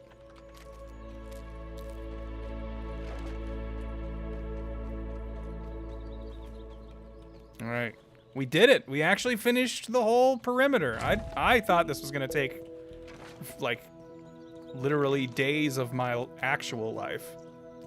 But this actually came together pretty quick. Not bad, not bad.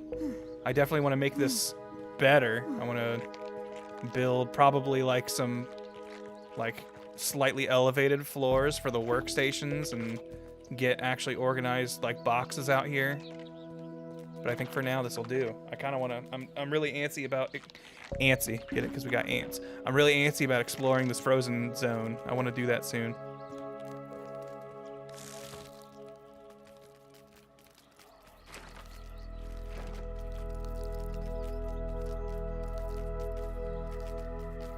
Did they do Outer Worlds? I think that is also them. Yes, that sounds right.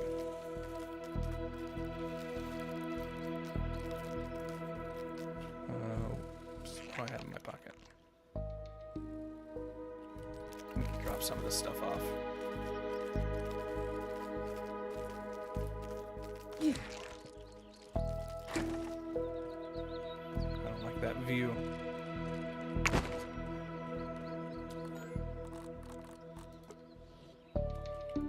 Ooh, I should build a smithing station.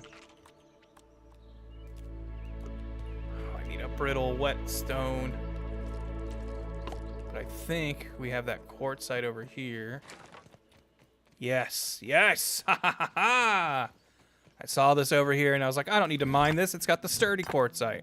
But it'll have brittle quartzite in it as well. And with that, we can make brittle whetstone.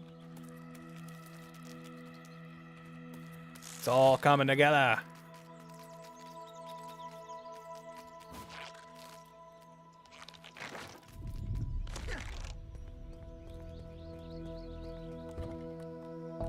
Do this, make this, so that we can make this. There we go.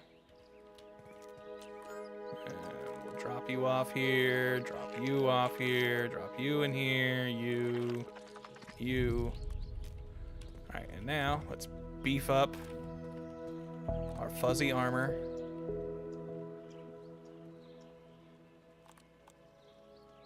Oh, have I been wearing the fuzzy parka? Oh, wow. I didn't realize I was wearing that. Level up twice. That should give us 2 levels still on the pants when we want to wear those. Exoskeleton activated. Got that. Got spicy damage built in, which should help everything we're fighting. I can get the DNA thing for... We can put... Oh, wait. Why?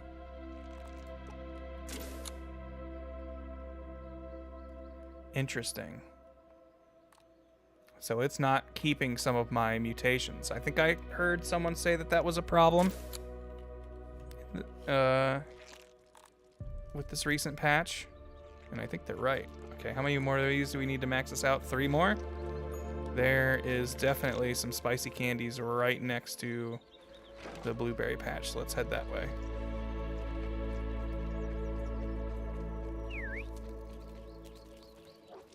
Yeah.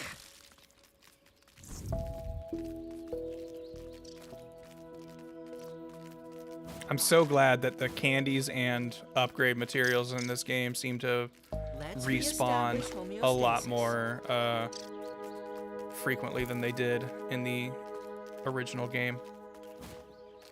Big fan of that. Because I feel like I would kind of avoid or really dread making candy elemental themed weapons, because the mats for them were just a pain in the ass to secure.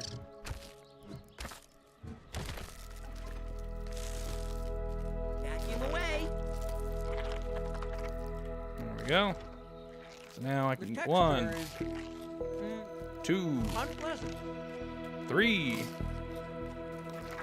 Now we should see. Boom, spicy safety level 3. Drop off this last one in case we want to use it later. I also like that they front-loaded getting magic staffs. I feel like you didn't get those until like mid-late game on Grounded 1, so I never really used them because by then I already had like weapons that I had heavily upgraded and stuff, and so it just felt like I was going to be backtracking to try and start a new one. But okay, we're missing our fuzzy pants, our cold resistant pants. We did not have the bee fuzz to make, but I'm ready to try and see what we can do in Chill Town, because we need to get this. This missing optical disc is mainly what we're here for. So we'll try to head in that direction to some degree. If I can freaking see it. There it is. Sometimes the way markers are like way up in the sky. They're way far away markers. Come on, do your big jump. Do your big swing. Yes. Ooh, bonk. I've fought enough mosquitoes to learn the timing on that one.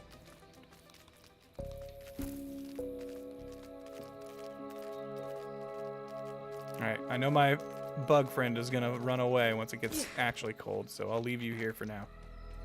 That way you don't, like, extra disappear. This area is positively Siberian. How quick does this chill meter grow? It's not too bad, but I also don't think there's a way for me to bring it down. Oh, wait. Okay, maybe if I'm not directly standing on ice, we're okay. Science! Science! Science you can touch. Oh, I should craft a torch. It's dark in here.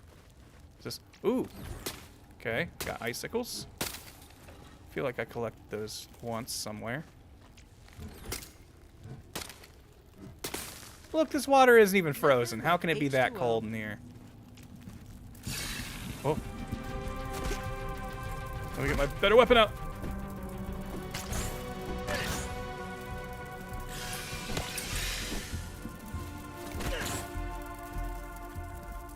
I hear other ones clamoring about.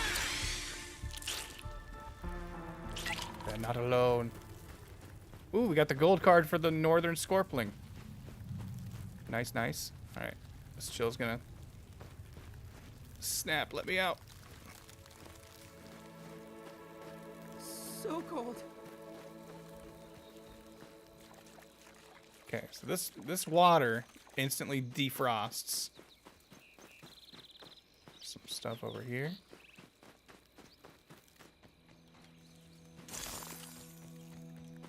Is that like the sound of me starting to freeze when I hear that? Oh, I hear them. I hear them crawling around.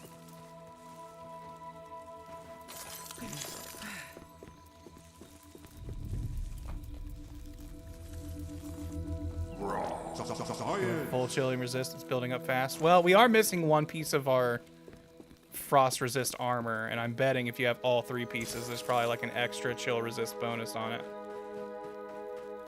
But it felt like it had been a while since we'd seen a bee, so I figured we'd just try to dive in here and see what we could do. I should also build a torch, because that would also help us resist the cold, having an open fire in our hands.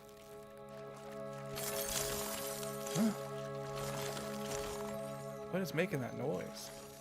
Definitely sounds like it's like coming from somewhere and not just me.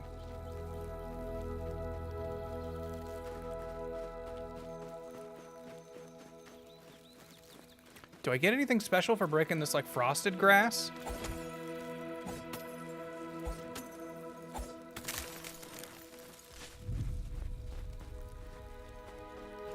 I guess it drops off some icicles or some ice splinters.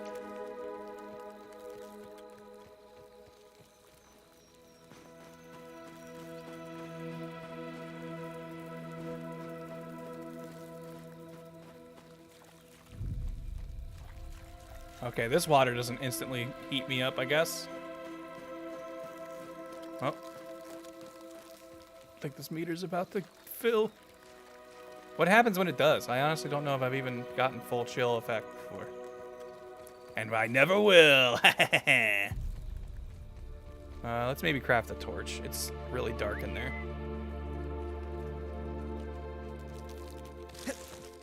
Should have everything we would need for a torch. Back at the base. Woo! I know if I touch ice with you, you like disappear, and I have to wait a good like minute and a half to call you.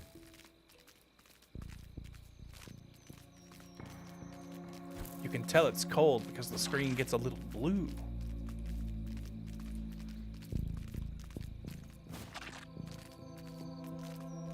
Let's reestablish homeostasis. That means I run out of stamina when he says that.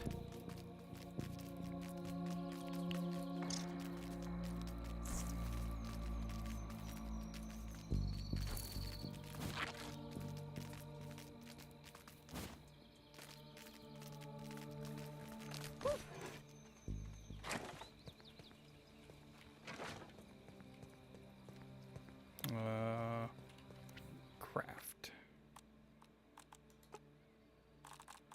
Torch. Oh, we're missing dry grass. I could have sworn we had a ton of that. I feel like there's some like very nearby, right? Now it's too dark and it all looks like dry grass. Or rather, it all looks like just grass.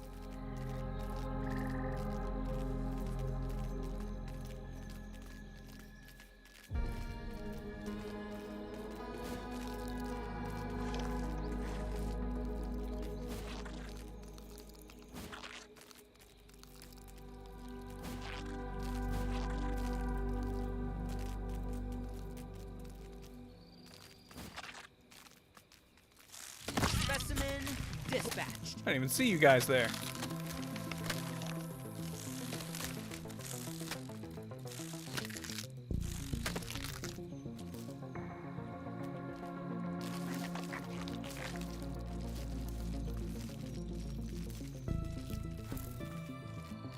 There we go.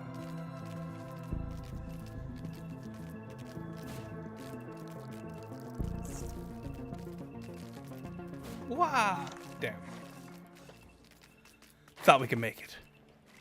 Thought we had the ups. Alright, let's craft 4 torches. Anything else in here that I'd want to drop off? We can go ahead and cook some of this. Okay, I would kind of hate this, but ice splinters should have a time limit on them. These should be melting. I should not be able to have these in my pocket forever. Oops. I know you can get a refrigerator to store meat and keep it from going bad. You should have to put icicles in that if you want to store them for a long time. I would hate that, but it makes more sense to me.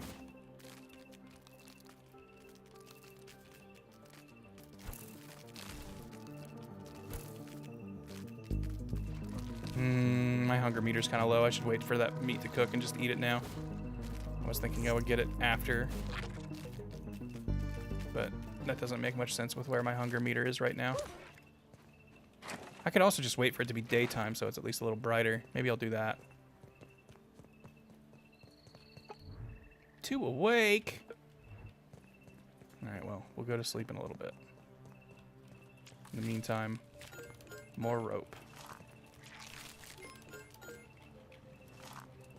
At least 2 spinning wheels worth. That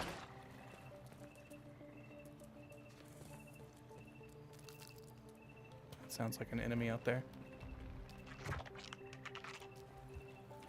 We need to build a watchtower in here so I can see the stuff on the other side.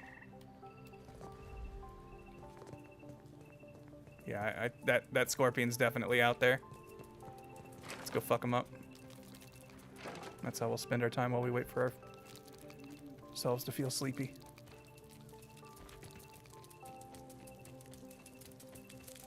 I ain't scared of you, asshole.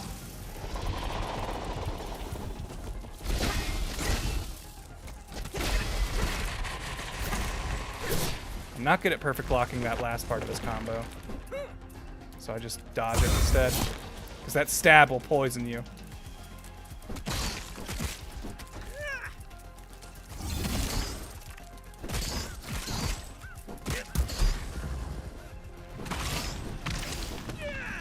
So he takes extra damage from the club. The club also innately deals better stun damage.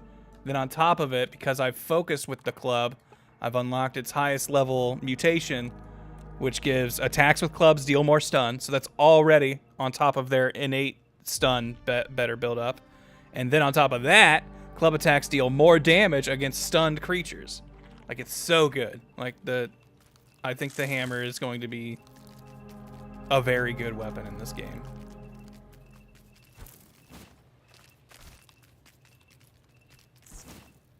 I think daggers might be the highest damage per second you can get, but I think just best safety and utility, I think the hammer is actually going to be the best weapon in the game. For at least this early access build. I don't know where it's going to go after this. Whoa, this is a weird angle to get while we sleep.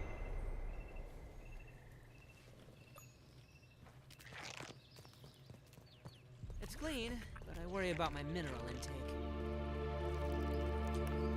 Was the hammer really good in the first game? I honestly don't remember. I didn't use the hammer very much. Yeah. I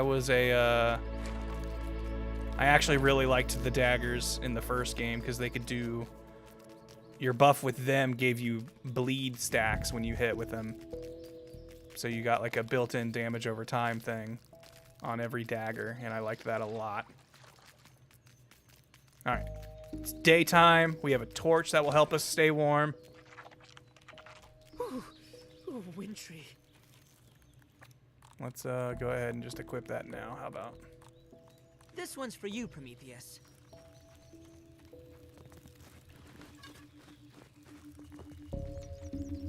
Oh, buried treasure. Don't mind if I do.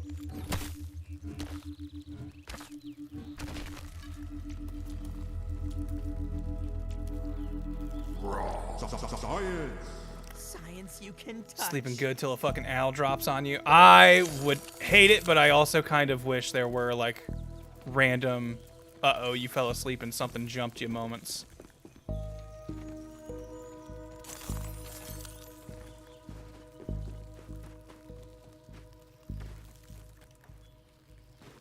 Alright, I kind of have no idea where I'm going here. This was where we entered in last night, so I guess let's try that again and just explore a little deeper.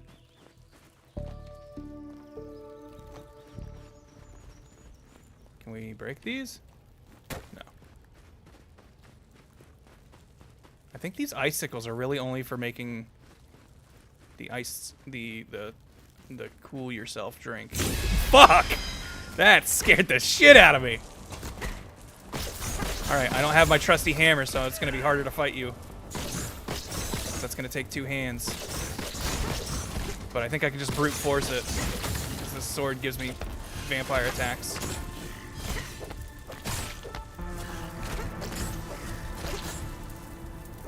Shit, there's a lot of you, huh? Oh, and I didn't make any bandages or anything.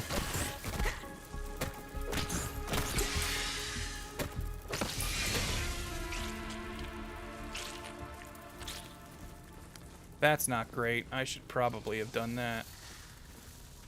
Oh, and I can hear other scorpions that want my blood. Chocolate chips, alright.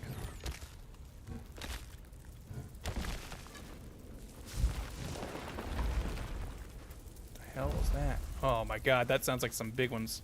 You know what? Maybe we will hold our hammer later. Surely this light would give me warmth, right? I feel like I've burnt myself on a refrigerator light. I feel like I cracked that chocolate, but nothing came out of it.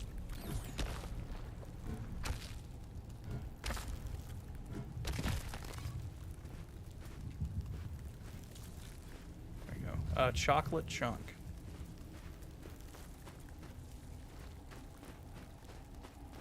I've apparently gotten that item before, but I don't even remember it.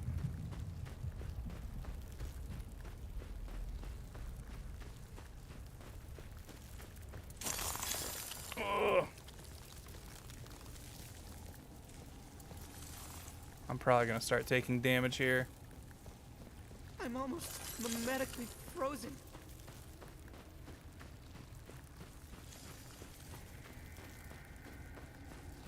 I might not have been ready for this.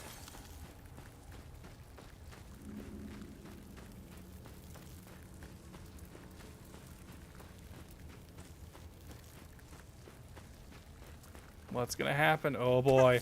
Oh! Oh no. I'm cold.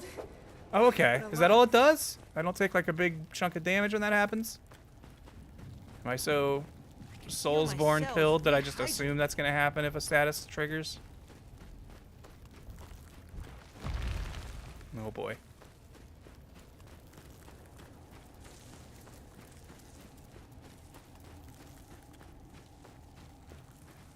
See the glow of science over there. Nice frozen banana.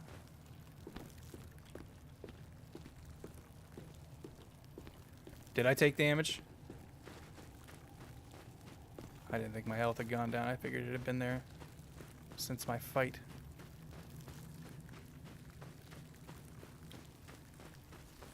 I never really feel like harvesting the cookie bits because I don't feel like there's anything of like real value I make with them that I can think of. Science!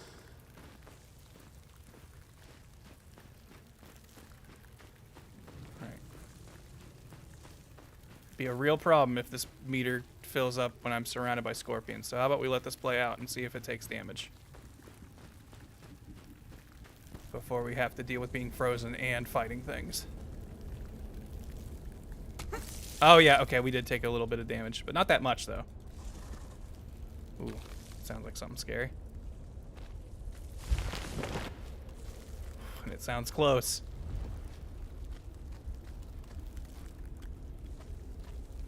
Alright, I should get out of here and make healing stuff before I come in here.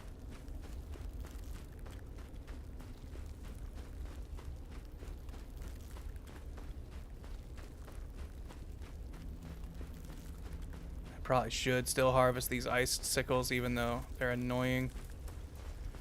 Because eventually we are going to need to go in that fire pit, and I think that's going to be a super hot zone, I would bet. Is this not the way out? Uh-oh. I thought this was the way out.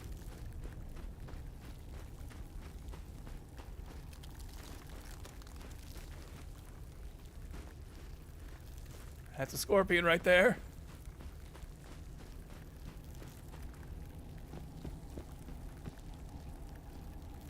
Okay, that looks like outside over there.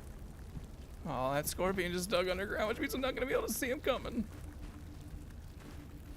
He's going to pop out and screech at me, and I'm going to be scared.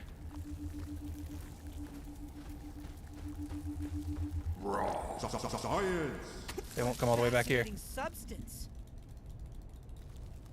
Okay, no, he just does that. I thought that was me mashing that made him like jiggle like that, but he shivers when he's frozen.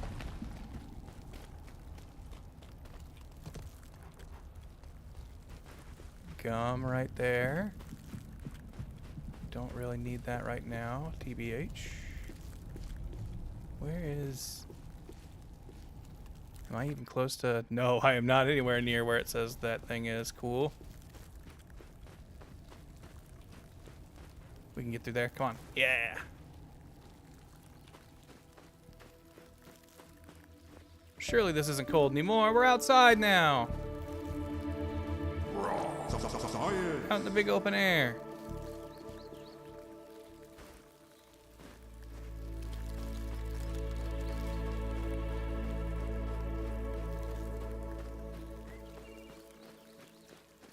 Oh, my pants are broken.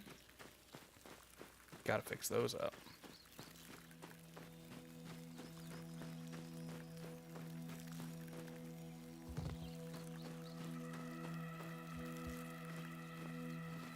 Just chill, Peter. You get it? You're gonna freeze to death.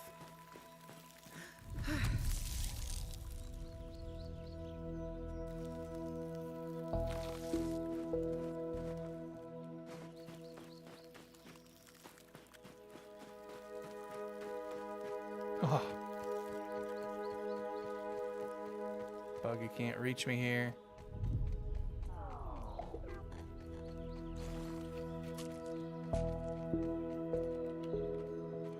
That.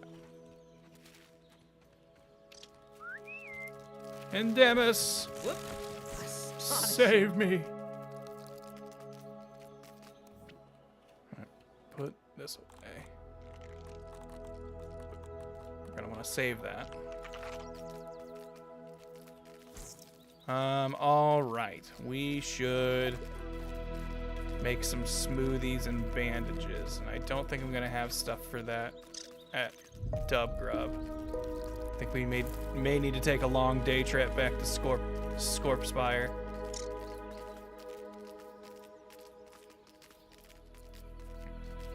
Take a breather, little bug, as Allie would say.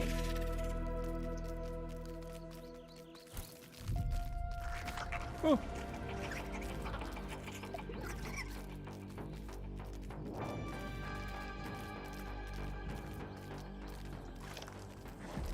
How do you guys feel about games that make, like, you know, a frozen zone or a desert zone, and it's like you really need specific equipment to survive this area? Like, is that more fun because it's thematic, or is it more annoying because now you have to wear this armor to go to this place type thing? I feel like you should definitely require specific prep for zones like this. But I'm always a little annoyed when it's like you have to change out your actual equipment for it, though. Because I like putting my build to the test. And this is like kind of built to cheat that.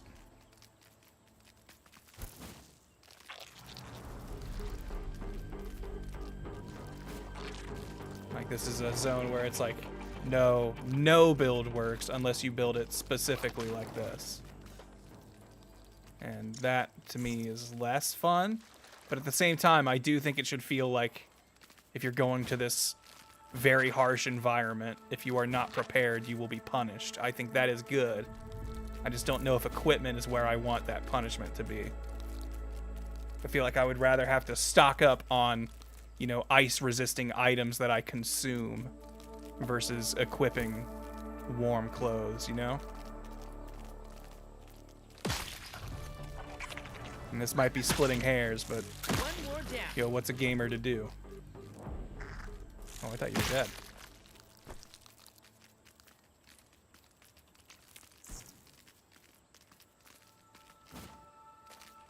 Like, I've been trying to think about different things that games do that annoy me and try to give it more thought than just, I don't like it because it challenges me.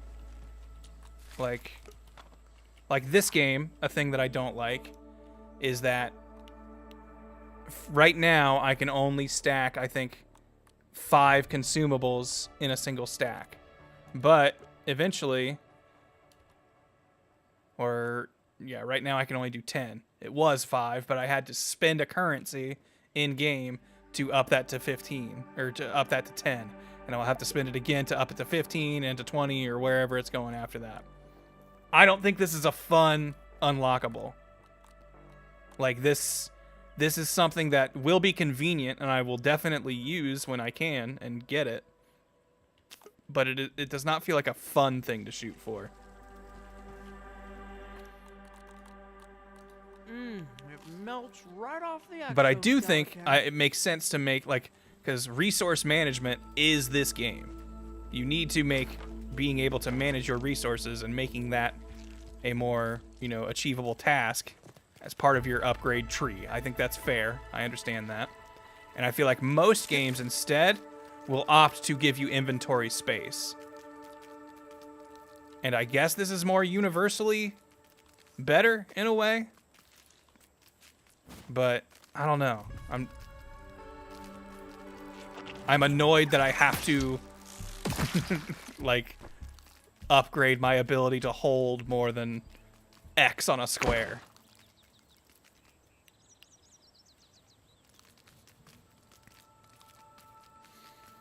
I enjoy it personally. I like the preparing for an adventure, okay? All depends on how the game does it. 7 days to die. You can survive in an icy or desert area without prep. It'll just be harder. Gear can help a little, but you can do it without changing your loadout. I'm used to it. I'm used to Tails screwing me over on that front. Also prefer to not use items in them at all anyway due to that, though.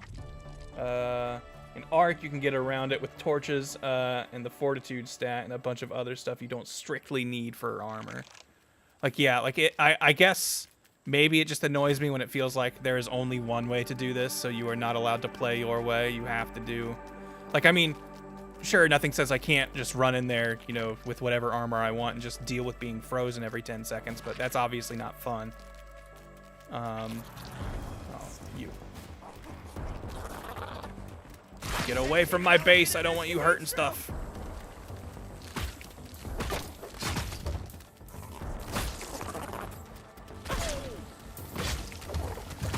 Oh, he's sizzling me. And he's blocking my attack, so I'm not healing it.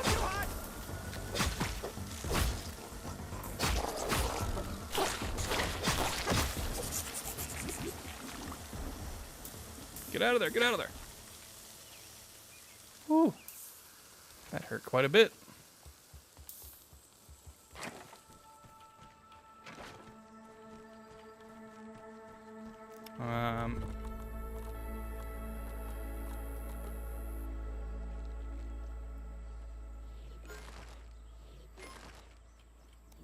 Need just one more caterpillar goop. There's got to be a caterpillar nearby, right? And surely 10 caterpillar bandages will be more than what we need for what we're doing. I can feel my cells rehydrating.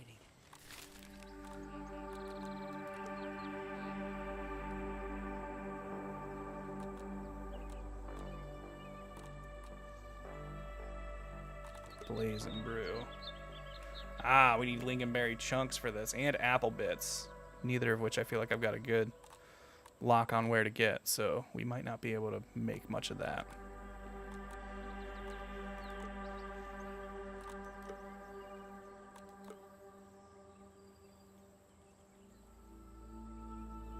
Seems pretty good.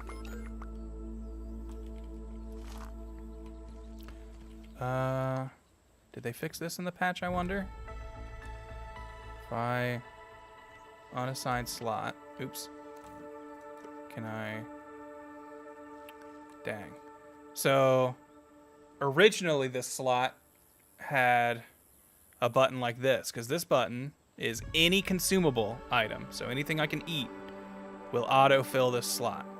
Originally, this slot was anything that can heal. When I was messing around with like orientating how I wanted my hotbar, I moved something there and then ended up moving it off. But now there is, as far as I can tell, no way in game for me to set up that any healing item button. And I'm hoping they fix that in an upcoming patch.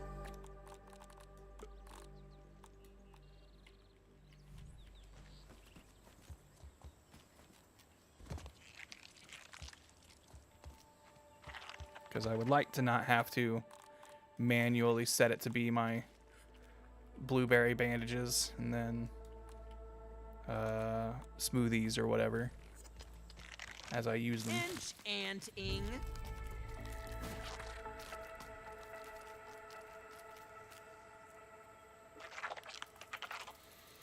7 days, you can do special drinks to moderate your temperature. Meds for radiation. Can be very naked weirdo who uses so many drugs and nature's bounty.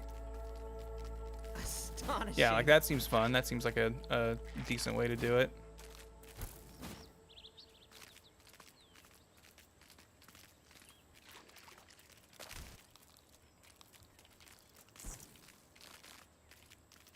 Oh yeah, I wanted to repair my pants. And I know I will have a bunch of roach parts here. Where did we see that bee earlier? I'd also like to make those warmer pants because I'm curious what the set bonus is if I've got all the fuzzy gear. Whoop.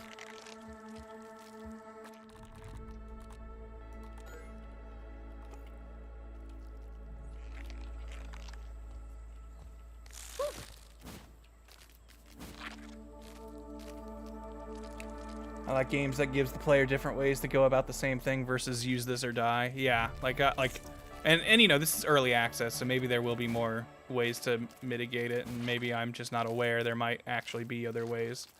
But for right now, it definitely seems like, oh, you want to explore the frozen area, then you have to wear the fuzzy clothes. Like that's just gonna be part of it. Easy does it. That or craft a lot of this specific drink that uses resources that are a little annoying to get a hold of.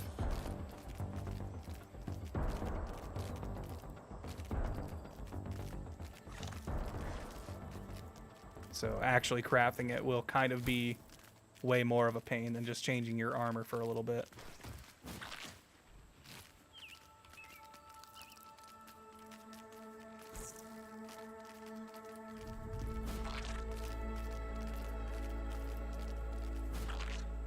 But also, it's early. I do not want to pretend that I know everything that's in this game. I feel like I have seen quite a bit, but I don't know if there's like an accessory or charm or whatever they're called that's like resists freeze forever. I just haven't seen yet or something.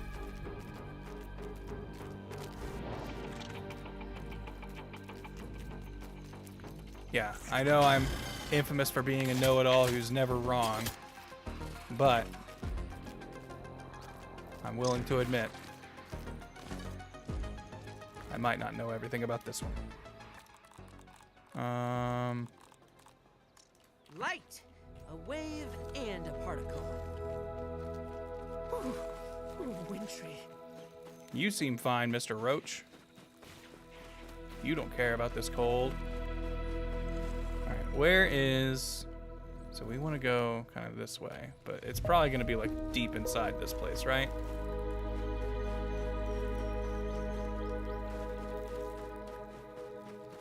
Possibly even on top of it.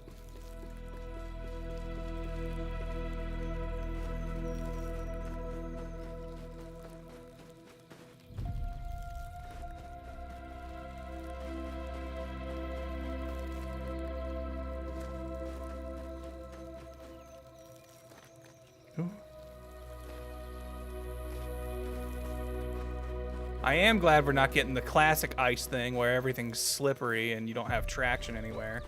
That does not seem to be on this game's menu, and I am perfectly okay with that. Frictionless ice zones freaking suck. I am not a fan of those.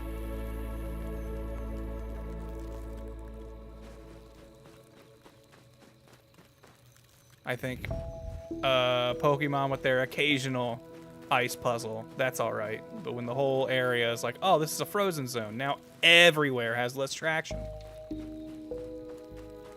Don't like that. Is this an entrance and I'm just not seeing it? It is.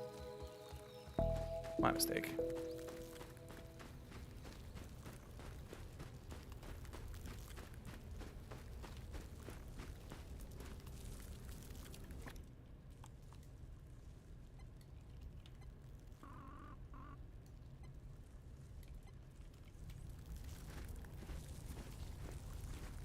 There.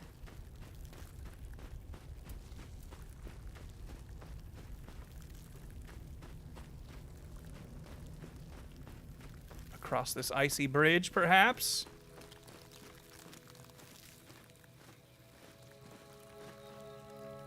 Come on, let me up there.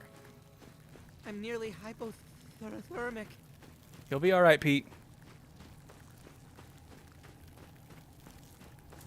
Jeez!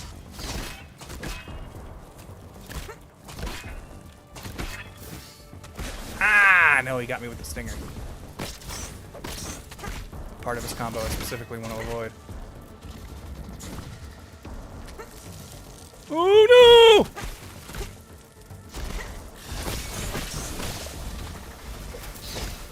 Oh, boy. All right, back up, Pete.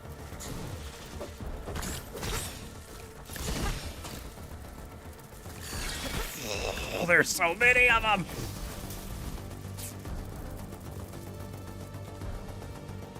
Alright, come on. Who's brave? Who wants to take me? Alright. We're gonna risk getting a little bit more chill, but we're gonna kill these things.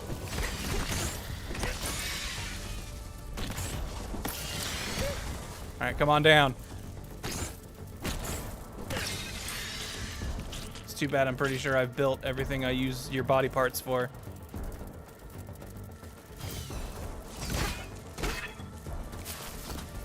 Ooh, didn't block that.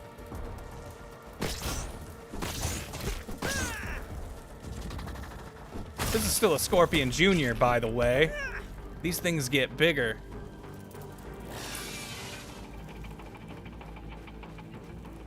Alright, I don't know how much more that torch is really adding to my anti-freeze. But I feel like we backtracked a lot, and now I got all turned around.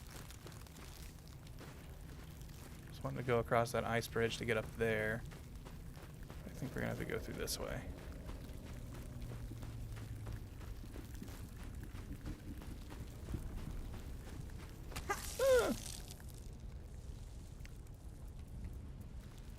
I'm cold, but alive.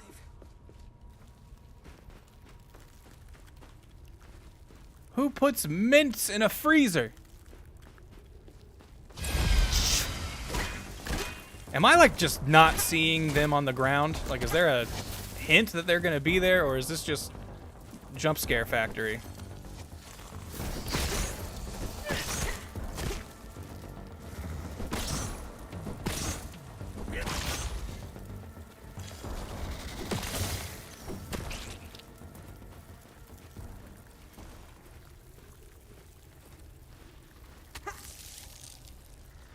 Oh, I hear one breathing somewhere. Oh.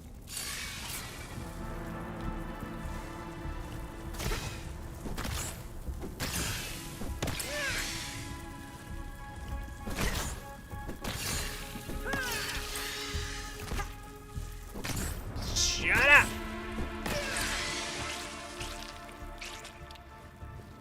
Oh, I think my roach armor is still... Since I've got roach armor on my feet, I still get the little bonus. A fun thing. Oh, God. And that girl wants to invade me tonight. Awesome. A fun bonus with the roach armor is every time you harvest a creature, you heal a little because you're eating it. And I think that's a fun twist.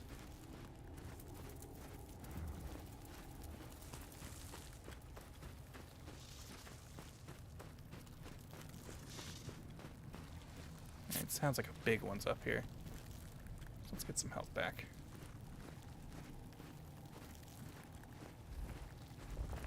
Oh, he's burying himself. Okay, no, he's not.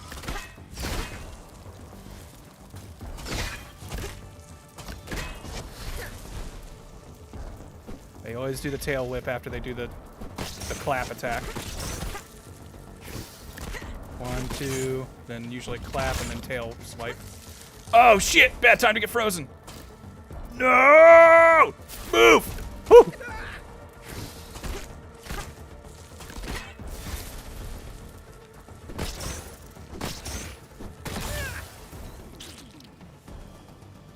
Alright, we've got this area marked up here. That's got to be the way to the thing. Got to be the way to the disc.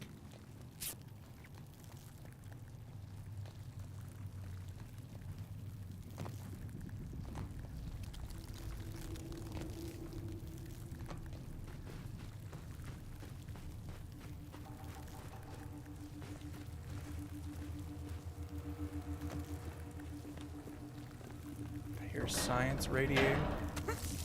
Oh, this thing's not gonna like kick on while I'm up here, is it?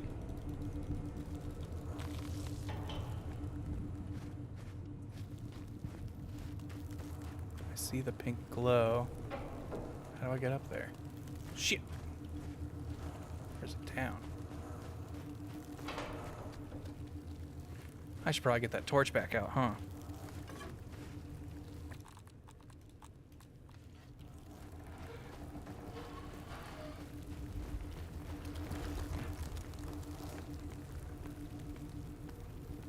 I think something was moving down there. So cold.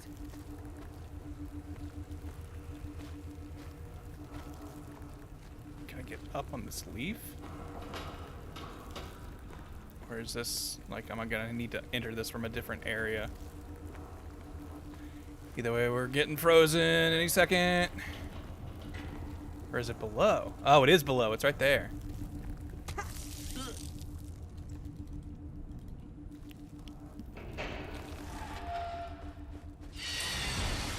Oh boy.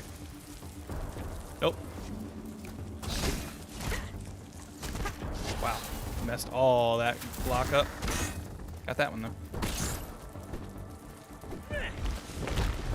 Okay, he'll pop out with a tail swipe. They always do. Or a tail stab, whatever you want to call it. 3 or 4 hits should stun him. There we go. Takes extra damage if you hit his tail. Trying to give you all the tips I can. I should really harvest the stuff while I'm here. I'm never gonna want to come back to this place. Ah! Oh boy, or maybe I don't want to. If this thing's gonna start turning when I break this. I mean, I do want to test it just to see what it does, but I'm gonna want to hop down there and grab that science before I do this. Or will this open the way to it?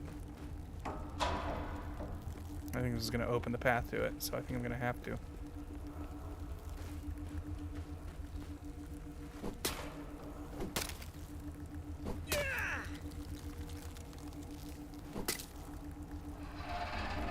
Bust.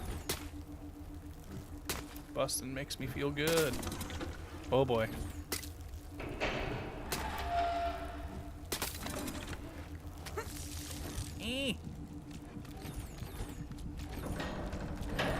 How long was I frozen? Are there flying cars yet?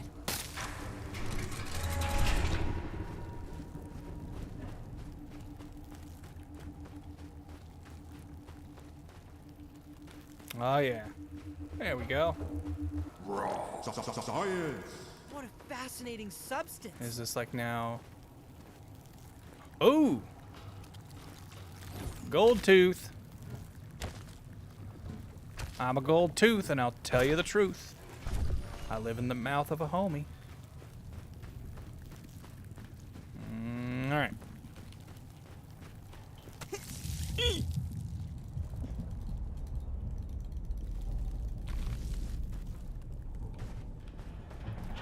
Alright, let's, oh boy. I'm freaking hungry. I didn't pack a lunch. That's not good. That's very not good.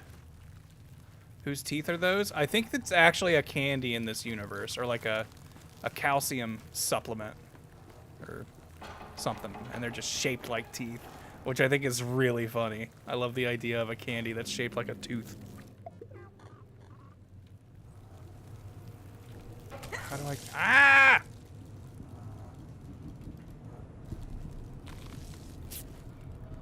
Okay. I think we still need to get up there somehow.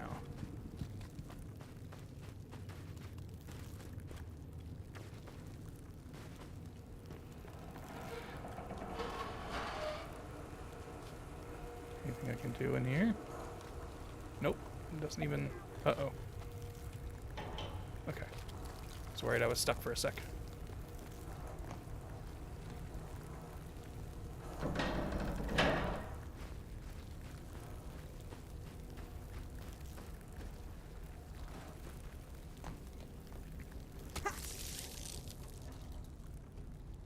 Youch!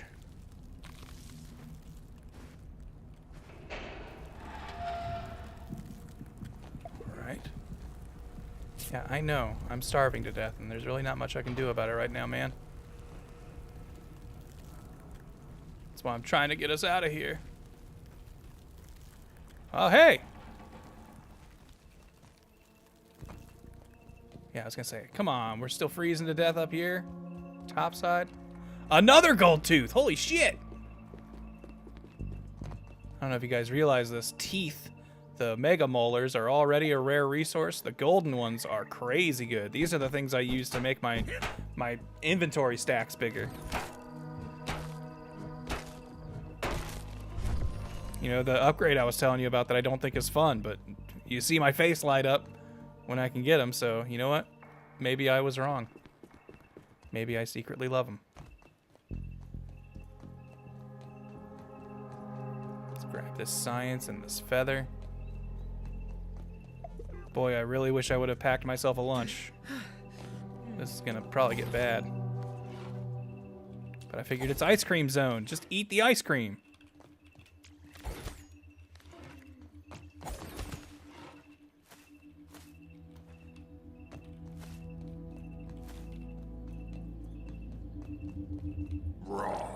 Science.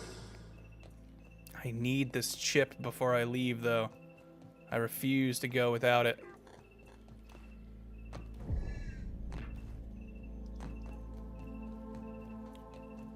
Another thing that would be annoying as hell, but part of me wishes they did. My water supply, like my canteens, should freeze while I'm in here, so I can't drink from them. Let me pick it up. I know you want me to go inside that thing. Just let me pick it up from out here.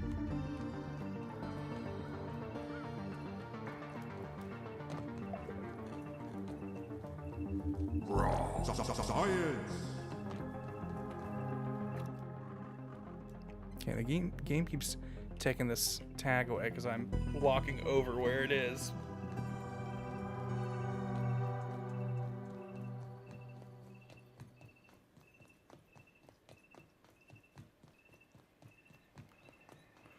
Run, Pete!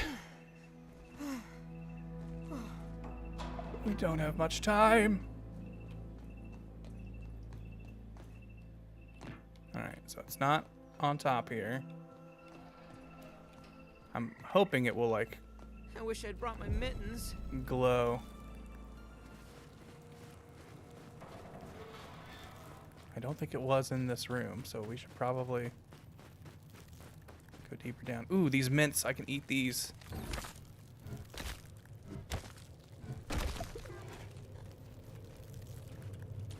No, one rolled down there! I don't know where the others went. Okay. Alright, this'll count, right? Sustenance is sustenance, as they say. Gave me a little bit. There we go!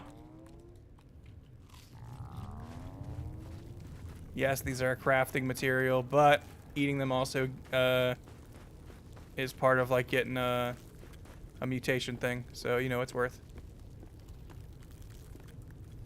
All right.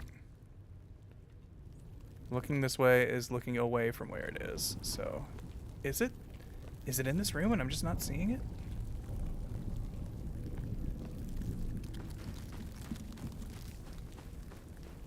I'm nearly hypothermic.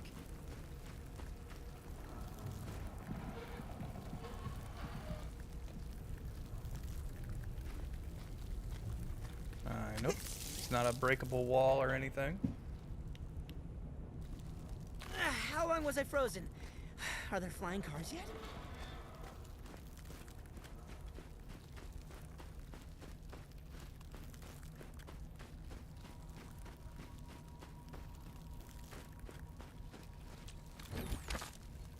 Guess I'll bust this just for more on-hand food in case I need it. Come on, let me pick that up. I can see it. I can see it.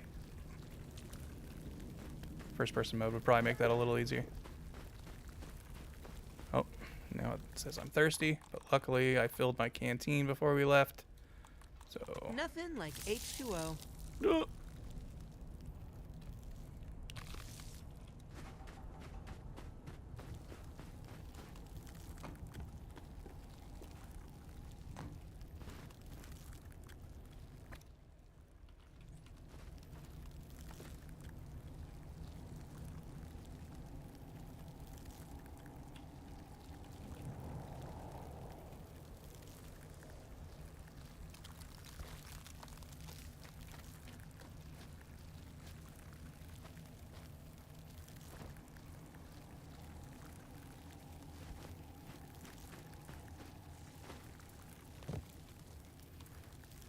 some scorpions over there, perhaps guarding our prize. How do we get up there? Okay, we can run up this hill.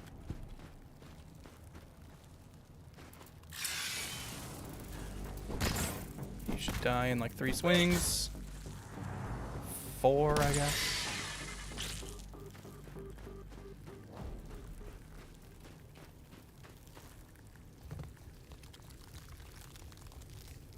Just want to get nice isolated spots for when I freeze. This counts as research, right? Is that something up there?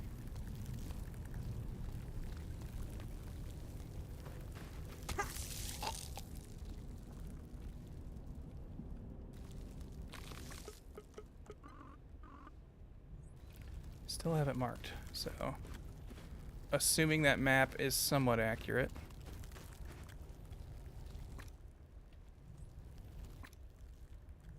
It'll be in this direction. But I'm also making quite the assumption. Dang it. This one's for you, Prometheus.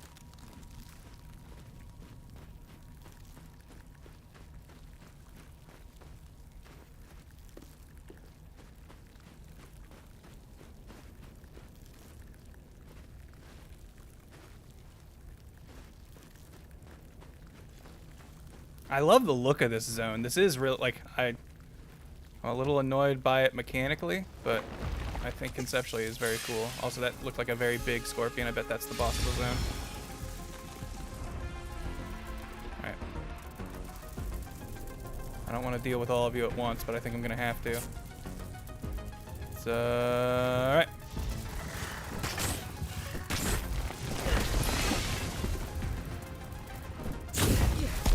It's like just be ready to dodge when he comes back up. Oh, this is still a junior.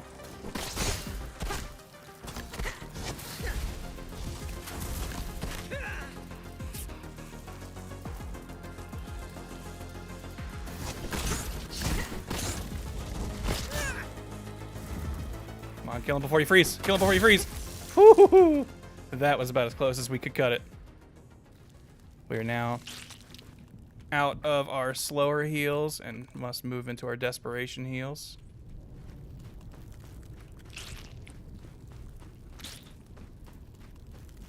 There it is.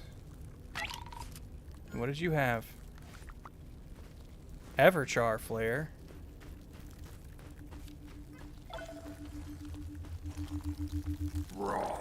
Science. Irregular covalent SNPI 42Z particles.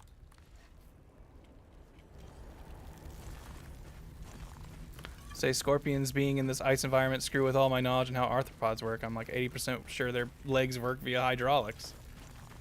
Well, okay. Is there a good cold temperature bug?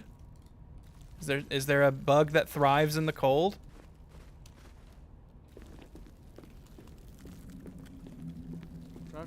Sustenance. Ooh! As they say. Oh, I wish I knew that. Just eating the little spicy things drops your chilling down. I got loads of those back at the house.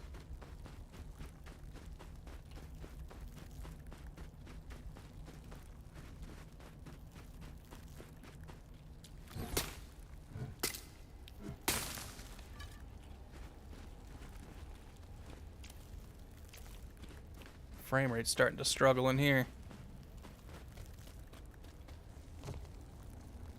Okay, I think we've mostly explored what we need. I was really only just wanting this, this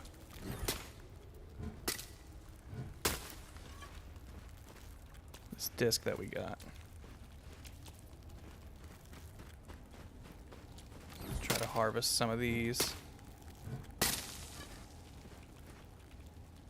No, come back.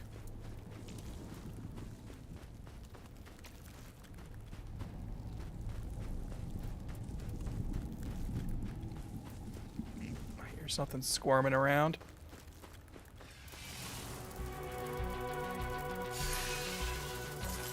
All right, if there's gonna be so many of you.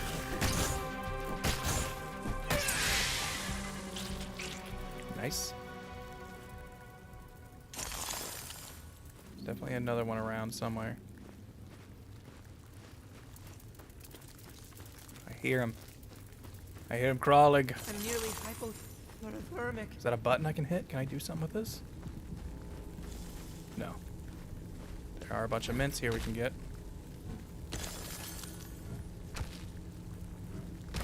Oh. Are my animations getting slowed while I'm chilling?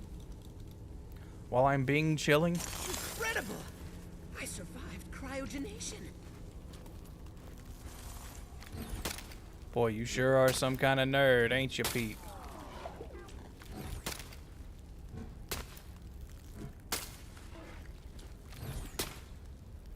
I should also be able to consume icicles to refill my water meter.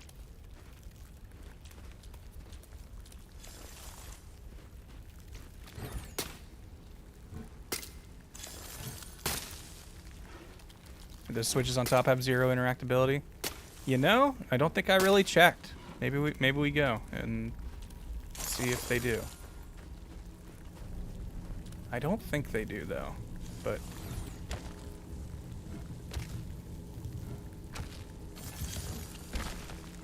never hurts to be sure. Except for when you start freezing to death on your way up. Oh. I was like, maybe I should put the hammer away and bring my torch back out. And this guy shows up and makes me feel like I'm making the right call.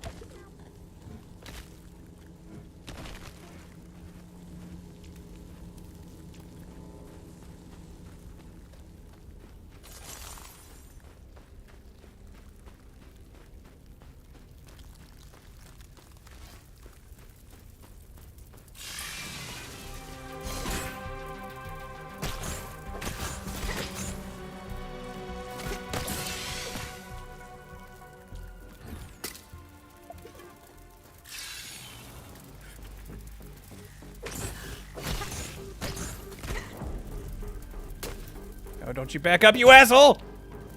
Now I'm gonna freeze before I kill you! Okay.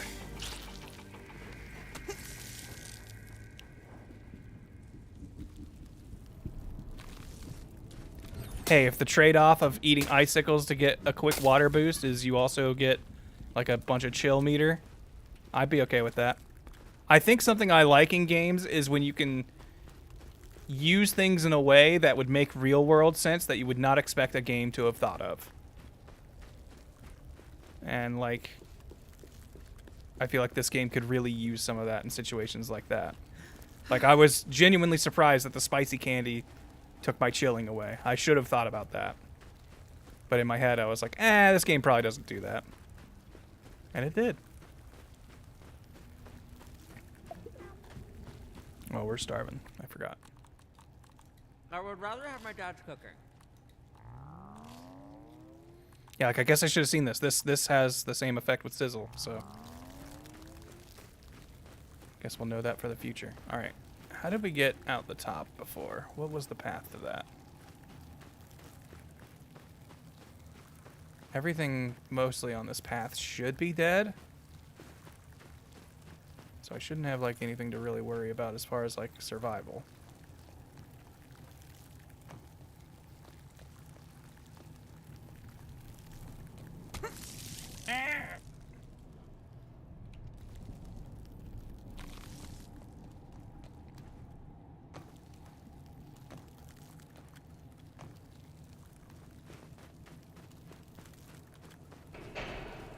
Here, and then I climbed up some leaves.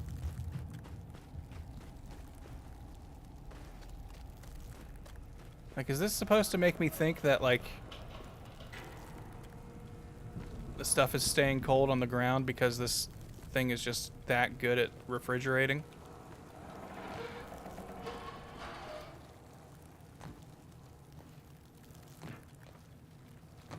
Get up there from, like, here? How do we do it?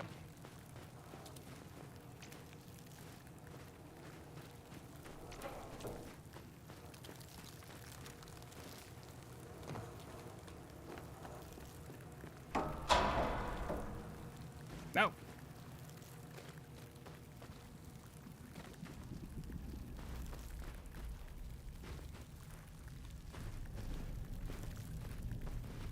I think I can go up and around there.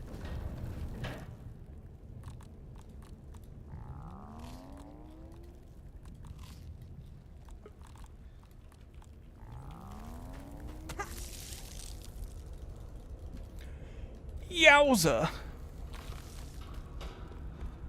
I think we climbed up here, maybe. No?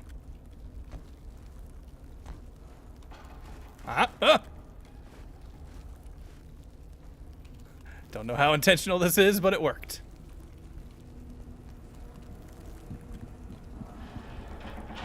No! Damn it. Ah!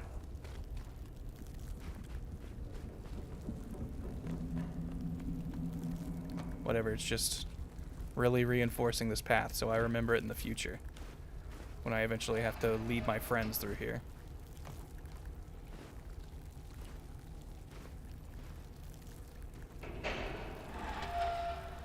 Alright, look before you leap. Don't jump directly in the hole in this chewed up leaf.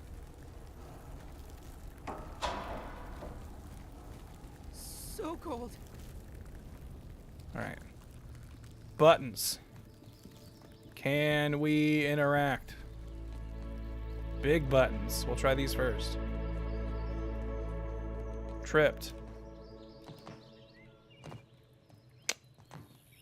Or are these just lights? These might just be lights. You've gone soft these last 2 years. Oh shit, that's right. Something wrong. I still need to fight you.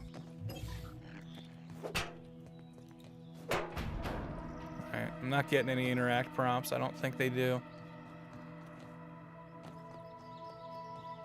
No, yeah, for sure, me falling in that hole that way was absolutely exactly as designed.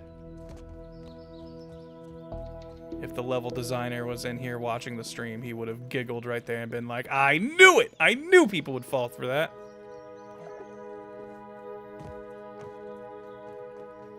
And he would be right. Alright, let's run back to Scorpion Spire and fend off our foe before it gets too late. Whee! I wish I'd brought my mittens. Endebus! Endebus! I'm alive! Look at me, part of the All right, colony. where is... Okay, there's a station right over here.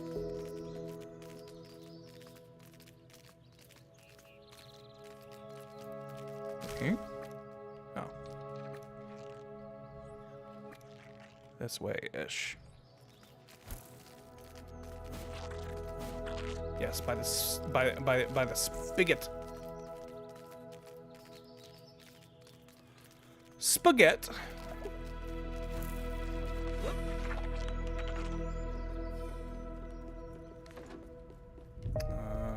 Analyze this. So what have we gained here at the science shop? We can craft brittle whetstone. Nice. A milk molar scanner. I'll definitely take that.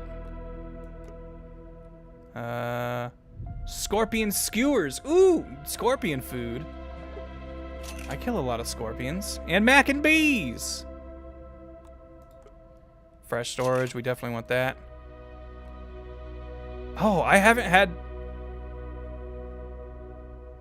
Have I not had Pebblet Foundation this whole time? I thought I did. New sign options, but these are expensive, so I never buy them until like the very, very end. Cool. Oh, I'm dying of thirst. Let's go ahead and fix that. This game should get a Bugs Life DLC or something. That would be awesome. If I could meet the cast of A Bug's Life or Ants or something.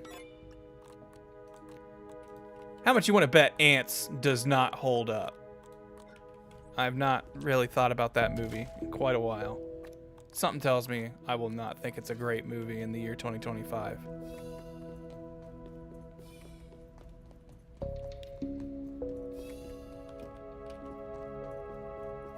I think there was some blazing brew in that chest, and you know what? They probably put it there because this is right by the snow zone. They're like, this would be very useful there. And I never considered using it. Well, okay. Skeleton activated. No more wearing our cold armor. I don't think Ants held up in the year it was released, let alone now. I remember Kid Me really liked it, but was probably not very good. I remember thinking I liked it more than A Bug's Life at the time, because I was like, nah, this movie, like, A Bug's Life is definitely a kid's cartoon. This feels more like a Simpsons bug movie. And so I was like, it's more, you know, refined. It's more sophisticated than that kiddie Pixar stuff. But I was probably just being a stupid 12-year-old who was like, they say ass in it or something, so that means it's good.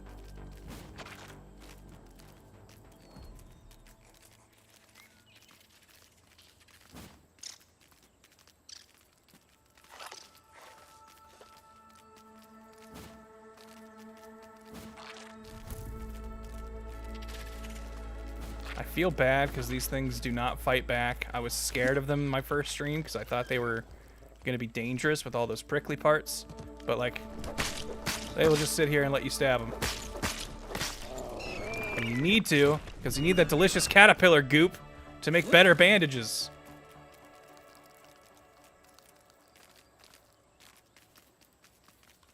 It's freaking brutal out here, man.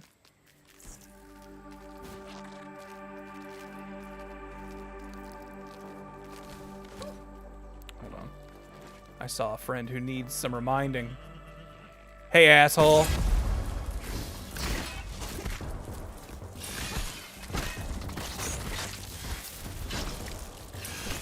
Uh-oh. Uh-oh. Uh-oh. We're getting some team action.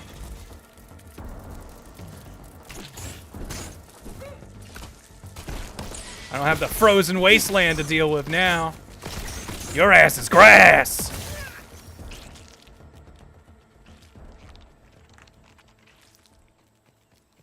There we go. Where's the big guy sleep? A giant one, a full grown, because it does not have the junior attachment. Definitely stalks around here at night from time to time, which tells me he spawns somewhere nearby, and I assume during the day is doing what those guys do and just hang out underground. I wanna get the drop on him. There's a tooth nearby! The scanner, it works! Where is it? Let's see if we can find it before it's fight time. Oh. Okay, so like this direction.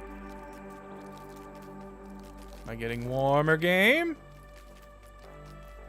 Nope, getting colder.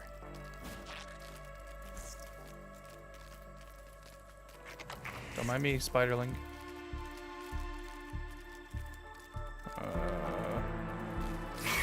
Ah.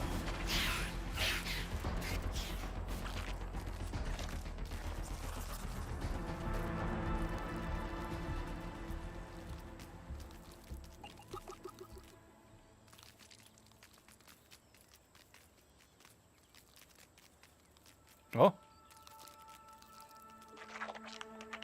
So we're closer here than we are there and there. Is it like below this? Is there an underground cave? Like there's this spot, but this doesn't lead anywhere. It's just straight through, right?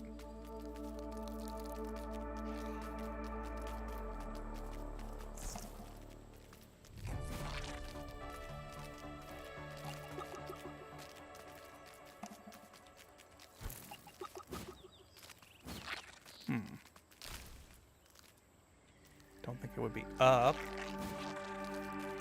Could it be in, unless it's like in those branches, which isn't impossible. You can climb that tree, I'm pretty sure. Certainly build up it. No.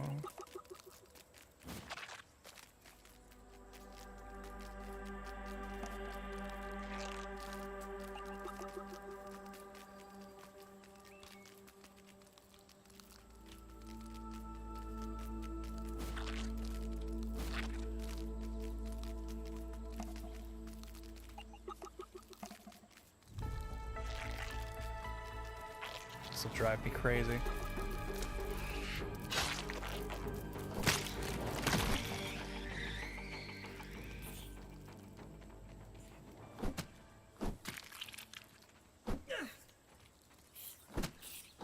So hoping the freezer switches would like defrost the area and lead directly to a giant scorpion fight pit. That would be pretty cool. I'm assuming they will add a boss mode scorpion eventually.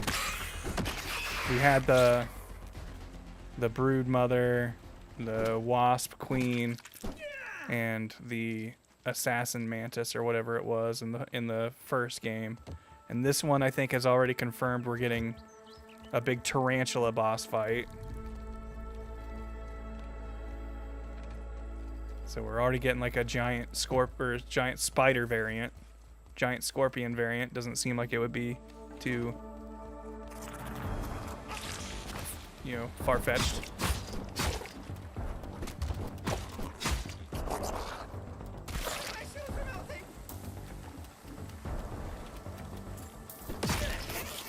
Don't you try to block in my face, dummy. Quite an efficient way to get around. Man. This tooth is just gonna annoy me. Whoa. Wait. So right here is like the closest we get to it. Which really makes me think it's underground somewhere. So there's gotta be like a cave that I haven't discovered.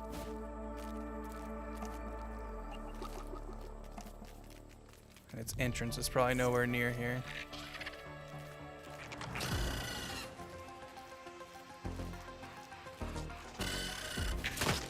This is the one that just goes straight through, right? Easy does it.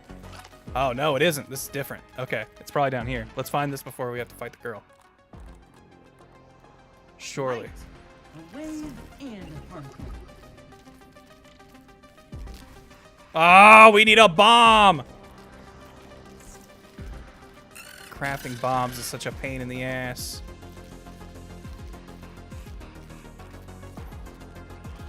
What was that other hallway lead? Yeah, whatever. Shut up.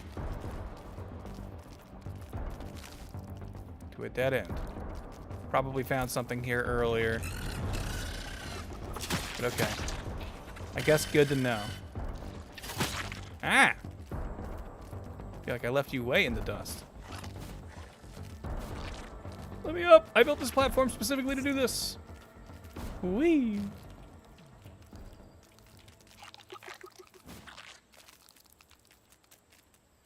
Alright. Mystery solved, but gathering the materials to build a bomb will take longer than probably it will take for that girl to invade. I feel my cells rehydrating. Oh yeah, what do these take? Alright. Bee fuzz, unfortunately, bees seem pretty rare, so we probably won't make this ever. Jeez.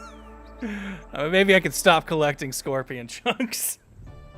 Although, when the eventual repair glue machines come out, I'll be able to dump those in there no problem, I bet. But I guess now I start collecting apple bits. Get a tier 2 meal. Surely that feeds me better than the mite loaf does, right?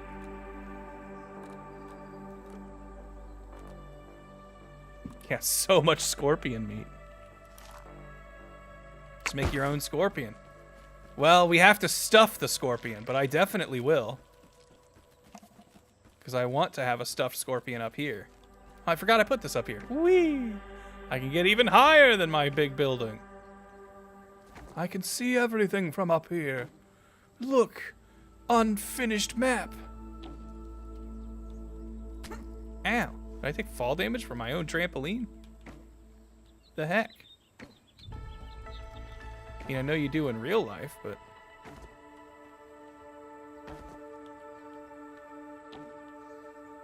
Well, like, in this game does have, like, you can build taxidermied enemies. Like, and you will get a buff if you rub them for luck before you leave. And then if you kill that enemy type, it will be more likely to drop its rarer drops. But the problem is, if you saw, as I was setting it up, it requires bee fuzz to stuff it. Which is it's a hot commodity. It's needed in a lot of things right now. They don't always need bee fuzz. Sometimes they'll take the milkweed and stuff. Having a stuffed caterpillar would be fun. These are just like kind of big lumbering goofs. Is there a bee one? There is! You can make a stuffed bee. You have to hang it from a ceiling though, because it's flying. Which I think is cute. I like that. Though I wish you could make like a stand so you could set it like out here. But until I get those bees. Is there a bee one to get more bee fuzz? I actually don't know if it will give you more of its common drop. I'm pretty sure the bee fuzz is the bees, like, just... It will always drop that. I'm not sure if it gives you bonus.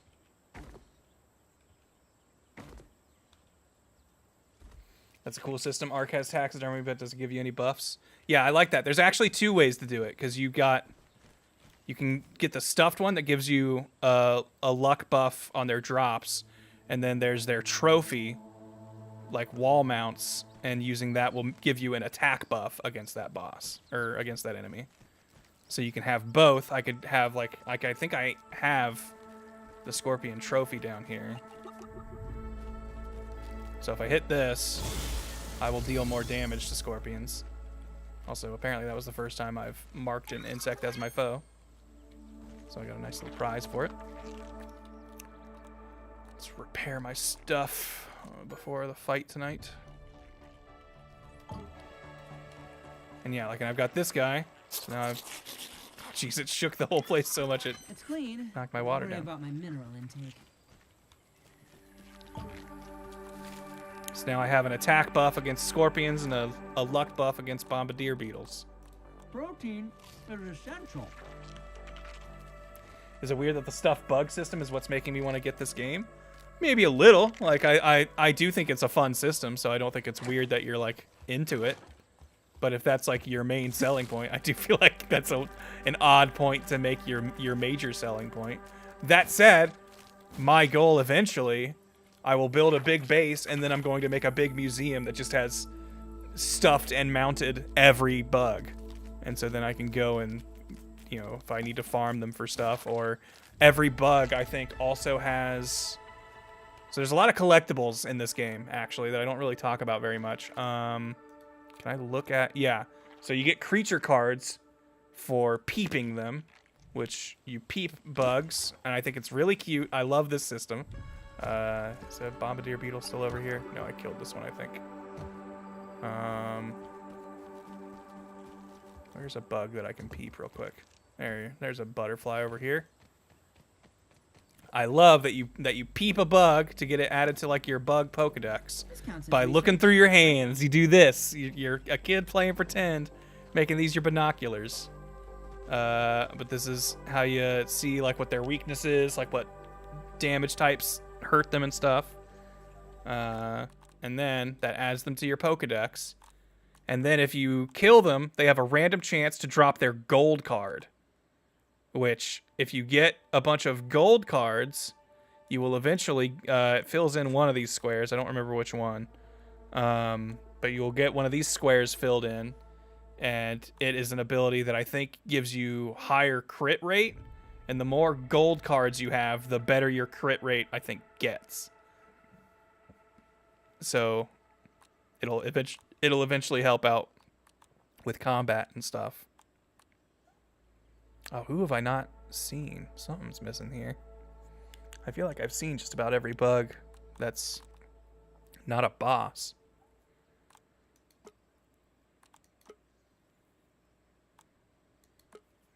Your museum should contain one extra display that you keep empty with nothing but a sign that reads human. I mean, I could put up... There are like little posters. I could put up like a picture of a person in the display zone. I also keep forgetting that the orc versions of creatures count as separate entries in my Pokedex. I need to keep that in mind. I've seen all of the neutrals. And I've killed enough ladybugs and cockroach nymphs to get their gold card. I've gotten a gold orc ladybug card. Got the golden mite and a golden scorpling. I think we got that earlier today. Which, yeah, we got the northern scorpling, got the northern scorpion, and the northern scorpion junior. Wait, is the junior... Why is the junior listed? I guess if it's going in alphabetical order. Also, I'm a little disappointed. When I saw that this was Praying Mantis Nymph, that made me assume that there would be a bigger one. But there's no missing card here. Well, I guess there could be. Maybe that is that. Because I don't know what this square is. Because this is a wolf spider, and I'm fairly certain there are no spiders bigger than the wolf spider. So maybe there is just a praying mantis that I just haven't seen yet.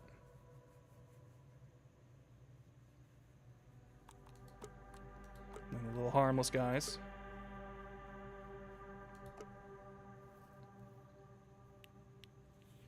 Yeah, the praying mantis was just a dedicated boss in the first one.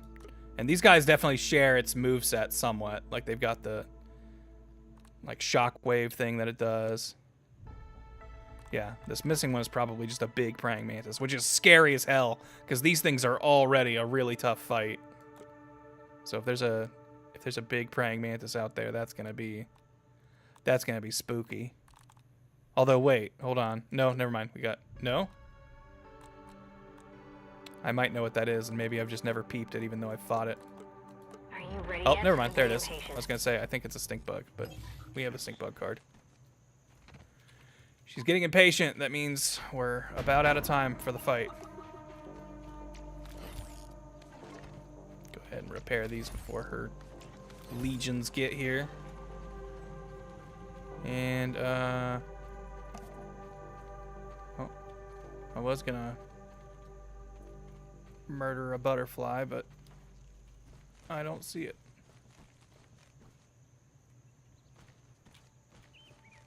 Thought I heard it flapping, but that was just me walking. But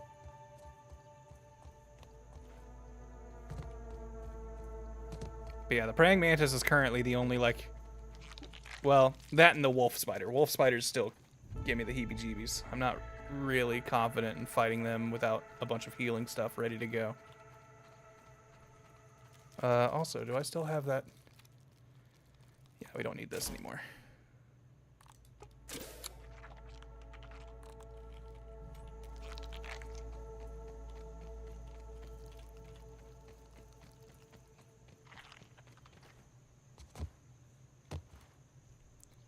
Come on, I'm ready to fight.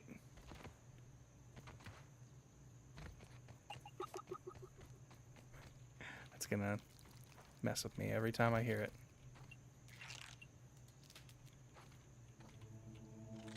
Light, a wave, and a particle.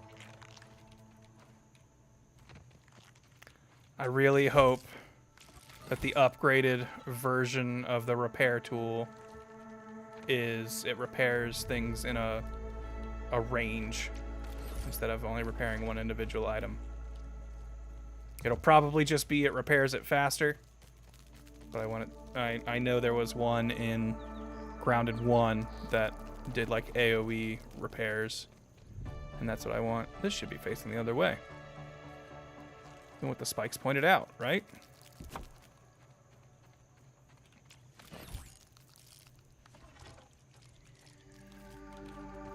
Actually, they're all wrong. Even though I don't think it actually matters. I think they all work.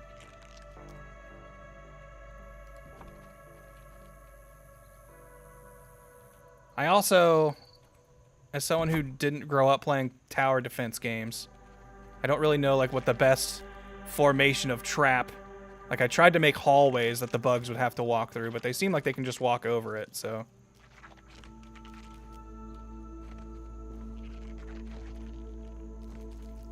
I think they just kind of get hit 2 or 3 times crawling on top of it.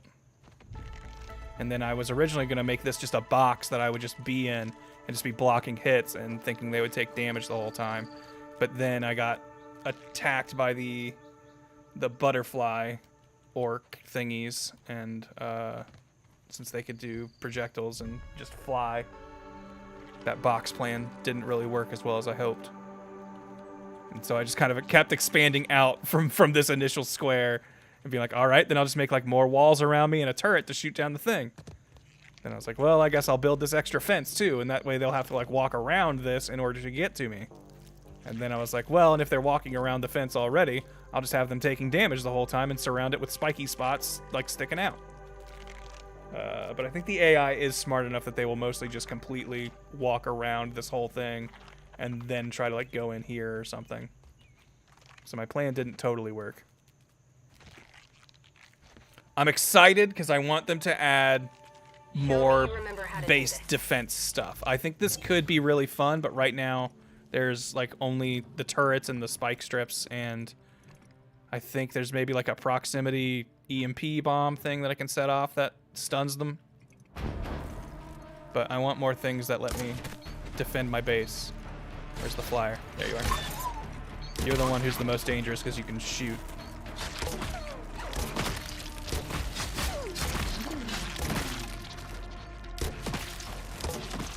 There we go.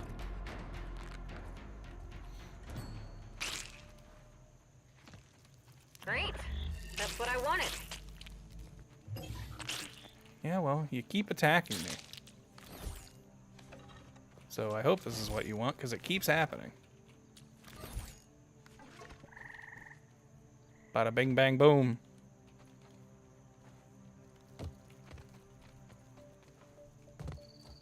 Alright.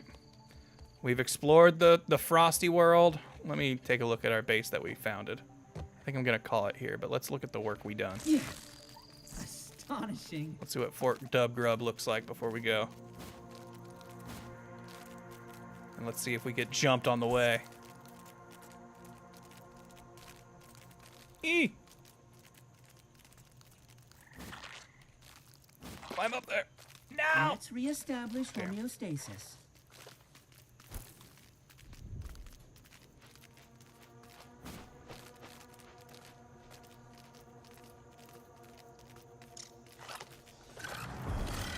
Oh. Leave me alone, you damn larvae.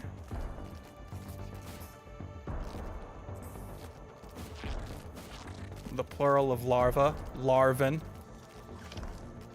Too many larvin in this part. Too many spiders in this part. Too many scorpions.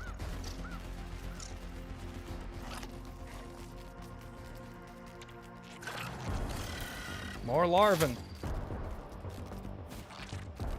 me out.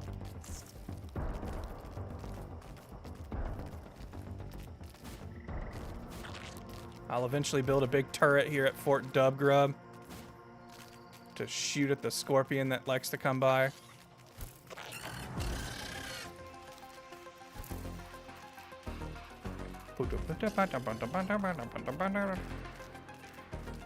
I've played this game enough now to where I'm like recognizing different battle themes.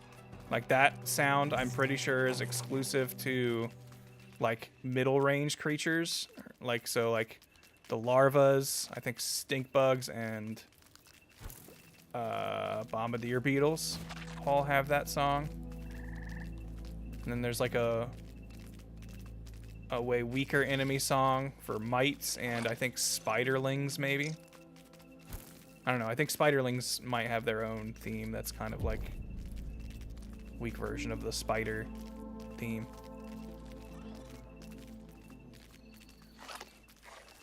But it's interesting now, I'm beginning to realize I can kind of, definitely with the sound it makes, but in combination with the music, be like, oh, I know exactly what's chasing me, even if I didn't see it, and even if it didn't make its noise.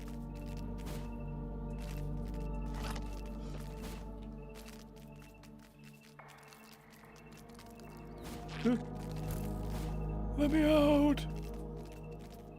Don't trap me in here! Sleepy butterfly?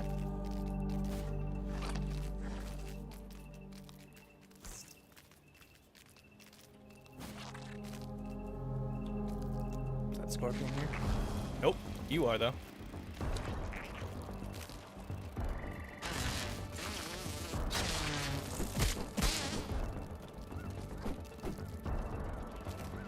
What you want? What you want? What you want? Oh, you want my blood!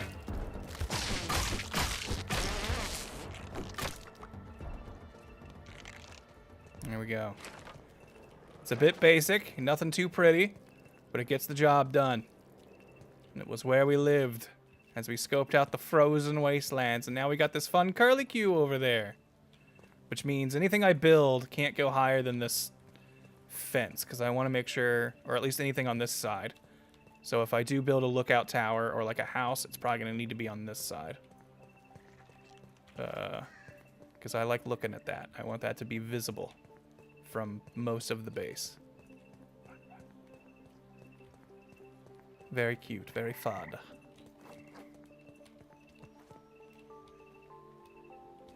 And with that, gang, I think this is a stream.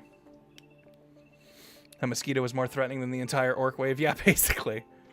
You also get bonus, your base defense items do, I think, bonus damage to orc wave invaders. So that turret does crazy extra damage to it and everything. It's real nice. But okay. Before we go, let me drum up the old band real quick. Give me just a second while it figures itself out and loads itself into place, because as you know, it's tradition around these parts before we close out a stream for me to thank people, and if I'm going to thank people, I need the proper ending theme, and our ending theme is known as Under Construction by Jerry Martin from the Sims 1 soundtrack. Thank you, everybody, for hanging out, for being in the chat, for chilling during this stream. Hope you were entertained. Hope you had fun, and hope you just were relaxing, doing whatever you do. Thank you, Space Ghost, for following. Thank you, Legend Mike, Dark Ride, and Kirby Yana, Tuckendorf, Schwanage, Corey Beal, Jonathan, and Devereaux for the subs. Thank you, That Guy Lovely, for the bits. And thank you, Lanny Pator, for the raid earlier. Thanks, everybody, for hanging out. The only way I can do this is due to support from you guys, so I am forever grateful of your generosity. And even if you can't, donate or anything like that, I'm just happy to have you hanging out and chat and being part of the group that people like coming in to hang out with. Means a lot to me. But all right, I'm going to close down. Didn't realize it was like 4 a.m. I should probably have been in bed for a while, but I get too addicted to my old video games, so sometimes I just keep on playing. Before we go, here's a bunch of fart sound effects for you. Have one on me on the road. And that'll be that. Thanks for playing, everyone. Good night!